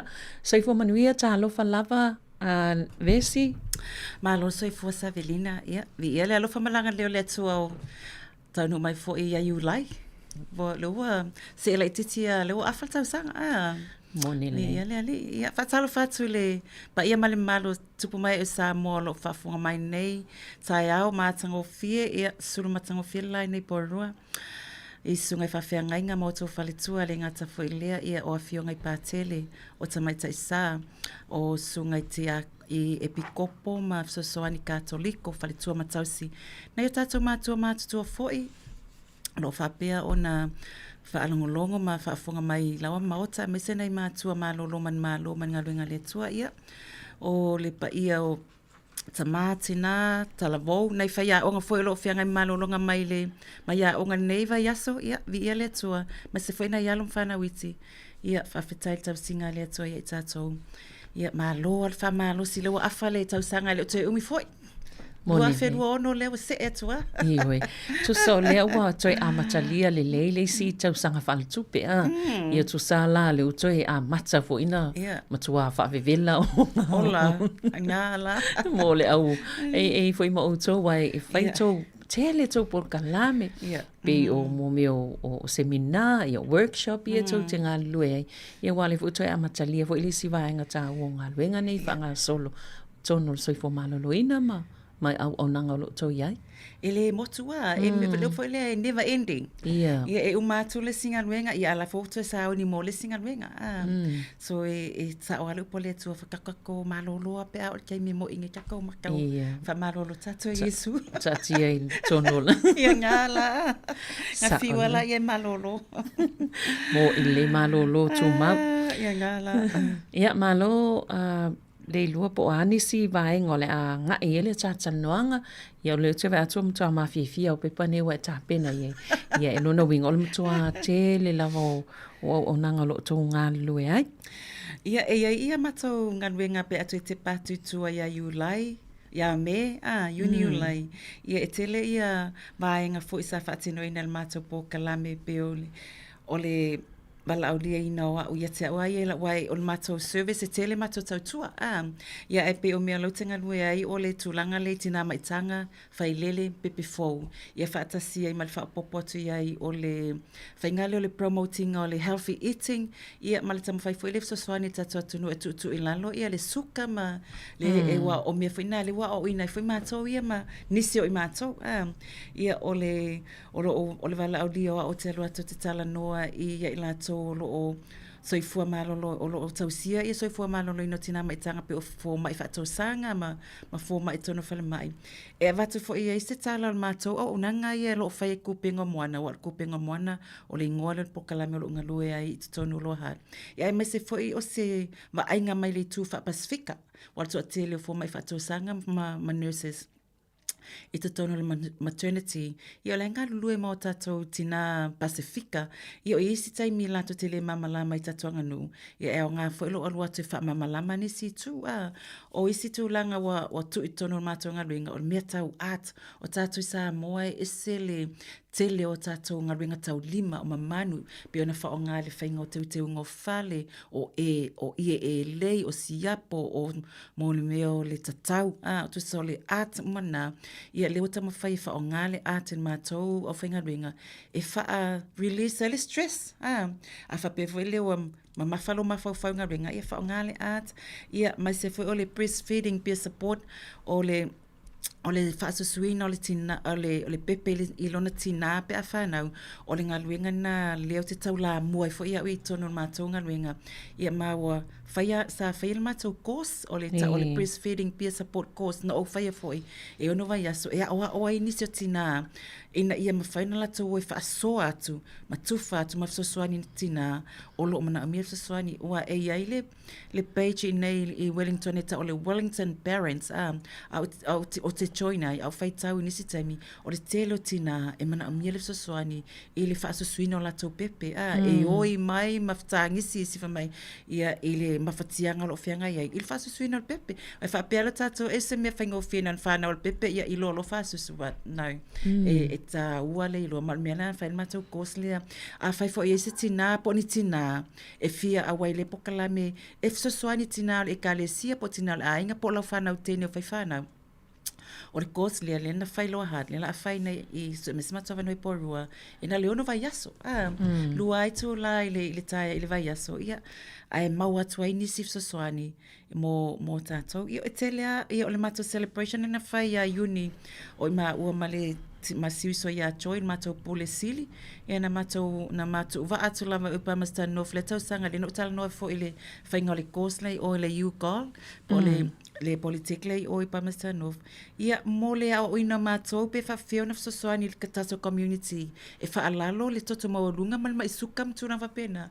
Ia le na whai a uni le mātou celebration, e le whapela o ma uniform mai, ai wa mai le poto masani ma le iloa, e whaiuna iloa fua le suka, fua ia le toto fua ile e whaisi e mai lo toto e tu masini, inga ia ma whaiuna iloa po le ale mawarunga o lo suka la iai, ia me se foi o le tūlanga e le toto mawarunga, wa ai mea ai matūlanga whapena, ia pe o mea whaingo whiena ta taun tatou loa, so soani e tatou tunu ona o le suka, tasile vaenga o tele ina whamanu alia, e me maliwa ia tatou, i tūlanga o soifua maloloina.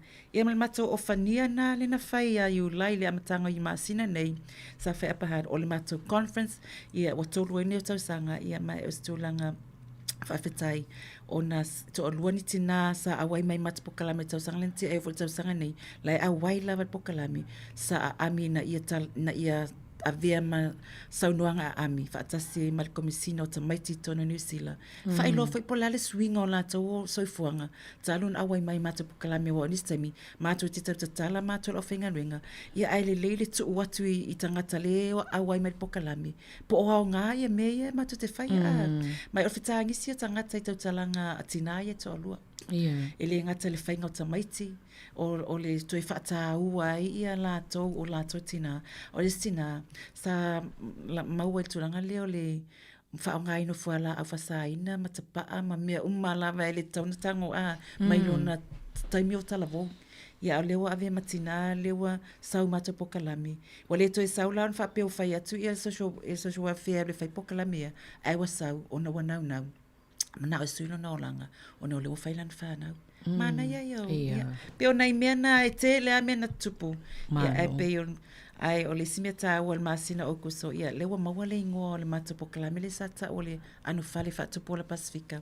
Sa veri nei le whaingo fia wa watu mai te utango se ingoa wa o le whai po kalame. Te fia mawhau po la ingoa. Wa pe whaingoa i elo ingoa. Ia, ana whaingoa e whaingo fia na kiriki mawhau tamata. Ia, e te vava ai pia i le tūlanga o whanau tono la ainga mai san mato whania. Ia leo sawa mo le upulea o le pele o whanau. O le pele o ainga, na se selfe, o le pele o ainga, ia e tauro le pele o ainga, na e lolo la ia lea, o lona winga, o whanau. E le aia sisi pele ainga. E o le tuu fo ila ia o le ingole pelo ainga. Ina ia matua whaata uai. Ina ia ave ese le tūlanga le tatou whasa wā. Ma le whaalenga ina o tatou whanau. Aia tu i o tatou mawhauwhau. O tatou whanau, le pele o ainga. Malo, ia se vai le te leo nei vaenga. Ia a lau te mbātau watu pe ele lei fo ile wha mōmona tō lau vaenga i nei te ua umale taimea le i a o ngā ese ia lea e te taumawhai e wha atino i nei masina ulu manai. Ia wha asolo i leo lesi vaenga o pokala. Ia, tasala o le launchinga la o le pele o ainga.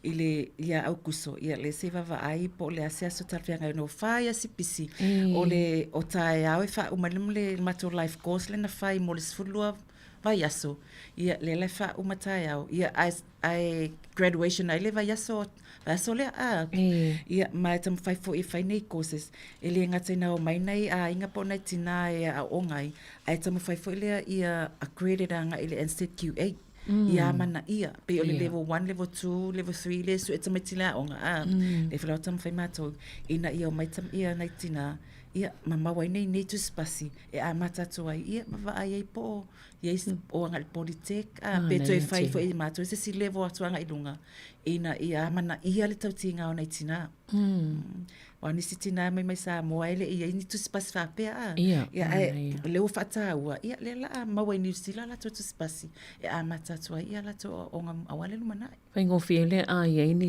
a to fa lau tele a chili le ia mfaiona fai ngofiona o fia tu tono isi o ngā tuilunga ia ma lola Yeah, malo ia mal mato breastfeeding support network lena fai leono vai aso ia lena umal vai aso lena tea ia e fai la le so lua le vai aso le celebration foi celebrate nei tina ia o la tola ia wa mawale to mai e o so soani ina isi tina e pe a fa pe na mi so soani me tau fa so suina por fa fai le ina o nai pepe malo tauna e alu Sāmoa e whanga solo puka I'm also a sponsor, yeah, why not?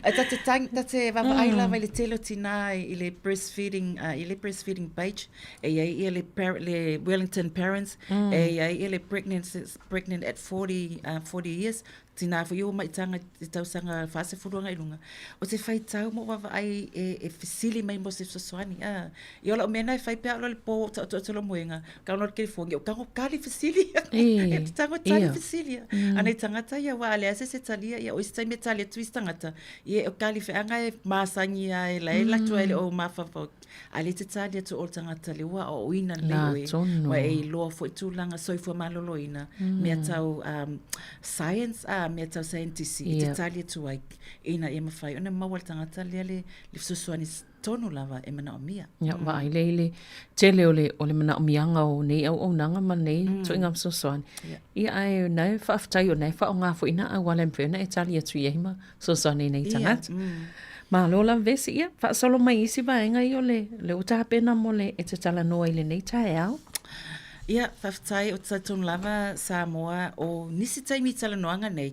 E tato te whapea e awhi nei. E whaisi nale upu malolosi pe tūnga ai o nisi tala noanga e whapea fwoi nisi pe yesef sota inga mai soifua maloloina ai o le tala noanga le la tala noa ai atonu a whai e poani e leto tamali fo e lau whafonga ia malie ona o nei mea umalava o tala noa le tula fono ona e te lele a fianga mai susuenga e a fia le soifua maloloina o le tele pa ia malo le tunu tato wawa ai foi tele tangata o wha le tonu mawhauwhau ona ele o maua le sosoani e te tauna la tau maua o nei la le wata pena mai ai o le tala noanga ili mta upeta o le crimes legislation anga ile o le tula fono tustusia ma ua pasia e winga le meta o le stalking and harassment le watoe whaatu langa ma toe wha mautuina o le ta whaia lua whelua lima a o leana wha o leana na wha tinoina i le aso luasfuluono o me lua afe luasfuluono. Lona winga lena pasia ma le tausanga mamai.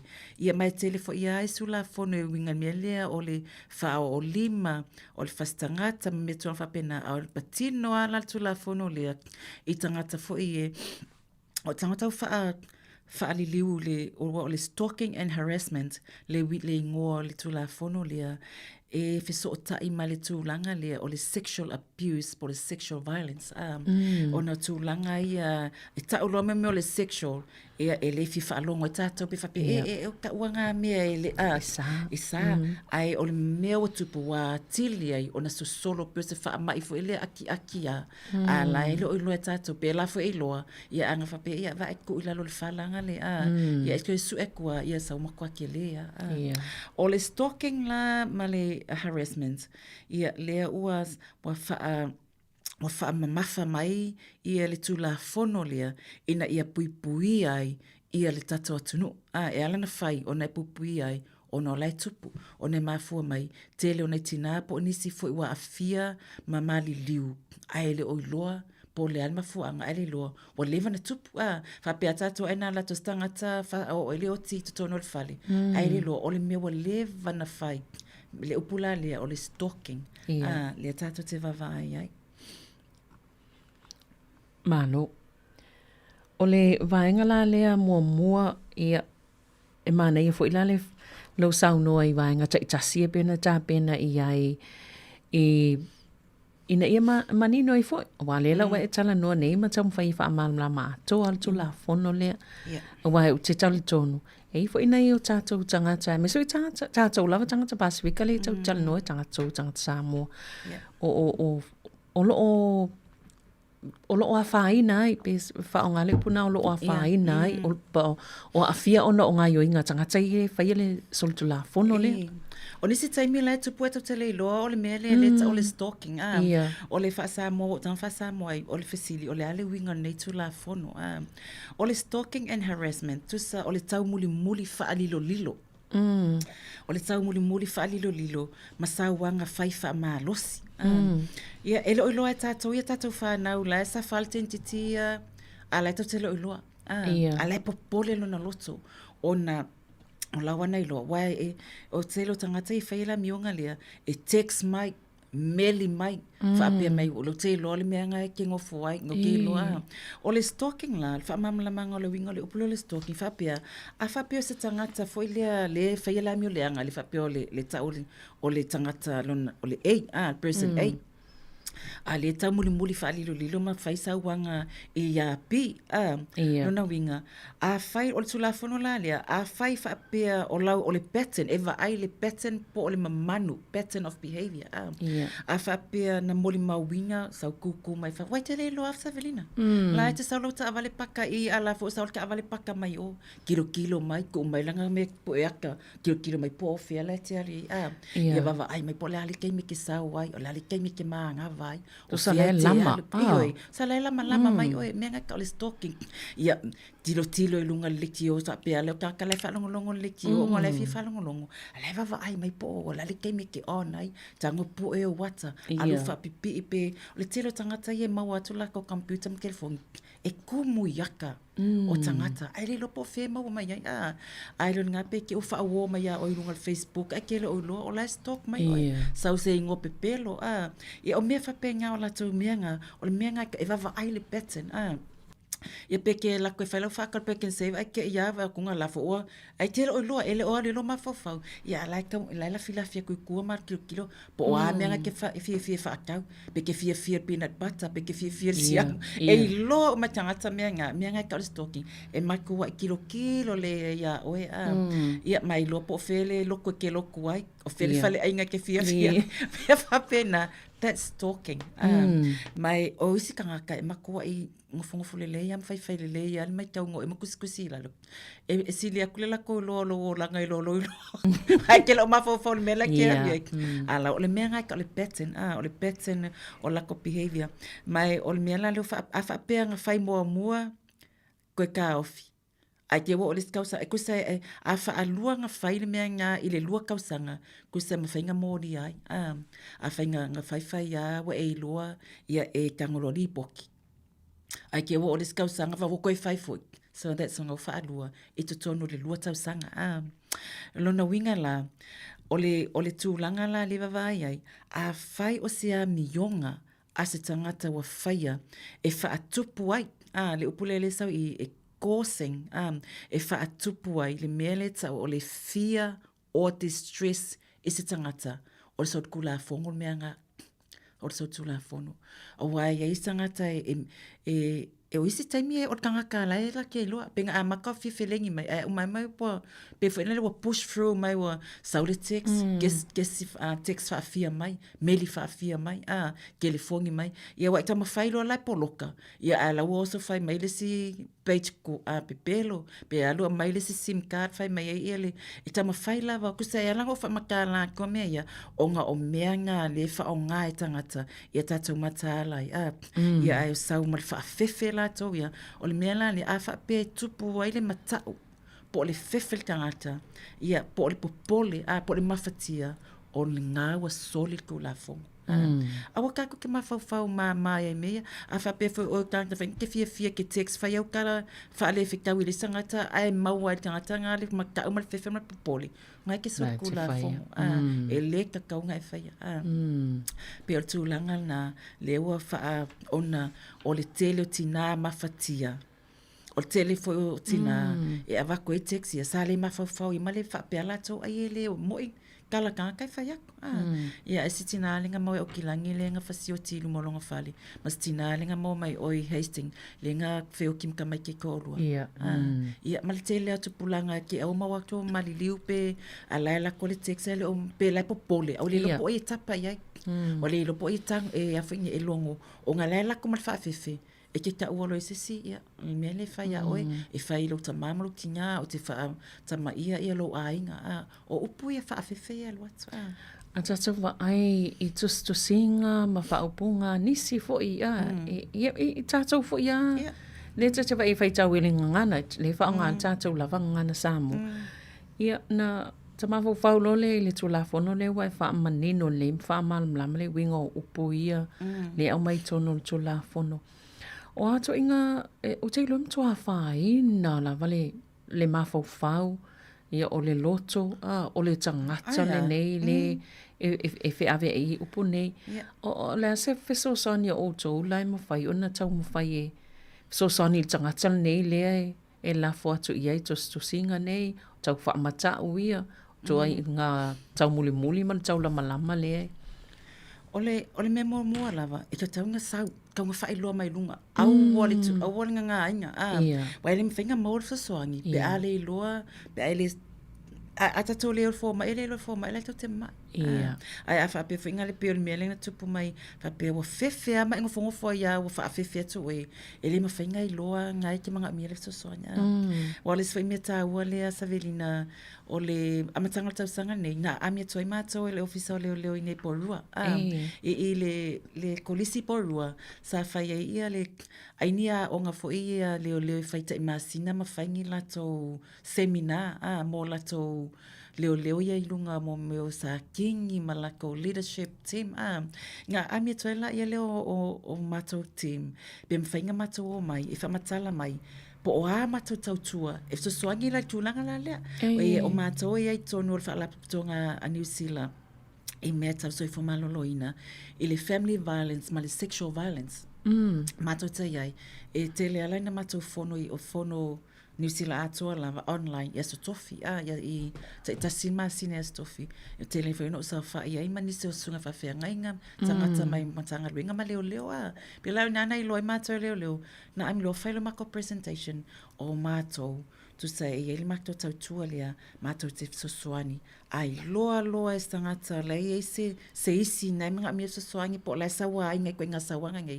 Reach out mai, longo mai, mātou te whaia fo ia wala le fua, peo no tā ua lua vai asal wai no sau fo li kōsi nei porua mo Tanta Pasifika. Ina ia i loa e mātou nei la whenga runga tali atu, e se tangata e sau ia te oi mas whawhita auri. Ia. Aua whawhena e tali tangata, wa ka kou ka okulo me e kau kala ikiki ngana kupu ya on me ngā loa kau kala ikiki. Wa e tu ua il tangata, ai ngā ngāli ka ngakale whaia le, la mio leanga. So o onga umana, mai tilo e o whaatasi, ma le ngā lulu e matangata ia, e whaia suswani, nga ilato whawhit, ile mental health, ma le addiction. Wa o istangata ala na o e ingu ia, awa ona ma whala au. Se i kau whake se ia, ko inga mea ia kupu ia lato. So e ke le whawhitau. O le numela fo ngā Pasifika mamau, le maua, le a fia tu inga le wa whai tangata me leanga. E te le. O i sea ke mila whapea o e ia, o tākanga ke lo mafuka la e lelei. E le lo la e meli anga, o mwhawhewhele si kanga kai o. O tu inga me whapea nga. Wai, Ai se ni foi ni winga faalia po ni winga va aia po symptoms em fai ngofi ai ona i loa au onanga nei taipela o toma onanga i soifo maloloina e loa i le tangata le wa mafatia i tu inga fafita ule ne wa lem faintau tala e mawhai a whapea o oe te tono lo ai nga malau whānau te vai o loa whawhine fia.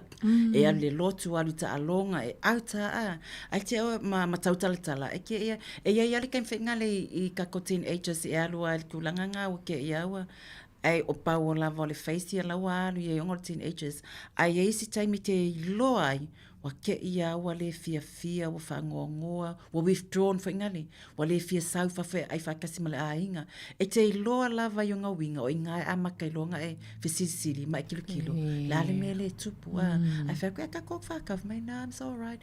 Ke whia le loku le, I'm okay, I'm le whai o mea onga le, e whai so oro le excuse, ingane wa i loa wa le fia alu so oi whafo. Nga e tangolo le, nga e make ia lo lea, tangolo whakalangoa, e se me o tupu. Walanga o isi me fefeka o mai langa o fa fefeka ko kanga ka fapia e ke ka oro ese si o le o lo me ke ngo foi malo ainga me fa penga so pat o lo winga ngal tu la fono nei inga ia matai tu e tato a fa pe foi fa alia ko sa kama po se si fa pe o le text lenga mai mai a we ke akam fa pe ia ai pe fa valia no take it serious la kulo se text inga ke lo e le kal fe ngai alu sa olo lau kala, ne lau ka ua oi lau ka mamlu ki ngā oi ke fefe. Sa pia le lau avea lau text lei leo. Ina ua oi sia lau sa wai lunga le Facebook wa alua e le si fai mai le text matu ya po le comments i lau ai ma ngā ele ma fau le fa pia ai o le joke ai pat aua ke text whainga le wha mama inga ngi ko inga me whapenga. Wa ia e matala foi mai ki la fa pe foi se kaka me se fa nga wo ma lis kaka ale wa o male wo ale wo text me fa mai ele ai e ko nga foi nga fa pe akale ma fuka ia ele se e ka taunga no ma fuka e o ko nga kala fa pe nga e ka nga take it serious longa winga la wa ia ile ma fau e sa fe se mete oi la muli ia e makala mai kilo po fe ke ali ai mai va ai po o a whape wa ai so kanga kale i ai kila ia pos kanga kale ka masanga i pele ai e matatala lo mafau i me te ali ai mai so tato whanau inga ia kilo i wingo ka maiki wingo tangata po o fia pe fesiri kalangoe are you okay are you okay e se mi ko kongo ngaluenga la ingo for ka maronga mafukianga maronga fefe e ke loa yang fallinga ke loa yang winga ngai loa le o la se fale tonu po se sosuani mena mia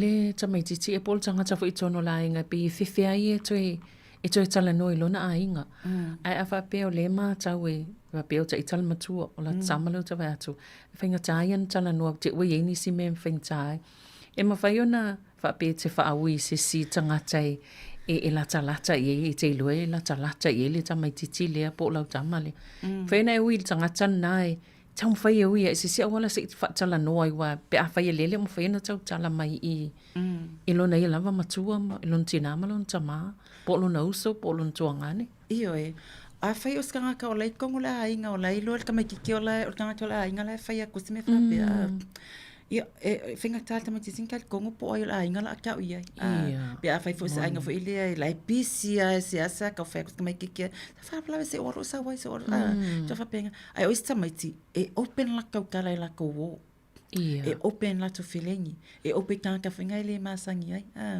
Ia pe open for whaia onga. A wale te lo is whawhita au le maua i tono ainga sa i tulo fo mea sexual abuse. E maua mai oi lea onga. E o tuta mai ti lea onga kau ila kou o loka mai ki kau la kou ainga. Ia saurong lea kanka la ngā tau whaia onga. Ia pe o te tamai ti tau whaia onga. Ia o inga whai mai lolo susu inga. Ia e ke le ainga leo ko leo polo sa shua whea i le whai marikari ngonga. A lai lo ke leo i loa le mafuka marika mai kiki. But ole winga ole kula fongo ngei. Ia tato mata alai, matato tilo po o a winga. O ala winga kangaka lea le whaia ia. Ia le mionga lea. Ina e tato lo ai. Ole pattern, ole mamanu a mionga po ku maanga ia. Tato te tilo iai, inga ia mawhai o ngā tato mai tauina. O le tangata lea a whapelo o sauro lau ka maka o mai a oi. Awe ke vavelo wika. Ma e vili, o mai marike fongi le linga. Ia awe ke vili ai. Anga sau le tangata, a sau lau tamata o mai te o e whaali mai stakes. Ia e ma e ngofo i lalo, mai mafofau. Ai, a whai pe o sangata social worker pe o tūlanga mātou. Whaintala noa mai whapea. Me se elo whawhita o, ni se o tamale o a sau a mai ia teksi anga meli mai kanga lea ma kelefongi. Ia whaamau o malava o angi text awar ka pea. O text o kalangoanga a whai o vidi so o kukanga record kalangoanga nga e whai. Maltangata le vili mai. Po ngi aka e la fo atu. Tango e whaamau mai lalo sefe o mai lalo. Inga ia whai mamori mau. Ia ngai saula ia lea whapetele manga o ki alu leo. Ma whainga e sau wa ese social worker po sangata te talitonu ina. O inga e whaanga i ia le a whingi. Mata le process. Inga ia mawhaiunga mai tau. Inga ia mawhaiunga mō lia kangaka lea. Ai awe ke vili sa o ia i mawhai. O sa o ngō koe whai lau ka. You know. Sa o le. Nei se tā ua vainga lea besi. E sa o wai na tupu o le itol matua ia whaasanga lo whai o ale ai au wala mana ia la le wa e whaamani noa ele tā ua le tau o le mele tau na e hui a mua e ati le inga whewhi po se sial whanau o whaakui le nga ka o kungei o nga ia e alo ka mai whape o kele koe ka ua lo mamle mele wa lo whaalong mai woso e lo fiva e vili o ia ai aki le anga saule whakaka le whaafefe mai ia Malo whaftai vesi se i whaisina malolonga pupu o se i tāspe se ia na toi fo i mai lea whaawau tā tanonga nei tai au whaftai lava.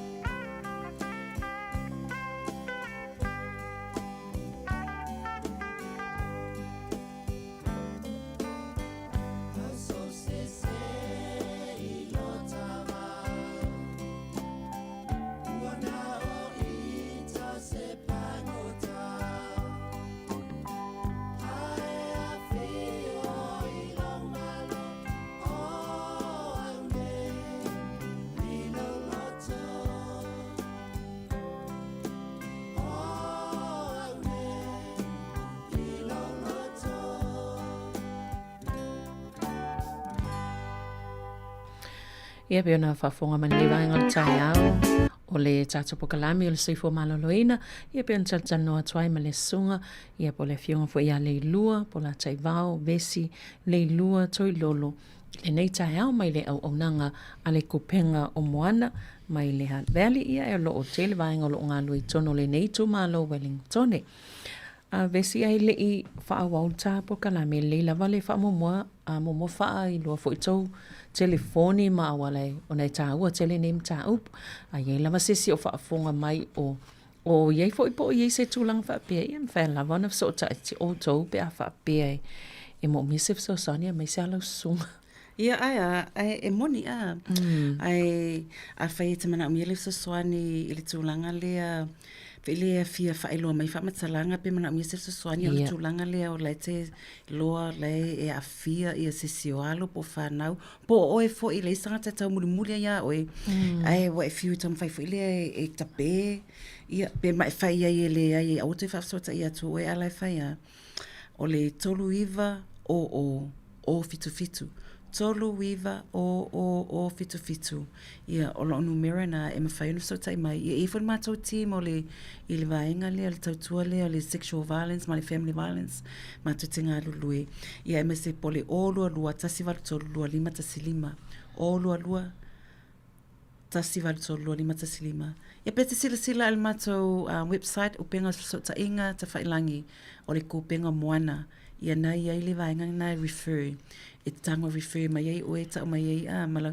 o referral la e alu le tangata pena to lua tangata vai referrals fele le talia ia tangata ia so ta melunga penga so ta inga ona tilo le ola to po o ai o mato e tau na alu e lo swafa ele alu lo ingo i tangata o mol team o le mata o fenga luenga i was full montupu ele lo o me tangata uma o ele wa na le pawa tangata vai ai na tangata ia talia ia le referral le o sau po lo request le o sau ia fa pio se tautua e talfenga o se mana onga talfenga i ma ia sau ia ia ma ko tim ko pe ko fa pawanga ele lo o matangata pe tatala no ele se confidential ele se meti tilo fo le tangata yo fa matananga ia pe ole so soania tunga a wete no fo langa wa tu poi lumale ele misi lava le vai aso po se aso fo vai atu maliu matangata maliu mai le o ta mai o te neti fo wa le lo loa le toi maua atu la to tino o susunu ta vale se tu lo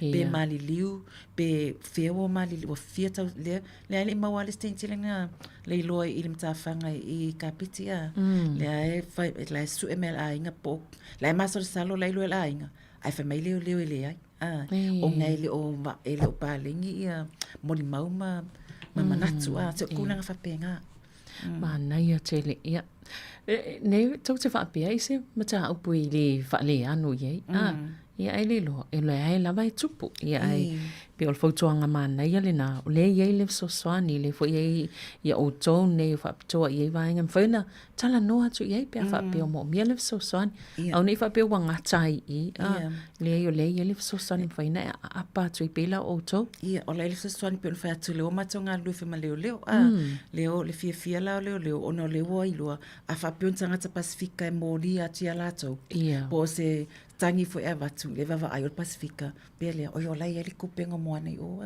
ina ta ole ye mato ta to fa pia te mana o e refer o to le o istemi ata le pe fifi tanga ta le ai fa pe o ti mato o mato o nanga mato te e ta le folia le fa so o upu pe advocate mato tinga lu fa ta si ia ona fifi lo tanga ta wala o atu mato Pasifika ia pe o so soaninga ai ole tu la fono pe tala no ai to fesili le no na lua savelina o a winga po oanga o lo ta o so tu la fono le la tala no tu la fono le o ta muli fa lilo masa wanga le tala fianga ai o winga la po amionga e tu pitolo ta ua ia vai fo ke vo e kilo pe o sangata la sa fai mori pe sa fai infe au i no fale la kilo pe uma se sto kaka pe se sto ai lo ai le se mul kia o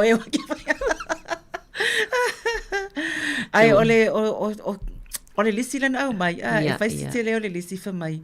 Tu sa o winga o tangata lea, wa pena o whai atu o le pattern, o le mamanu a mionga po tūmanga, wha mai e mai tau oe, ko sa ka whainga, pe sau, a e loa so o lo ska awalo ku so o yu numoto whale, ai te loa e le ngofu o tangata.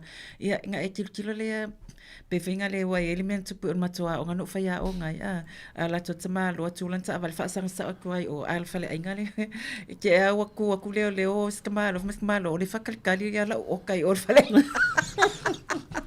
O ke leo mai kawan ka mai ki o lau ke sao ia whai lau o kai whale inga. Ia ai siri ale maho i mele le.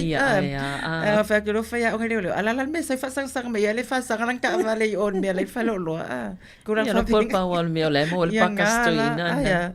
Ai loa lai lo mai tawa o e se si ia o ke mole. Ai mea nga o le mai tau me o fai atu o le pattern o ngau fai so a pattern lo ngau fai so o le muri o le tau muri a e foi ngale wa ki whapia o vai so ka le ia le au te le lopo la mea lenga ia e kango mai kau kango kusi lalo le aso ma le kaimi po whenga e iai ia o le loitering nia ka whai ngale e la semeo ia a whapia o sangata lai kia ringo fo le paka mai maka e ka ngalo ngofo le paka ma le mall ma le shopping center ai a whai foi lea o lai ke ngofo inga ma le onga o lai ia se ma fau ngai ke mai kau se kangaka pe i o lango winga e le o se ngofo le leila ngofo e leo winga o lona winga la tango i kusi lalo pe a whai winga rewa i lo tata le muri a oe mava ai oe kusi le kaimi kusi le aso o whenga ngofo ai ia mali mea leo le obstruction lona winga o lo alua ko vune au kam whai whaasasa o mka fiofi oe lona winga o le tasinga so kula fongo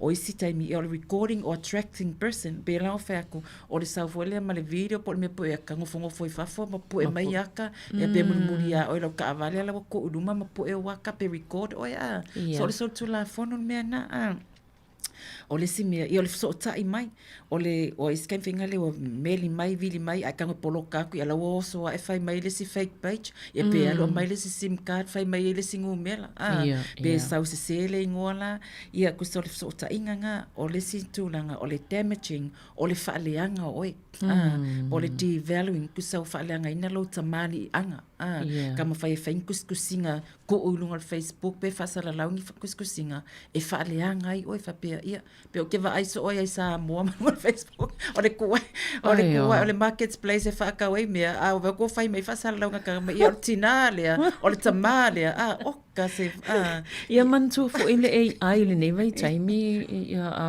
leilu ia tua am faina fai elo wata pe ia se mea mo ia na fai elo to inga me fa pena fa le anga tsanga moni le ia sala tunanga na o le damaging devaluing o le moving o le sangata ia o le sawa ngo for next door sifi mai aso no for la tala o ngara muri mai ia po le entering point o le sawa tono lo fale po le sau tono fal fainga luenga po le sau se mea la te iai ia ngasa le fa pea lai o la sawa ia sang episingisi ai le lo la sau o nga oi ia po le interfere fo o le tangata fo le o sau interfering with taonga or property e mau me fafanga o le sau kama fai faleanga ia o nyau me totino nyau me ke fia ai po le California po ngiata po lau ta avale po le paolo fale e sa kapela o pusi pe sa me fa penga po le mai de fa o ngale mai le o so mea o malavanga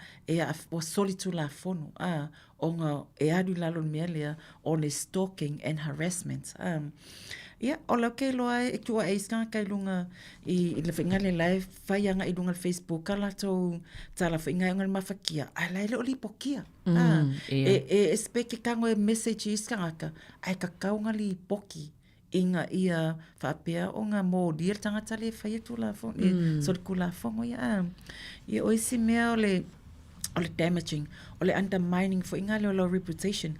O ke ia walua se kala whaapua lau mai whape o oius tangata o le se tuloa i o inga oi whao tane ia o awinga uma whapenga. Wa ke ia whasala lau mai ai le tele o iloa o kusa walu ka lea whaingi upu e whalea ngai oi. Wa le mawhaiela inga leo pe wa whaale tonu e lau ngā luenga.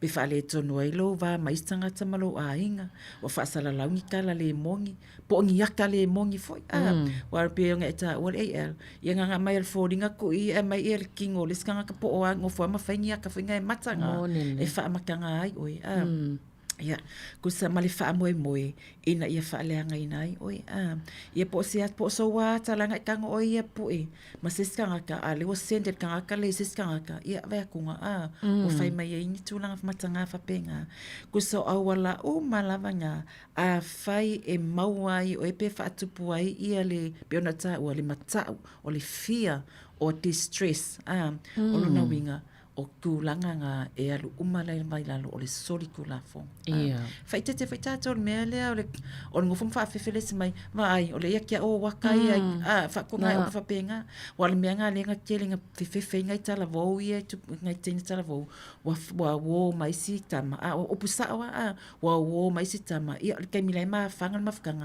ia puela ko waka ma fa pe ai nga ke o le ko mo umale wo sauro mal fa punga nga aka le ko wo ke vai le kango ko unga wakaya ia nga fefe ala yo skenge ngai fa pe please I do anything I've made like fire so se me o nga ru fa fefe mai ai awe ke fefe pa ora kala ia kango ko ilunga ke ke ai le fa so tai se si mai ma to ka yo ma ko ka o leo inga ia ai le afa maru si anga tu la fongo e fa sala kanga kalia le fula sa we lalo e ma fai leo o nga avese o mai lava ia langa ke fongi langa laptop o amela ai su e waka avese mai fa sala foi e alu lai lalo kula fongo ne o le stalking and harassment ya mana ya mo tato fo ia lele o manino ia man la mai en tula fono le ona wa ia le me pa pui mai o e ma lave e mai ai ia tato mai to inga me fa pe nei pe ia fa inga tu sa le tau fa mata o male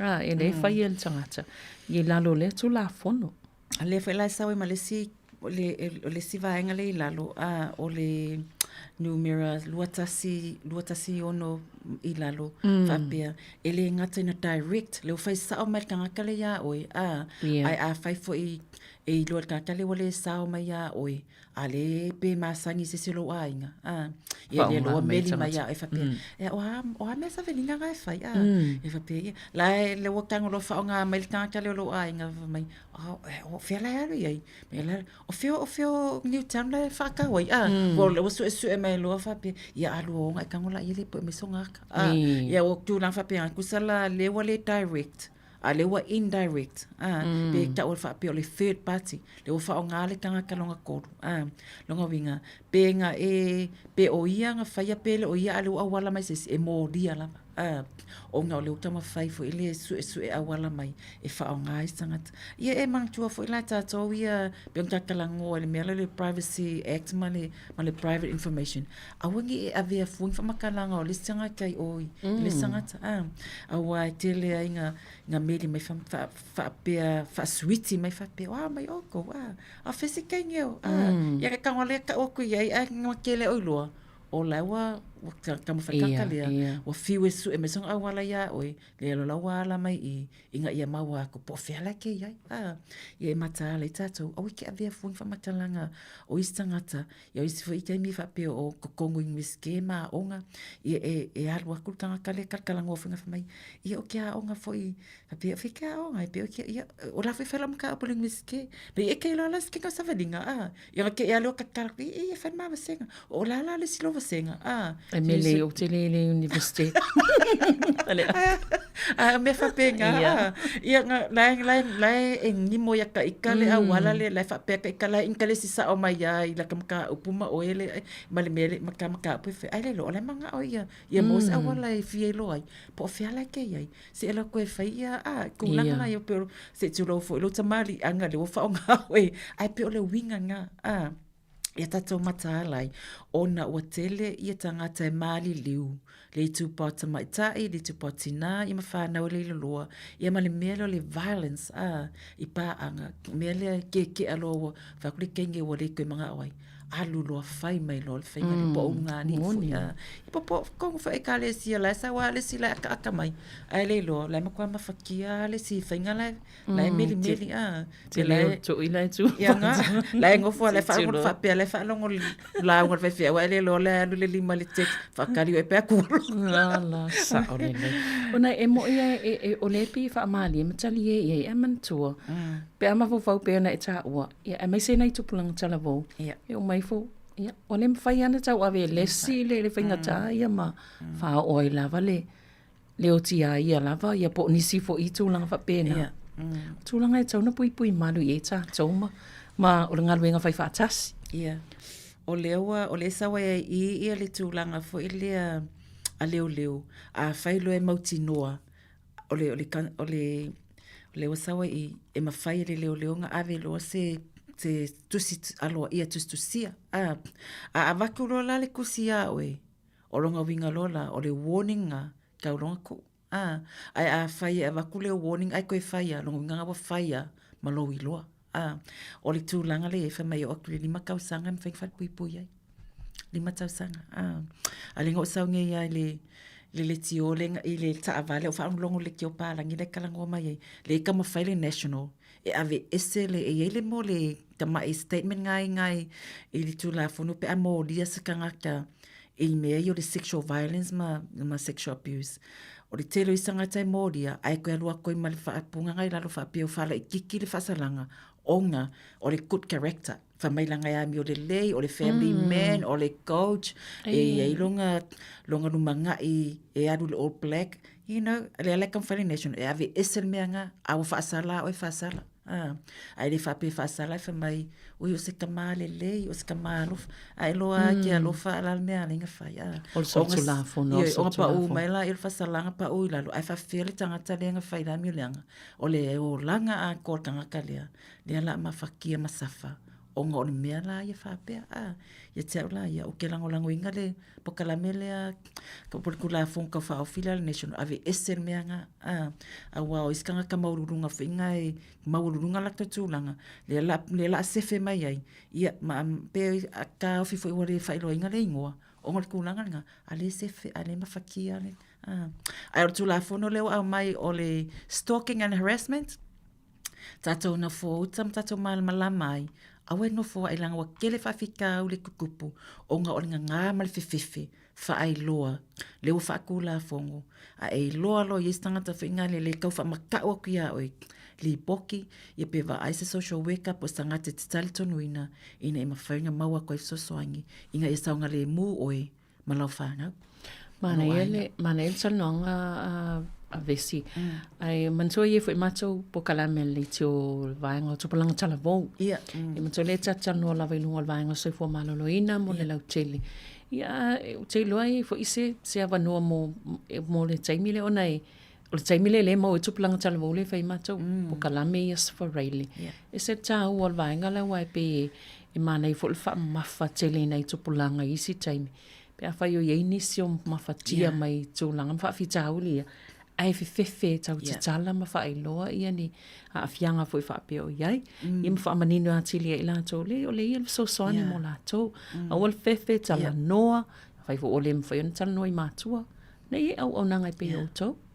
O le me tāua lava, o le waweanga pike kākou a saulo kula whonga whapea, tātou tiro loi e alanga whai, mo le tātou saunga le mu, ia tātou tala noa lo ma whai loa, inga ia pui, wa e alanga a le iloa, e alanga whai kula whongo ia, o ngā lai kupu lava, a le leo iloa, ne lau whatu la whongo inga loa, inga ia pui ia i tātou, ia ai au ngā fo i sila ia le, ia mari le whai le, po kalame o ke sila ia po ai lava le lo fai e wa fai ale ia va ai ele act le ina ia fa pion fa mama lama ia matala noa tile foi so soani mo tata tuplang tala vo ia e ma lo lava mane po kalame nei taia tai e foi po kalame o po fai o malo ma sanina tala noa ia le fionga la wan o lo tele foi na fa mani noa ia pa ngai to la fono ma ta o po fai o malo ia e pio mana e o tupulanga tala vou e sele tā ua nei vai. Whaftai tele lava, le simol po kalame nei tai au, malo lava leon sa ia Fo le fa mo tō whelo i le masina ia talano fo inisi vaenga tā ue whalau tele a tili. Ia whaftai fo Isavelina, whaftai tele lava Sāmoa lau whafonga. Ia o la fo se upole tau tamali lau whafonga. Ia o le naunga lava lau onga. Ia whapiona whamamalama. Ma ia maua mai tātou. Soi fua mālolo ina lau lele. Tātou toi whelo ai fo i le masina. Ia tō wha soi fua Sāmoa. Malo whaftai. Ia o le tātou pukalame nal malo lau whafonga. Whaftai tele lava le whafonga mai. Ia ai toi whaubau fo tātou pukalame o le soi fua mālolo ina. I le vai a sofou tai masani, ia ai mol nei taimi manuia lava ngā luenga o whianga iai, i le nei vai aso, ia mai se fo leanga i atu, i le vai ungol vai aso, i o le aso ai matatou tala fou, pe ona saunia le sunga ia lawana o ati lawa, ia ma le sunga ia ta sesa, lam sam, ia ai usi mai a lau whafonga.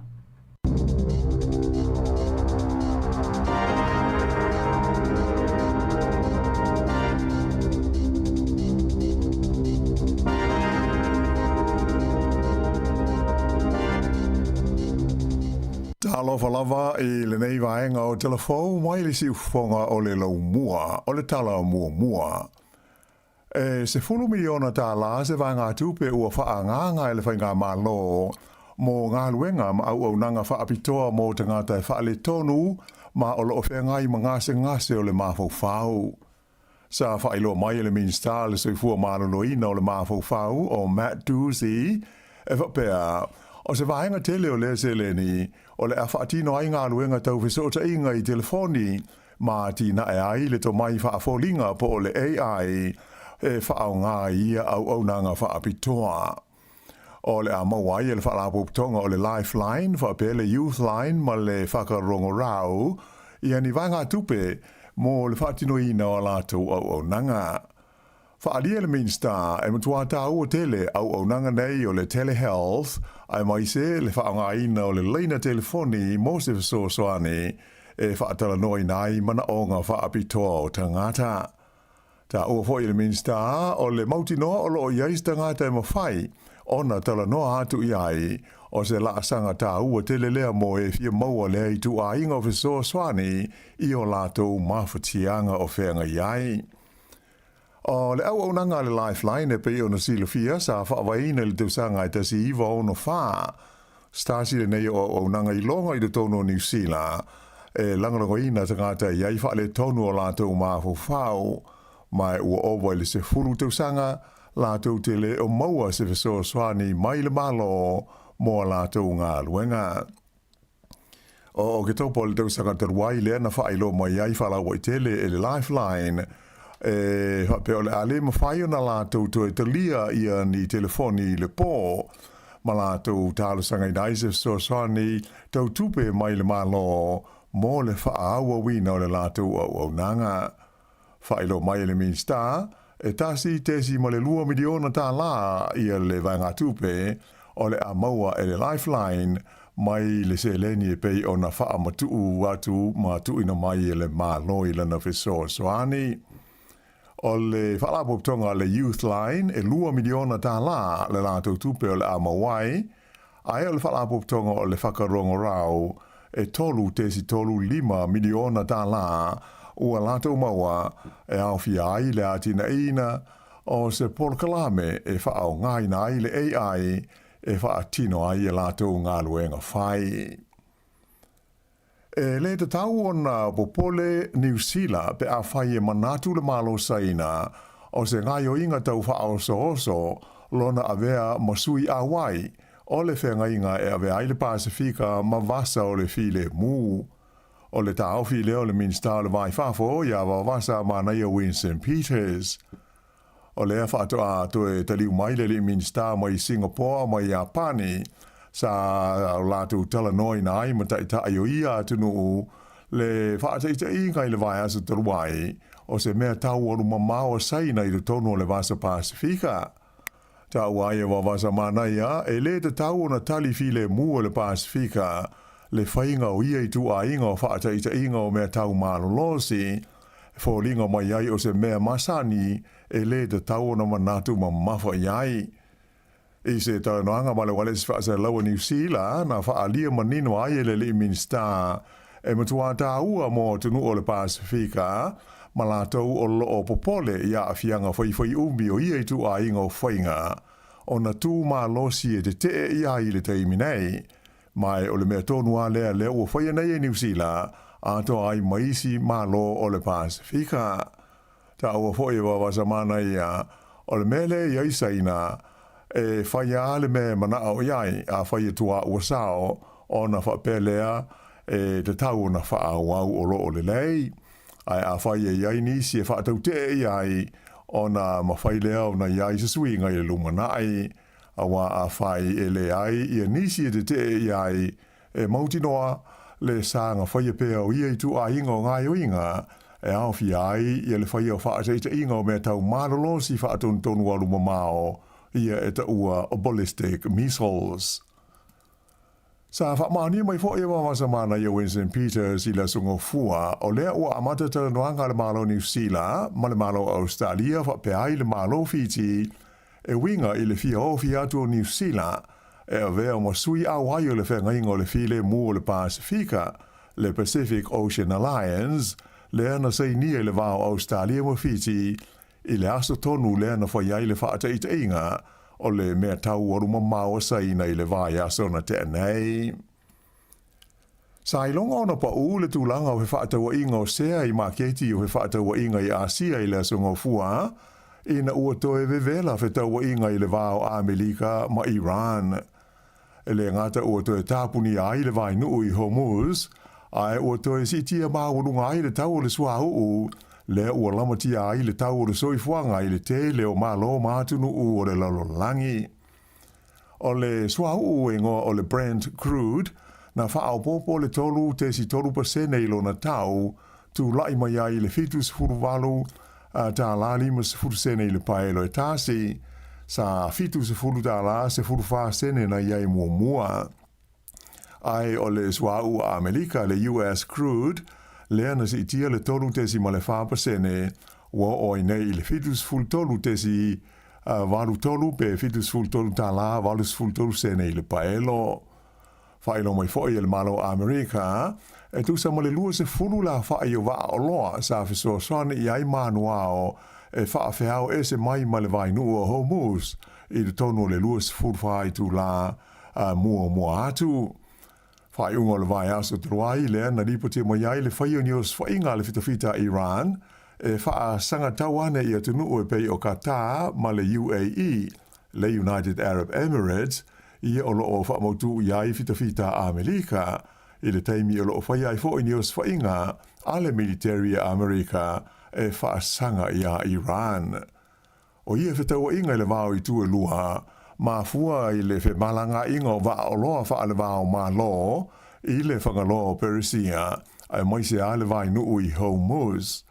Na wha a sila mai le Palestine Amerika i a Donald Trump i le sai whapea, o lea o loo da tala le vai nuu i Hormuz mo whe malanga inga masani a vā o loa, e ui ina Sāmoa mua whaia se wha se le launga le malo Iran e whapea, ua lātou tue tāpunia le Strait of Hormuz, ina ua uma o na lātou os whaia se vā o loa sa uia le vai nuu. O le toe whaatitele ai os whainga nei, ua whesilingi ai leo ngā o se murienga le tū mau, le ana seinia le vāo Amerika ma Iran i le masina na tenei, i le wha moe e toe de talai nai le vai nui Hormuz ma wha umai ma le taua. Ua lipatia mai, leo atu i le lua i tū la o wha tali ni ngase sa awina atu e ta vale le whale mai po ambulances mo se foma ai i le whale mai tele i Palmerston North i le asonga fuan nafi. Whaamania mai lea tūlanga le pūlenga le St. John Ambulance, le ana o lātou ta ua le whenga iai o lātou ta male, ma whaafita uli i le tuai leo na maua ni fomai mo ngase na avatu i ai. O le mafuanga, ona o le matua i pisi lava o le vaenga o le emergency i le teimi le nei o le tau malulu.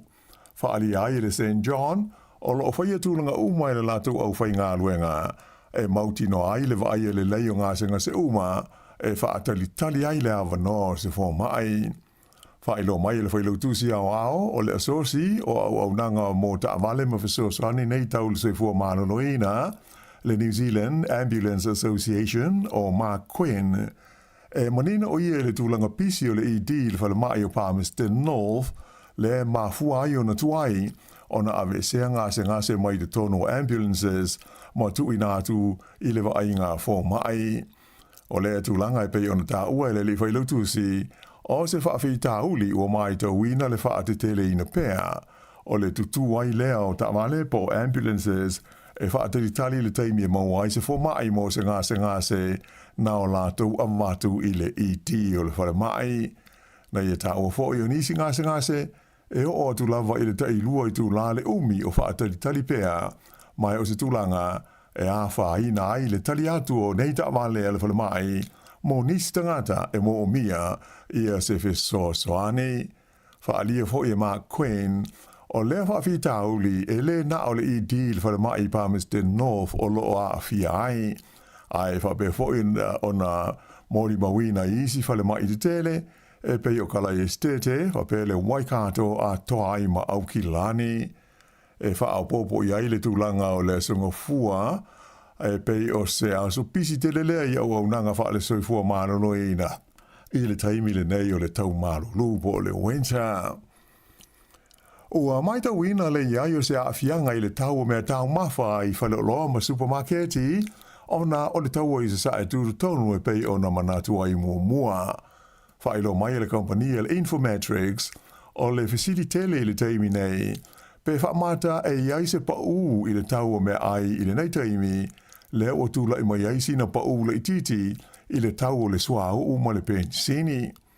O le fua whaasolo le Infometrics ua tu ina mai mo le tau o mea tau mawha o lo o manino mai ai le si tio le tau o lo o whaatau mai ai e supermarketi a le kompania le foodstuffs ia o lo nei mai alato suppliers. Whaali ai le whaatonu o Brad Olsen sa iai se si tanga e lua tesi ma le tasi pasene i le tau o mea tau mawha mai sa mai tawina foi o le tele la voisi vaenga sa whape na foi ona si tia le tau i le tonu o le tolu masina ua mawai. Na ia whaali foi o le mafuanga utu la voisi tanga nei ona o le taua i Iran.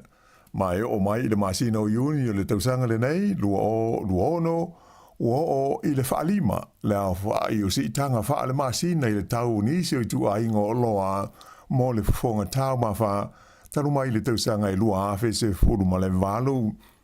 Na ta ua foi whapea e na o le afa o le si tanga i le tau o me ai i a Iuni na wafua ona o le si tia o le tau o sua o mo pensini o se tulanga e atangi ai isi mafuanga i le taungata o nisi o loa.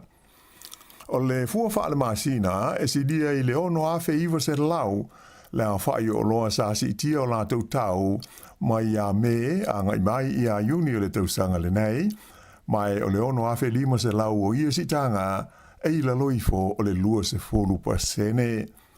Ta ua lai le li whaatonu i a Brad Olsen e whaingatai le teimi nei o na whaia se whaata tau po o se waloanga i le tūlanga o le a iai le tau o mea tau mawhai le anga i luma ua o le fwoi wali ni mai le toe anga i lunga o le tau o le swau u whapea ma le peni sini. Ua valo ia mai le ofisio le tau ni aso mawhanawhana o le nei vai aso i le tuana iai leo se whai unga le vai aso malu lui New Zealand. Pei tai e le o vaenga umo le tunu u e a fia ia tūlanga tau mawhanawhana o le tau ona e iai vaenga o le awhea ngai mo ti munga ai mai se ia le motu i saute. Na whaamawina e le ofisio le tau le tae au le sa ua mawae o se tae au o pito malu nule o le tau mo se vaenga tele o New Zealand e o lava i au kilani le ana malosi le frost i le tae au. Po le stona i taluai a malama le sa whaamawina i nisi malai valele se vai taimi au pito i malu lu o le tau le nei tausanga e au fia i le malai valele o au kilani le sa whaamawina i le fua o le vevela po o le mawhanawhana e na o le lua ma le afa degrees Celsius. Ai o le malai valele Christchurch sa minus 3.8 Celsius, malai valele o Taupo na minus 4.2 Celsius. Ai o le malaiwa alele o Mount Cook, lea na o i le fua e minus 11.5 degrees Celsius. Ai o le malulua pito mawa ai na wha mauwina lea i le waitu loto o Lake Tekapo, lea na tu lai mai e minus 12.5 degrees Celsius. I le o ngā tonu la o le motu i mātū, na wha mauwinai i vaenga maulunga i le fua e minus 6.2 degrees Celsius. O le nei vai aso fau o lo o walo i mai le iai o savili mai mātū i sifo, mai o le atau whio lolo ai tu langa o le malulu.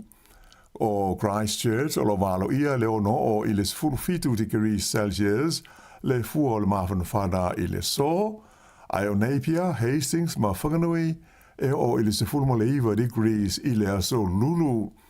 Ua tu ina mai se la pata inga mo timunga mamawhaia a fiai tu maunga le Westland Rangers, whapea ma la pata inga mo matangi malulosi, mo vaenga maulunga o le tumano Canterbury i le so. Ua whaapa ui lalo e le kompani o le Fonterra, le tau fuafuaina mo lana susu i le tausanga lua ono lua fitu, e mahua i le alu i lalo o le tau o le susu, i whewhaataua inga o le susu o le laulangi, le Global Dairy Trade Auction. Whailo mai le Fonterra, o le taupa ua whaatulungaina mo le lātou susu, ua fuafuaina le i le iwa, tā la luas fulima sene i le kilo, mo le vaenga le ta ua o meo milk solids, ai o se vaenga fau mai le walu tā la a ngai le se furu tā la lima se furu sene i le kilo. O se pa u lea pe a fua i le fuanga mua na iai, iwa tā la fitu lima sene i le kilo mo le masina o me ai walu tā la nga i le sfultasi i le kilo i a isi vaenga o le susu le sa tula mai i le iwa tā la onu sful sene e le o iai se swinga i le fuanga i le tau na o atu i le iwa tā la onu sfulu sene a nga i le iwa tā la walu sful sene i le kilo i le tau o le susu i le tausanga e lua o lua lima lua ono pei ona wha ngā solo nei. Ta o mai le whaatono o le Fonterra ia Richard Allen, o le nei swinga mo le tau o le susu i le tausanga o lumana i nei e atangi ai le tūlanga wha ai titia o le mana o pia o le fo i tau mawha i maketi wha ale wā o mā lo. I le laulangi whafo, ua lipatia mai le sidi atu i le se furuafe le au whainga o tangata na whanolo lātou soifua i atu nuu SS i Europa, ona o tūlanga vevela o le ea na a fiai le vaenga o le kilope i le masina o iuni na mawai atu nei. O le tau whai ui unga o iuni le asa aufiti ai le tūlangi sifo Europa i se vaenga lo tele o winga vevela o le ea po o se heatwave. Mai sai longa ona matua mawhati ai le tele o te nuu, whaalie whapea o le vaenga tele o la tau na whanau ai le soifua, e siri atu i le iwa awhela whai, o tangata mātutua ia mai le ono lima tausanga a ngai i lunga i a tausanga o la tau soifua. O le vevela o le ea e mawhai o na awhi ai le soifua o se tangata e awala i le heat stroke, i a mawha te tele ai ngase o le whatu, ma whaale tonu ai male manawa ai mai se lava o tangata mātua. O le vāo le aso luas fulurua ma le aso luas fuluvalu i uni le asa mai tau inai le matua wha te tele ai o mawhatianga o Europa ona o le vevela o le ea ma le se manga ai mai se ai lava o tunu e pei o whalani peretania whapea ma se pānia maisi.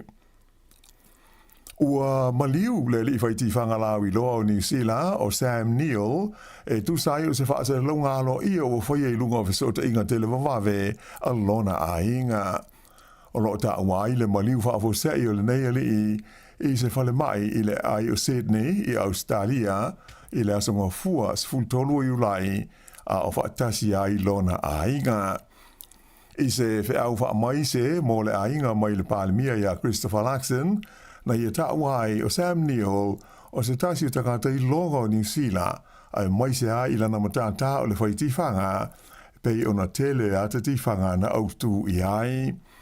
e tele isi wha mai senga o whaia mo le ainga, e nisi o ta i o nisila au fi ai Jacinda Ardern, le sa vea taruai ma palemia, le na i ta ua, na o la wheilo ai ma Sam Neill i nai vai aso taruai nei. E lenga te lea, ai uwha pe foi, o na mai ta wina le tele o lo whaanga, ma wha mai senga, mai isi te ngata whaiti whanga i longa o le lalolangi, ai wha pe ma wha la pou tonga, la tau te fausia de tifanga mo le ainga o Sam Neill. O le nei li isa umi sa taimi o whengai ma tonga fitinga o le ngase o le kanesa. Ua lipo tia mai le vevela i o tāpenanga a le auta alo le All Blacks e le ngata mo le ta'alonga i le astona i asau nei ma aialani ai o le sauninga mo le malanga ta'amilo i Awhelika i saute. Ua te tolu vai aso na whailo mai le whai a ongaunu i a Dave Rennie o le lisi o tamata alo la afilifilia mo le malanga i Awhelika i saute. O le ua whamaunia mai i Rennie e mautinola va o le a le avanoa i a le Leo Scott Barrett mo le malanga le i Awhelika i saute ona o se whale tonu o lo a whai na ilo na tua. Ai e ono mawhai o na malanga le isi loka o Fabian Holland e sui tūlanga ai. O lo o manua fo i lea li i a ena whaali e reni e te le avanoa e ono anuai o ia i Awhelika pe a whai e solo le lei pea na porkalame ma tonga fitinga o lo o wheanga iai. Lipotia mai fo i le toe whaatasiatu o le li o Rico Ioane i le tongala wapia le All Blacks i au kilani le vai so nei a o lumana iai lo na tolu o la tu ta longa whaitau wina o le nei tau sanga.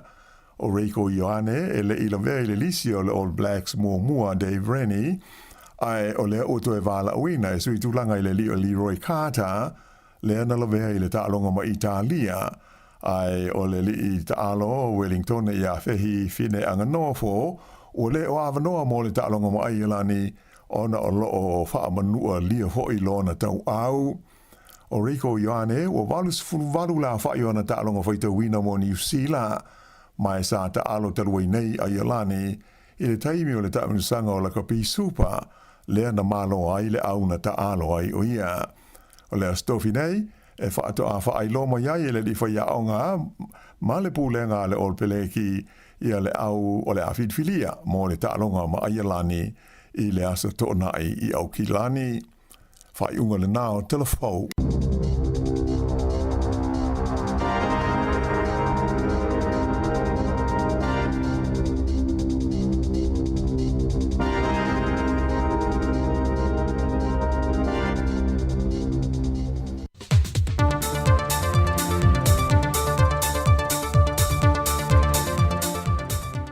Fie fo e te whaafelo i atu le whaafonga mai mo mai o lo tātua tanu.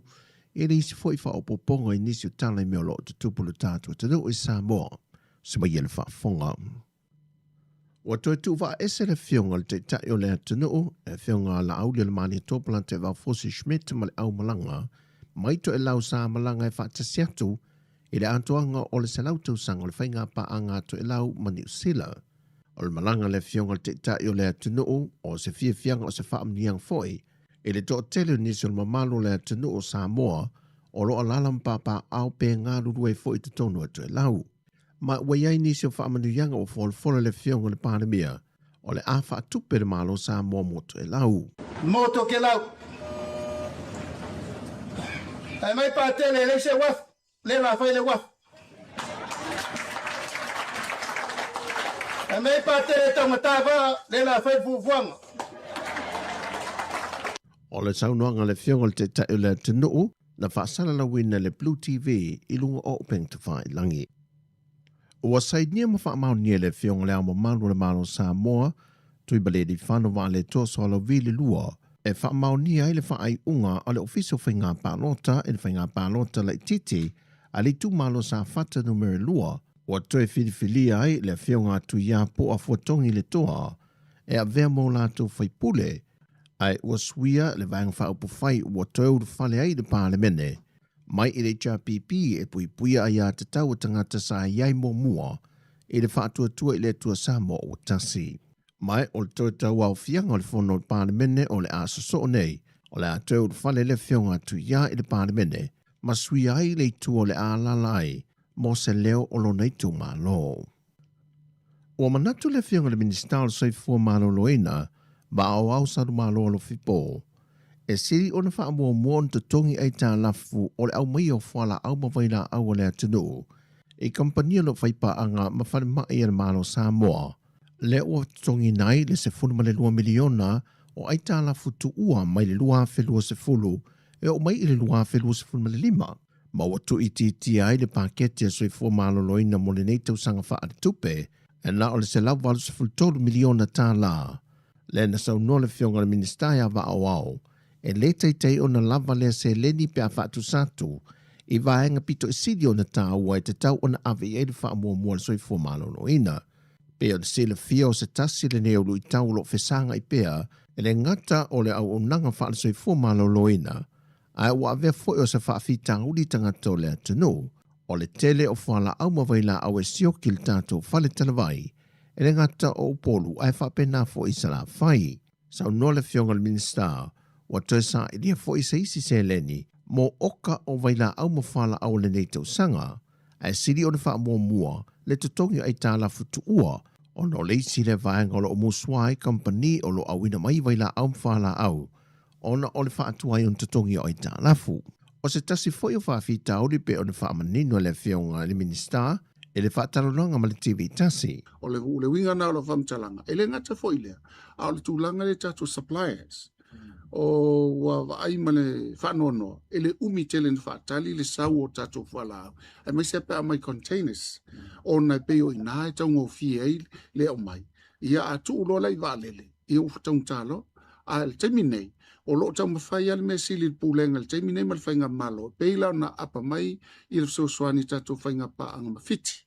Lea lau tu mai lo la tu lima, so se taimi a sioti ai tato, e lua aso a tau no mai ia tatu whala au mai la au le tali ilma na onga te mina al na foi sosoani e lai titi ele tele ona foi le mai valele al momonga le ia lava tatu oka tu mamao foi le pe ono masina tau no mai container ia fa nga lo le ina i mafai ona lava ta pena i lo toi fale o sila foi le fionga le minister mal mtanga luenga a toi foi marka peneta e sa idi seisi awala e siri ona vavem fa faingo fie nai lole awala lo whaungai na le teminei, e whaisi tuai tele o na taunu mai e o oka.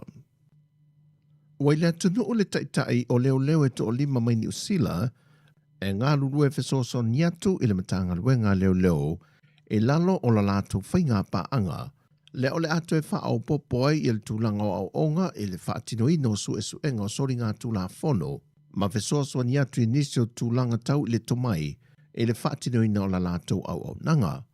Pei tai o wha manino mai e le tai o i lātou nei. E le aiso lātou teimi mai le o se lātou ngā ruenga foi.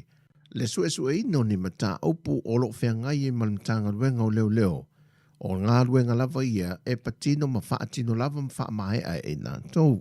E o atu le masino November lo whaata tia mai, wa tau nuu mamai ai i lātou e to 5, ma wha ato atoa i nai uma vaenga mo mia o onga, wa whesoa soa ni mai ei lanto mo leo Sāmoa.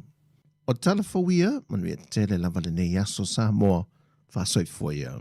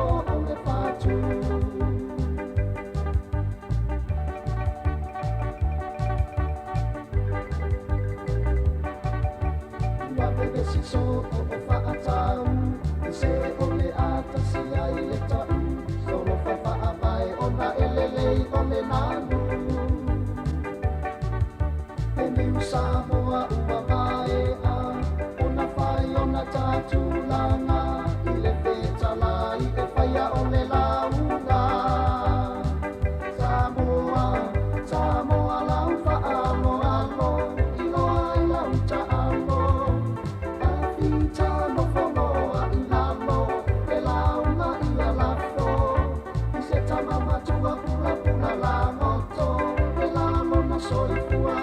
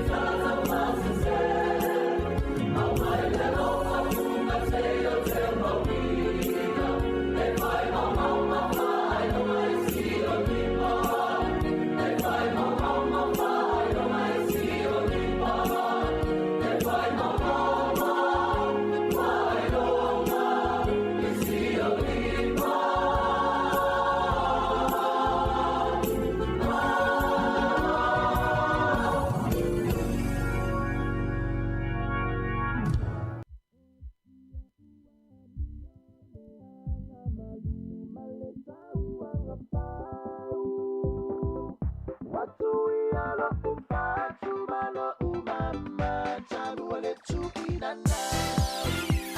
Let's down inside this my addiction. Introduce right now, it's my invention. Hey, you're from Polynua, a shit dimension. Hey, you're from P-Town, a left dimension. Come on and do it, beat the town, be on the track. I wanna mash it, beat town, mash it like that. Come on and run it to the way from the back. I wanna run it to the way from the back.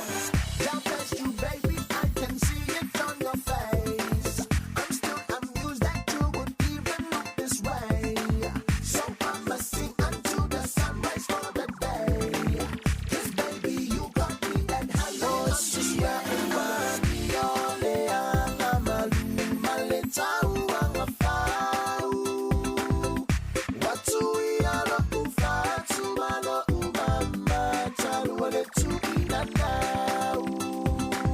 Oh sia uwani ole anga malu maleta uanga fau. Watu ialo kufatu malo umama talu wale tu inanau.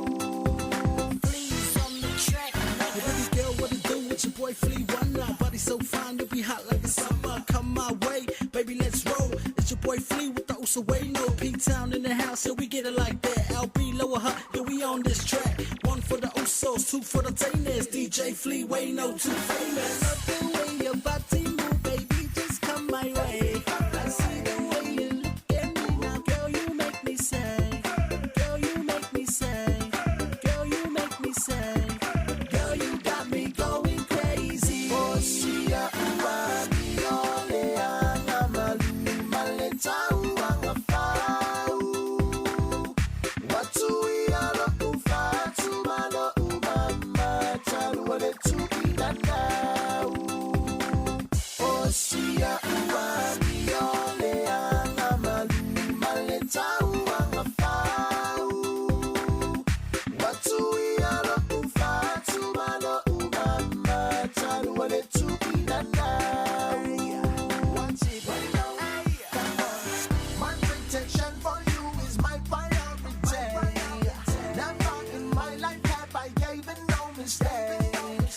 But now you're dancing, let me see you drop it low. Collaboration, I'll be records, man. No, come on then. Your beauty, baby, I adore. I ain't getting none of them anymore. So keep searching me. You can explore stronger than Jah and Chakakador. Girl, so let me in forevermore. You're so gentle, back up on the board. I will cherish you like 24/7. Oh, see ya, ole anga malu maleta uanga fau. Watu ialo kufatu malo umama talu wale tu inanau. Oh sia uwani ole anga malu maleta uanga fau. Watu ialo kufatu malo umama talu wale tu inanau. Oh sia uwani ole anga malu maleta uanga fau. Watu ialo kufatu malo umama talu wale tu inanau.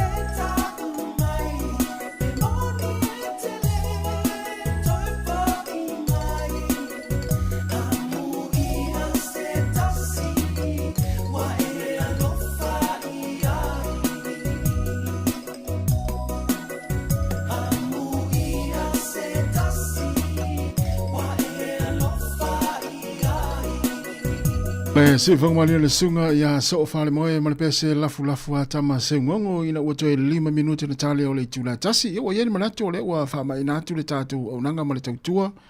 Ia ilunga o le ala leo le tasi ono tesi ma le tasi whamo le Sāmoa Capital Radio i Wellington mo le nei yaso.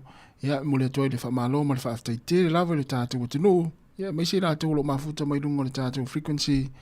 Ia i le nei aso whaaftai lau tāpua inga, ma lo tataro le ua hae manu ai le tātou nanga ma le tautua, mai le tāo na leila se ia pa ia manu le taimi o le auli. Ia e whaamalu na tufo i lau whainga luenga ma le au ngāre lue le nei aso, ia ua sala se ngangana, ia whaamangala so mātou whale tonu manu ia lava fuafua o tō le nei auli, ia le la whaamai nātu le tātou pese le whaatou whaatu i lungo le tātou ala leo.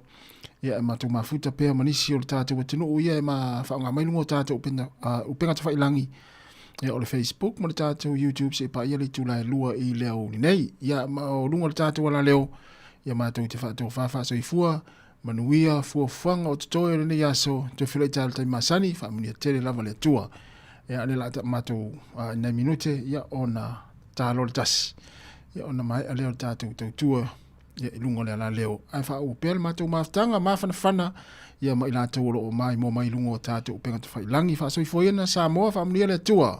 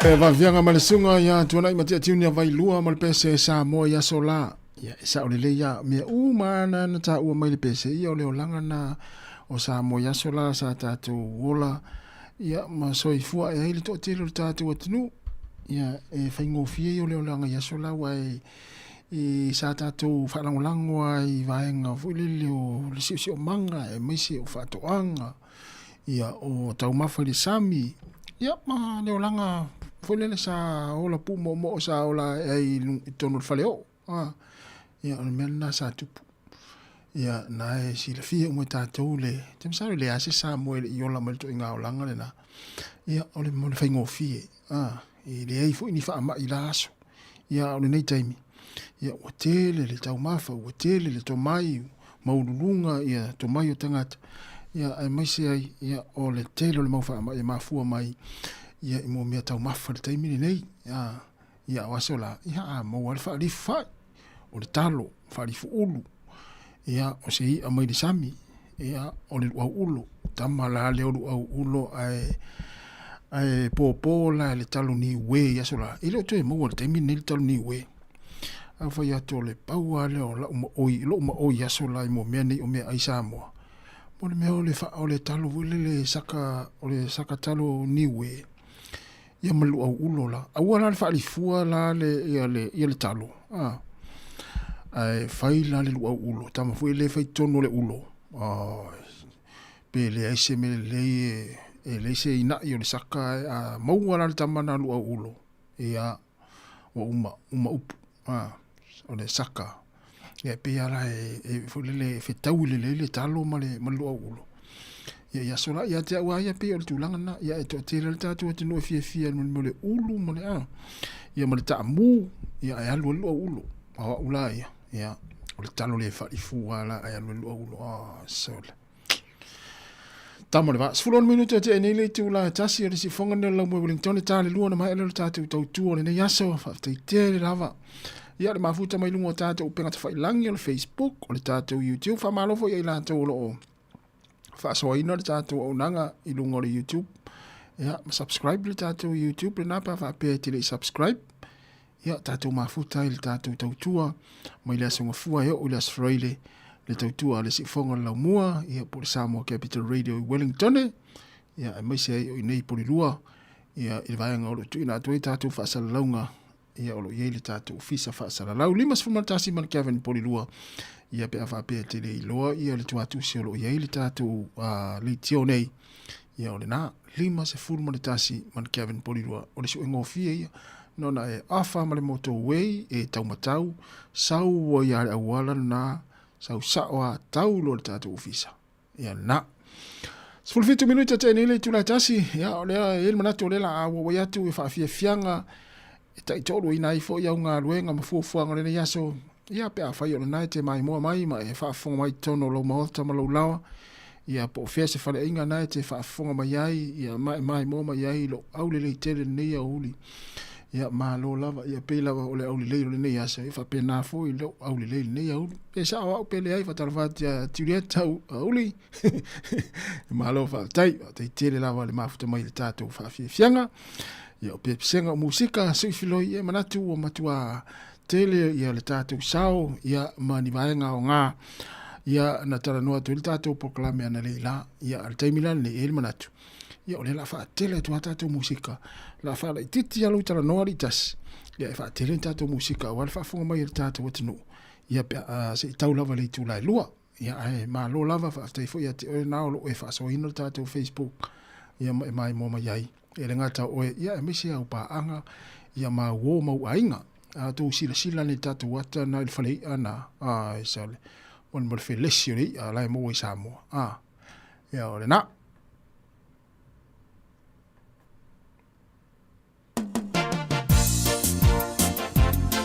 ya e fia siva tu ana lunga e fa lo au o pese vave ya o pese wosi o pese fa sore yo ma vo fonga ya se fusi mau ita so ala fa te filanga na ina wale maua o se moe o te moe miti o folina ta umaya ia o so langona pe o tu mau pe a iso alofa Pa imayaya itatoi amu o utotonga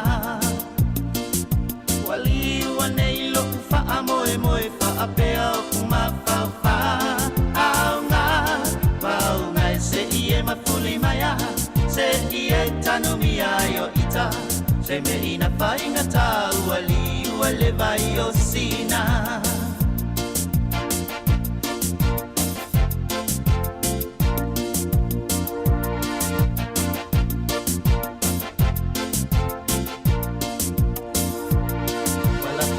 Mai le tau afi afi La upele o te nofo ma le tangi Fetu e ole langi sau Se I fai mai a sau tali Wali wanei lo ufa a moe moe fa a pea o uma fau fa Aunga Maunga e se I e mafuli mai a Se I e tano mi ai o ita Se me ina fai ngata Wali wale vai o sina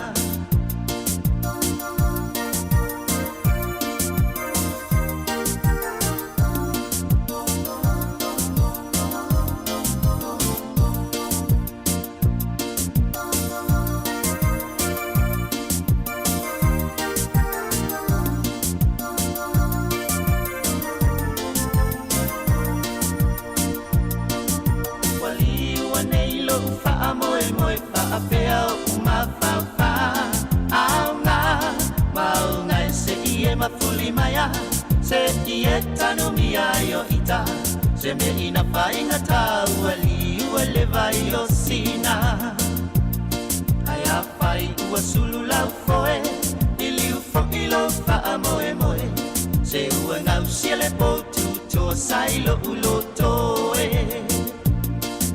Wali wane ilo ufa amoe moe fa apea uma fau fa Aunga Maunga se ie mafuli maya Se ie tanu mi ayo ita Se me ina fainga tau wali wale vai o sina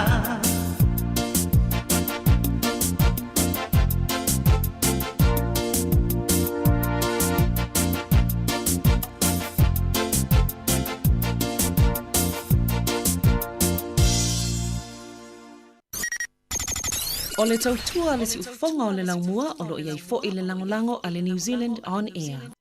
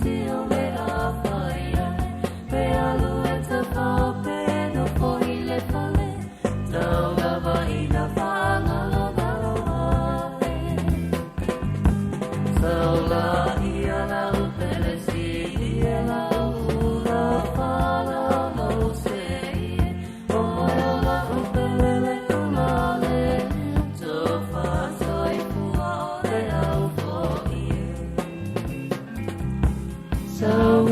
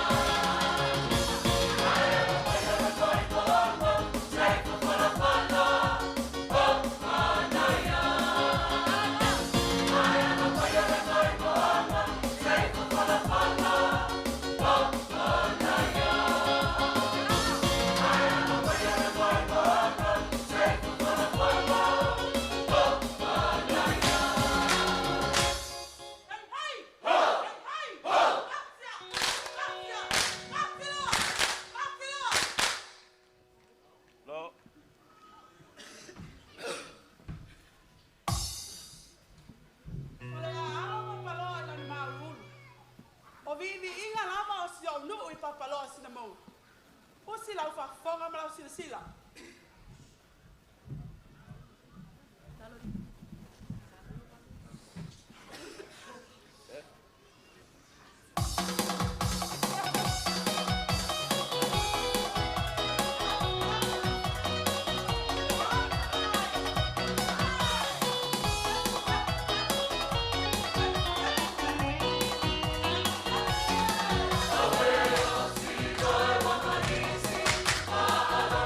Hey!